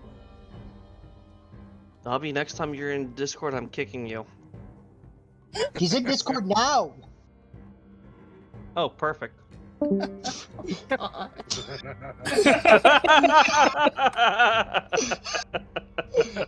Witness the grandest power of spite. He probably went AFK anyways. Amazing. All right, so right, so those of you who just attacked it, it would be 2 points unless you guys took and had armor, then it'd be -1 to that. And it looks very, very nasty. Like it's starting. Who's zombie? It's well, it is a now oozing zombie With superfluous holes? with superfluous holes. No such thing. I've seen that in a movie. Aha! Yeah. Ah! All right. People work at the boys understand that there's no such thing as superfluous holes. Has everyone made your move? I believe so. Jinx. It is kind of funny that the creature that was talked about is just sitting in the water right now, watching, waiting. Well, in all honesty, it's probably just as confused as we are as to why a zombified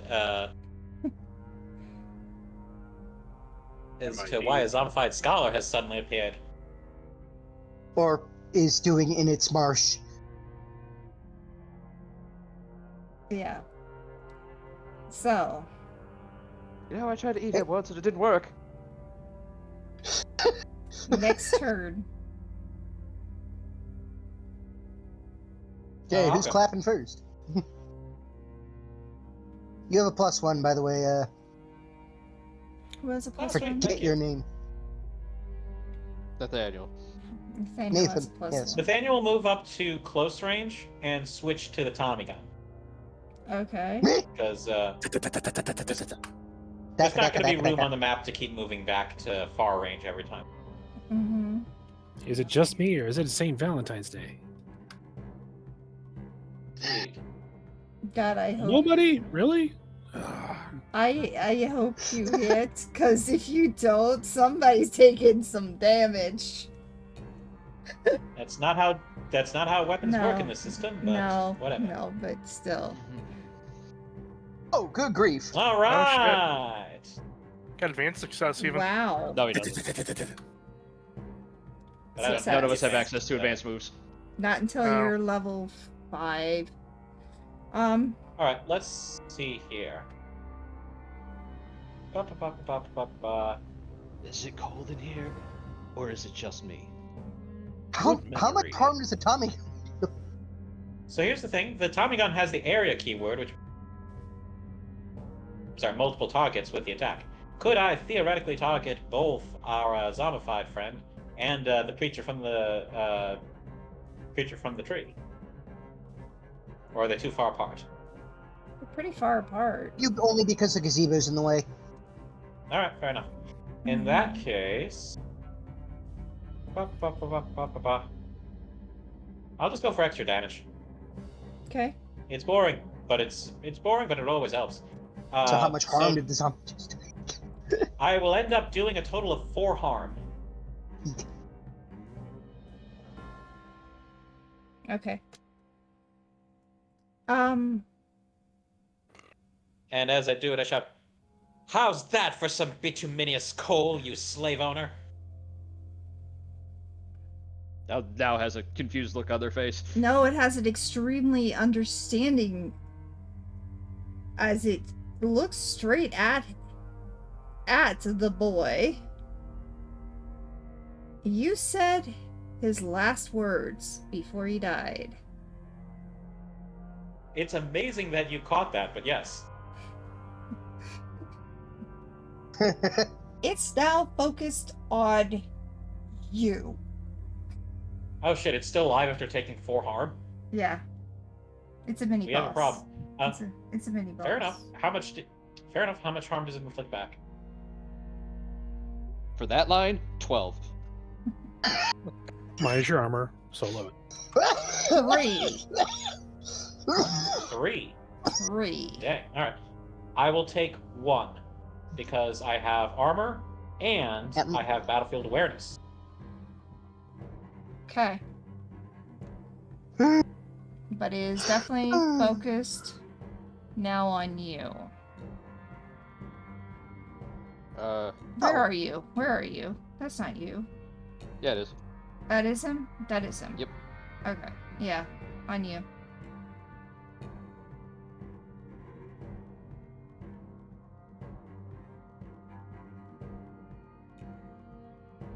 Alright, who's next? I will wheel the razor whip around as the zombie's moving around, flourish it a couple of times, and then bring it down in an attempt to wrap it around this thing's neck to take its head off. Okay. Hey, big success, I'll take it. We have another addition of $10 from Idis, and okay. Thank you. What chaos are they causing? Minus, it doesn't say anything, it just has a 0 by it, so I'm thinking they're just giving money.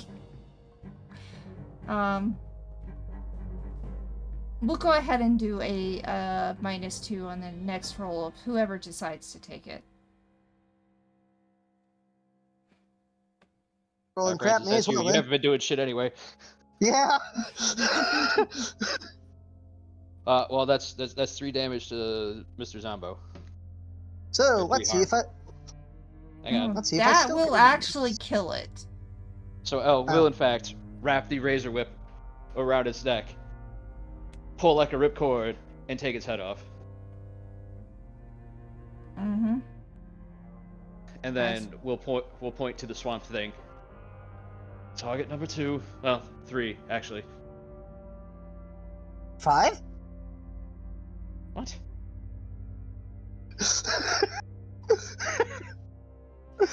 Then she'll march over, grab Francis's hand, point towards Swamp Thing. Yeah, let's see how this goes. Do you even know how to count? Is that with the -2? It is! You got a big success with the -2. Who knew? You just needed to be negged! So far, the only good thing I've rolled tonight. You actually managed to do something. He just needed to be negged. I know. So Unless you want to impose further minus with the gazebo in the way. So what did your character do? Because there would have been a -2 for that too, but That's still a big success. it's still still a got that. mixed success. So you still did it. What were you That's a trying big to success. do? Yeah, what were you trying to Apparently do? shoot towards the swamp thing. So Okay, so you got its attention. It was leaving you guys alone, but you got its attention, and it's now heading towards you. Why'd you have to poke it? And Claire is definitely pointing at it. Because that's the thing that dragged off Mitch and killed him. Oh. too hard. Couldn't ambush it. If I had shot the zombie, I could have done a sneak attack to it. Funny Because thing I'm assuming I is, could have it made. really surprisingly, yes, it's affected. It's definitely looking towards you. It's staying in the water as it's moving, and that little hole you made just seems to come back together like liquid back together. Interesting. Anybody want to investigate it? You know what? Kane will. All right, Kane. What do you want to investigate? Like the fact of what the hell am I looking at? Yeah, roll your investigate a mystery, I guess.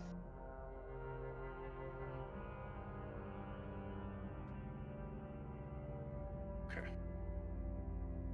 Probably not gonna get this. Hmm. Oh shit, I did. Hey. Yeah. Well done. So, this creature that is coming towards you is definitely like the swamp thing.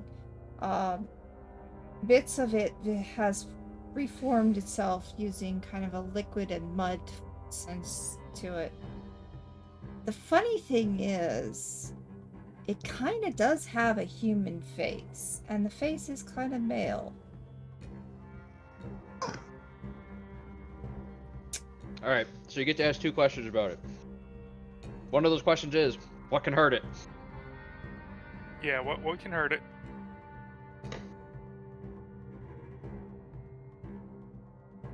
Um, I'm a terrible GM because my first answer is, technically speaking, anything. Not if shooting it, then it just immediately regenerates. That's not hurting it. I was Hurting gonna it say- is I qualified was as gonna say permanent mean harm. words.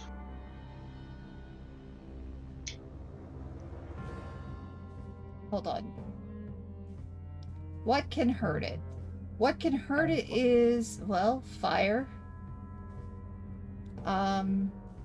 Fire bad. Fire bad. I didn't do Well- anything. But Well done. you sure you didn't do anything? You didn't do anything yet. Might I suggest as like a question that really should be on the suggested list? What does it want? It wants to live. I mean, you can That's- kind of reword what is it going to do and like what is being concealed here, kind of like that. Mm-hmm. Yeah. All right. So what is? My big question Was is it what going- the hell exactly is it? Nothing you've ever. It's not even in your. It wouldn't be in your monster books or anything. You've never seen it before. Okay. But then I have no your idea one either. answer. What does it want? It wants to live.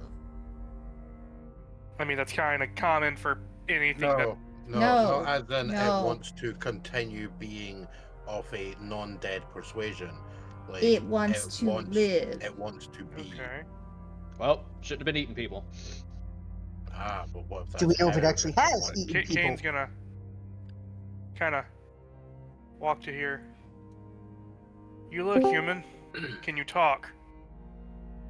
It garbles like what seems to be liquid coming out of its mouth.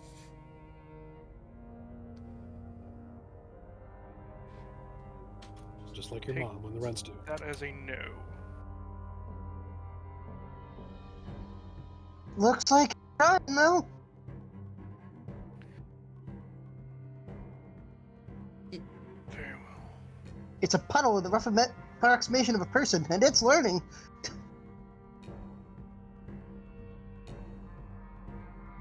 Very well. Then did you kill them? The male that was here. It opens up its big mouth and does almost what seems like a roar and a chomp. I'll take that as a yes. And then it heads towards you. I'm saying you, say character name. Towards Kane.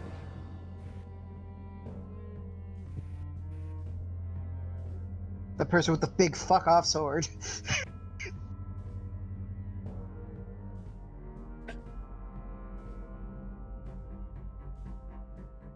I'm assuming it's already moved this turn, so somebody else needs to go before it can move again.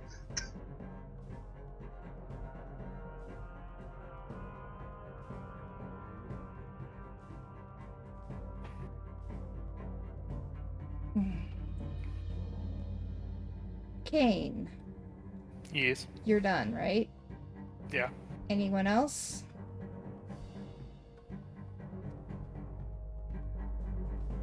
Is this still like the same? This is the same like ongoing combat from, right? This is the morning of. It didn't attack you. It didn't attack any of you at the moment. No, the question is, are we attacked still in it. the We same are ground? therefore in combat, but Yes. I'll be right back, guys. I gotta go for a minute. Okay. It's in the water. You said it was actually coming toward Kane. Yeah. Because you've tried to communicate with it. Yeah. Kind of the point.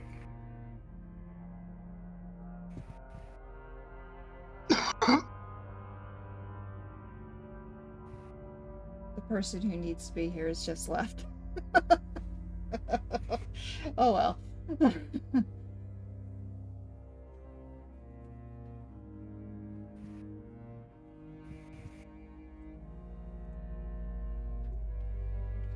Are you gonna do anything?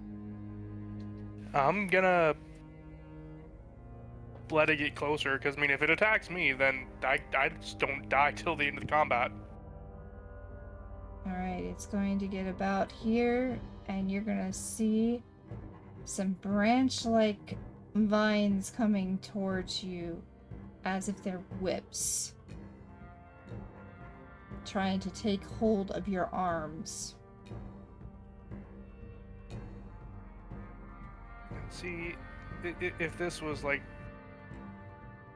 Yeah... If this was like Godbound, I would have just asked if I could do like Dex roll to cut the vines. Can't do that though. I'm gonna BRB up here. Okay.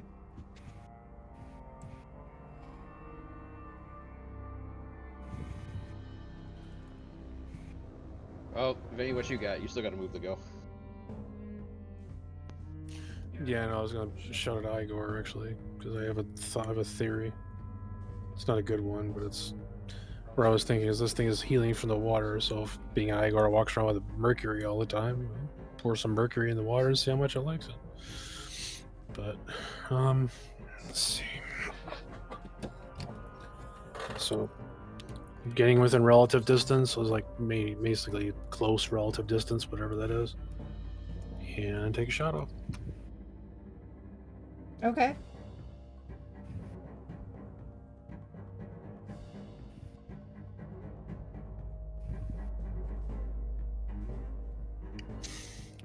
You hit. All right. I'll reduce the incoming damage to me by 1. Yes, as it sends one of its tentacles towards you, towards your face, and strikes your face. But you only take 1 damage because you're able to. Okay, so I take 2, but I'm reducing it by 1. Is that correct? Yeah, but you kind of step just as it hits. All right, so I will take 1 damage.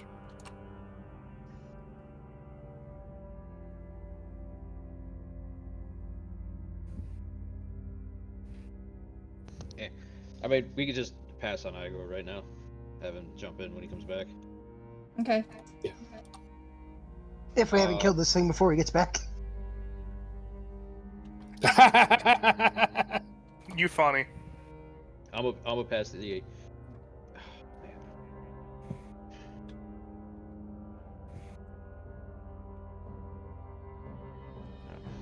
Kane, you want to go again? I have an idea, but I want to see what you do.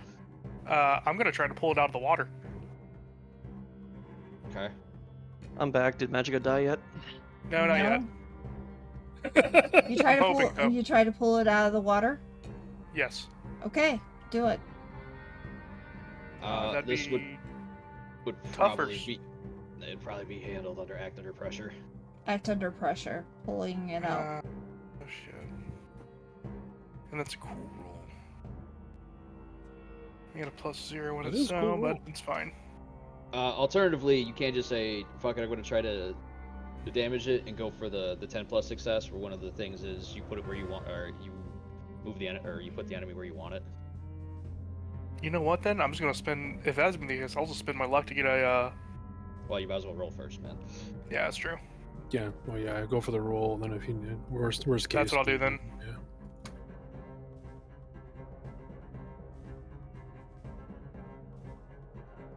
All right, roll 20. Anytime now. Never mind. I You didn't need have the to. luck. Fuck hell. So All right, you pull it out of the water. Where do you put it? right in front of me, so I can smack it. It's going to You. smack you as There. well. You're going to now feel the sense that it is going to try to bite your head as you're doing so. Oh, You no. will be taking 3 damage. Well, I'm only taking 2. Okay. It's going for your head to suck you dry. Oh, kinky. Gonna suck you dry. So, Alright. Igor, since you missed the last turn, Igor, your lady friend is pointing at the locket.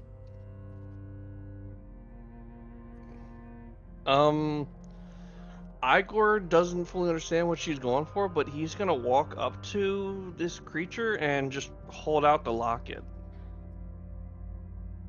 Igor pulls out the locket.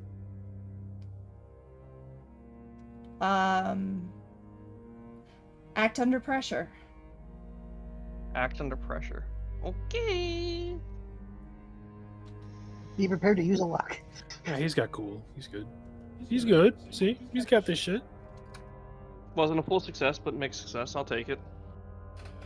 This is Igor. You don't fuck with Igor. Now, there is a reason why the locket was very important and why Claire was kind of saying, find the locket. As you show the locket, everything that it was going to bite Kane, it turns to you and is stunned for 1 round. As it's not going after you, but it's going for the locket.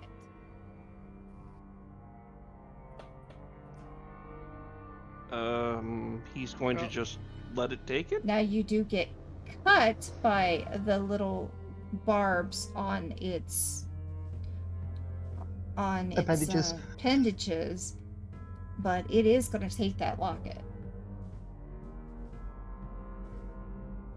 So 1 harm? Or 1 what? harm. Just 1 harm. Mm-hmm. And by the way, guys, for everybody, it is stunned 1 round. Oh, just found dead man.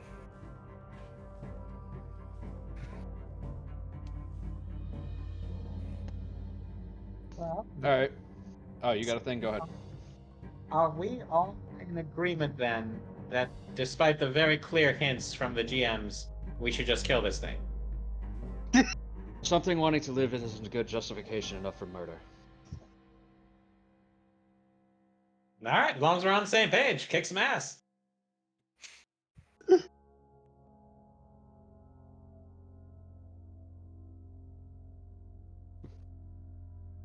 Round, so you, yeah. Oh there you go. shit! There you go. Okay. I will. It's done, man. Just do the extra harm. Fair enough. Yeah, I will inflict extra harm. Okay. So that'll be 4 harm. 4 harm. What are you doing to it? I am lighting this thing up with my Tommy gun.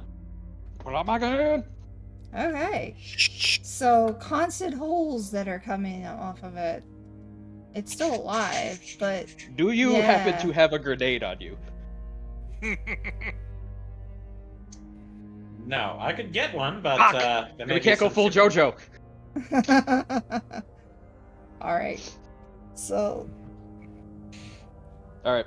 Well, I have an idea. Mhm. I'll walk over to the gazebo. Elle's still The gun backwards. smoking on the cigarillo. Is going to reach up to one of the power cables and yank it. We're gonna electrocute this bitch. Okay.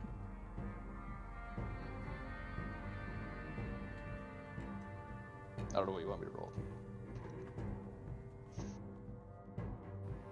That would be another kick its ass. But you're gonna get a +4, so it's gonna pretty much be successful. And I mean, it's not moving. It can't move. it's not moving. What? Oh, I see what happened. That would actually be a, if you add up all the numbers, a 16. So Yeet. you 'cause I are rolled you have 2 basically 5s. electrocuted it, and it is on fire. It is now going to try Get it to. off me. It will drop the locket and attempt to from that. run back into the water. It is on as far fire. as I'm aware, I was gonna say I never dropped my hold on it. You still have its hold. Yeah, but it's on fire. So you're gonna be taking some damage if you keep a hold of it. I'm impressed he's not getting zapped. Yeah, he is getting zapped. That would be a 4-2 to you. It's what? The roll I had, because I accidentally typed in +4. So Oh, it wow. freaked out and provided a 0. Yeah, it did freak out. Okay. because it tried to multiply by 0. No, it tried to increment by 4. I'm gonna give you an opportunity, Kane, to choose. Be If I'm gonna knocked be out suffering or take 4. to be knocked out, like out of the fight type thing. Yeah, it was a moment's lapse. Can I derail this for 1 second? Sure. Someone just texted me saying, "Hey, fire! The monster's on you. Run." Not funny. We make these jokes all the time. Okay, so You know what? I'll go knocked out because I would be dying if. yeah, I thought that was the case. So I'm gonna have you just get knocked out by the electricity. You fall back. You're not dead, but you are out of the game. I just get blown back. But it is on fire. Get it off me. I'm gonna try to shoot it. Okay.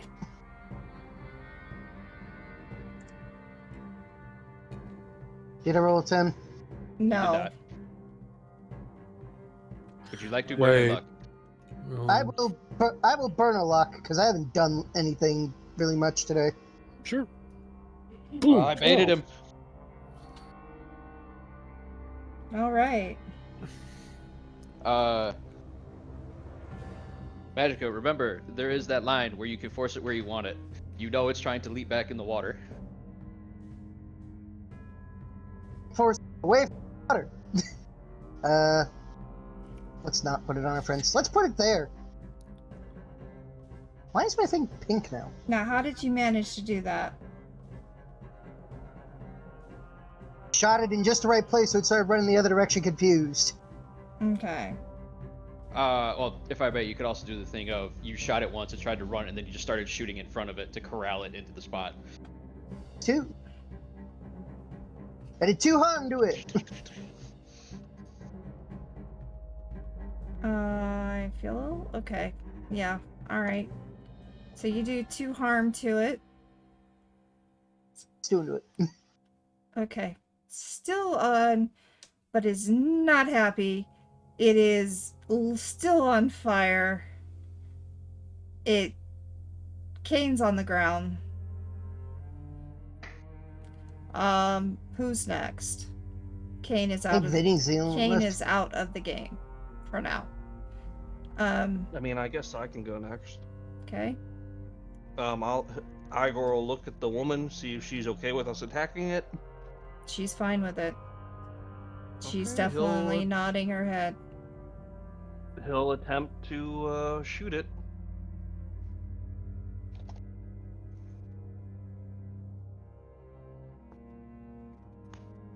You do manage to shoot it. That's 2 harm.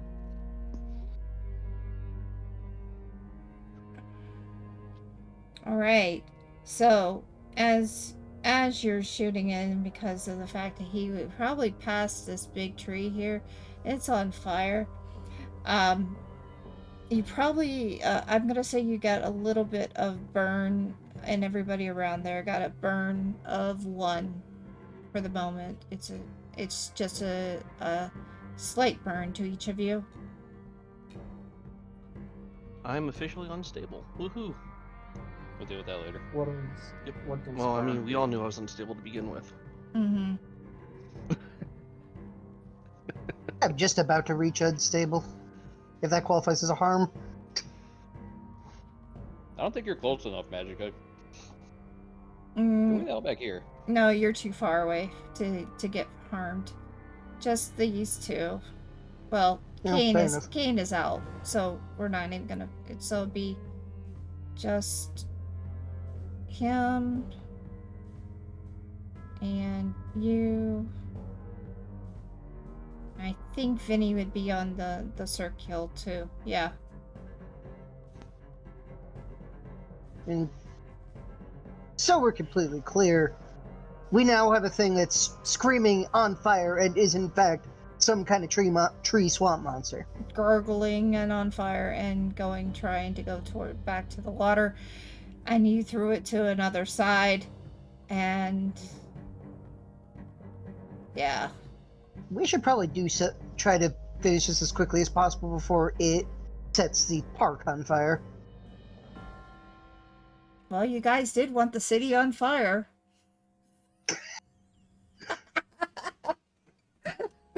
We did it, boys. Let's head home. Mission accomplished. Oh, Cue man. the Lone Ranger theme. All right. All right, Vinny, what you got? You're now currently standing in the start of a brush fire. All right, getting out of the brush fire Probably a good idea. and attempting to fire back and hopefully finish this. Hopefully, put this thing a little bit closer to being finished off.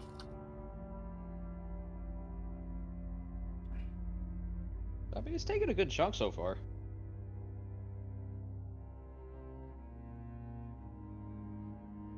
That ain't gonna cut it. No. Fuck! That ain't it, Chief. That's what we hear. Shit, I forgot to reload. Use your luck. I mean, you only get 7 for the entirety of the career, so if he's planning on joining the main game, Oh Yeah. yeah, shit. No. No. All right. Next. Ellis had enough of this thing. This thing's fucking annoying them. They had plans, and it didn't involve fucking burning goo. Mm-hmm. It did involve fucking hell. Yeah. So, Al is going to not slowly, but it also Methodically? methodically and with purpose, walking up to this thing. You just see them still smoking out that cigarillo, flourishing the whip as they walk. Had you not decided to start feasting on people, maybe you would have stayed under our notice, my notice, and you would have lived. But you decided to take the lives of others, and for that, your life is forfeit. Now, Oh my god, what's happening? leave my sight. Final end. Nah, fuck that. I didn't burn a luck yet. You're gonna. So you're burning a luck. You're gonna burn the Yup. luck. All right. Yup. And I'm annoyed with this thing. We're gonna go for grievous harm. Okay. We're gonna do I'm 4 to it. impressed. How much dodge? From my count, we have done 11 after its regeneration. Well, 15 now, before the end, then whatever the electricity did.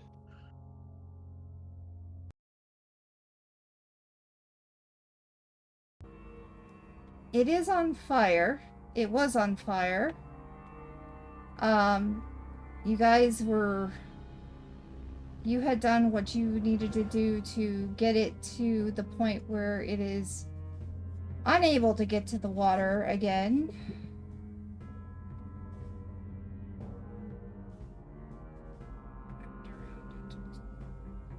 that you're gonna go and it becomes ash. Now, what do you do when it becomes ash? Do you... Steve is gonna catch them all. Nah, man. Yeah, we've seen this thing regenerate. I'm gonna go grab that wine bottle, pour it out. We're gonna vacuum this bitch up in here. Okay. We're not putting ashes in my car. Guess we are now. Bro, she's saying ashes, what she means is goop. Whatever, it's going in the bottle. Okay. When you say a goop, is it more like a slime type of style, like from, Yeah, from something it's kind of like that's slime. degraded, like decomposed into like Decomposing plant life, body life. Okay. Yeah. In the bottle. But it's turned into goop. In the And bottle. it was some ash. And yeah. And so you put it into the bottle. One bottle. And I'll get as much of it as I can in there. If I need more, I'll be like, well, boys, flasks, let's go. Professor Lake has a lot of quote-unquote flasks. Let's go. He literally just goes to the trunk of his car and just pulls out a bunch of glass. Let's go. I just imagine as Elle scooping it up, Kane finally wakes back up. And then Ow! Yeah, you don't want to move. I'll deal with you. It's gonna deal be with you in a fun second. driving home with. It's gonna be fun driving home with no headlights. All right. So where are we bringing this, boys? This is a construction site, and they need concrete. We're gonna bury it. Fair enough. Do we also want to tell the boy and the police to drag the lake later? No, let it stay as a missing persons. Fair enough. As he notably taps his cane against the ground, the top pops off and he drops a sword, and he pulls a sword out from it. Yeah. Oh, Vinny, this is the first time you see the razor whip.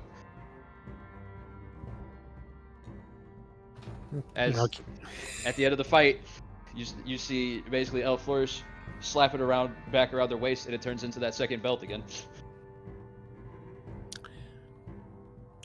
So I'm dealing with imaginary friends, freaky monsters from the who the fuck knows what, and somebody's got a super fancy belt that turns into whatever the fuck that was. Yeah. Okay, you know what? Takes his flask and dumps it out on the ground. No. You might have wanted to keep that. Before you do that, Francis just grabs your head. You don't waste a hooch on reality, my friend. Also, it gets better, and Elle's going to move over to Kane, and we're going to use lay on hands. And now I'm watching somebody heal like miraculously, like you're playing Jesus, putting it. At this point, Francis is still holding your wrist, stopping you from dumping the alcohol. Being like, you might want to take a swing. You'll heal If I had just drunk an entire flask full worth of hard alcohol, so I'd be questioning a lot of things right now. Technically, the way this would work is you would heal 2 and I would take 2, but seeing as we're at the end of the adventure, this is basically Elle making sure you don't bleed out. Yeah. Because it also stabilizes you. So I'm stabilized now, at least. Yep. All right, guys, you have finished the adventure. This is the end of the adventure. The next day, we're gonna have that happen off screen, but the next day you would be meeting with your newfound friend, the librarian. As Kane's like getting healed, I'ma tell him. Tell him what? That shit like this does exist. Oh. I mean, you tell him. Did he? I think he's figured it out. Considering he just That's saw fair. a water monster and you get healed by a touch, Elle will wince. And right now, I believe I need some physical therapy of my own. And they're gonna head back What's to her the name? archive. Randy, come on. Oh my. Yeah, for once I'm playing a version of Flake where his baseless conspiracy theories are meant to cover up shit that nobody would believe. I mean, no one believes you. I'll to begin be with. at the speakeasy tomorrow. I'm going to the hotel. I'm getting some sleep. Yeah, I'm gonna go get my physical therapist and head home. Oh, and as Elle's walking by Francis, slight limp, they're gonna pat Francis on the shoulder and be like, "Vampires are real." Oh, what I kinda happened figured. here? We had another givings to us. Let's see here. Now, here's the downside, Kane. Thank you for the 25. Hey, it's Mads. Had I fucked up that lay on hands roll, you'd be dead. Yeah, I know. Because And you would have been the first one to die in this game. To be fair, I wouldn't expect not to die. Yeah, I'm playing a out of this- berserker. Out of this, you cause extra harm. I've already worked it out with Karsa that you take my smite damage. Yeah. Don't worry, I'll heal you. And my immediately slaps hands together, Rob touches, the person bursts into flames and melts. Ooh. Alright. Basically. Left hand first, not right hand. That's right. Oh no, no, Okay. you're not wrong. Because my unarmed attacks do have the messy trait. So yeah, when this fucks up, it fucks up bad. Alright, well, It's just Elle. It's like just Ella's literally playing with the bloody mess perk. thank you so much for those donations we've had. A total of, what, 150 plus... what did that say? I was about to ask, like, how much are you up to? 45. So... Almost $200, not bad. Almost 200 just for So us. $195. $195. So yeah. Thank you again, guys, for doing this for me. Thank you for trying out the pilot. We still got some kinks to deal with, but that's my fault. Kinky. Kinky, indeed. Hi, Raven. Welcome in. You don't have a trainer. But thank you for being here. Hey, Fire, remember last night? Mm-hmm. You could almost say it's like sweet. But here's the thing, when you guys... Wow. He just got shut off. The fun thing is, though, guys, that that sickly sweet smell kind of dissipates. I get kicked for that one. Because fuck you, that's why. Pretty much, yeah. Yeah. All right, guys, we are going to be heading our raid over to Madness, who is going to continue this lovely charity event. Guys, if you have any questions about lymphedema or anything, feel free to ask. It's part of the reason why I do stream.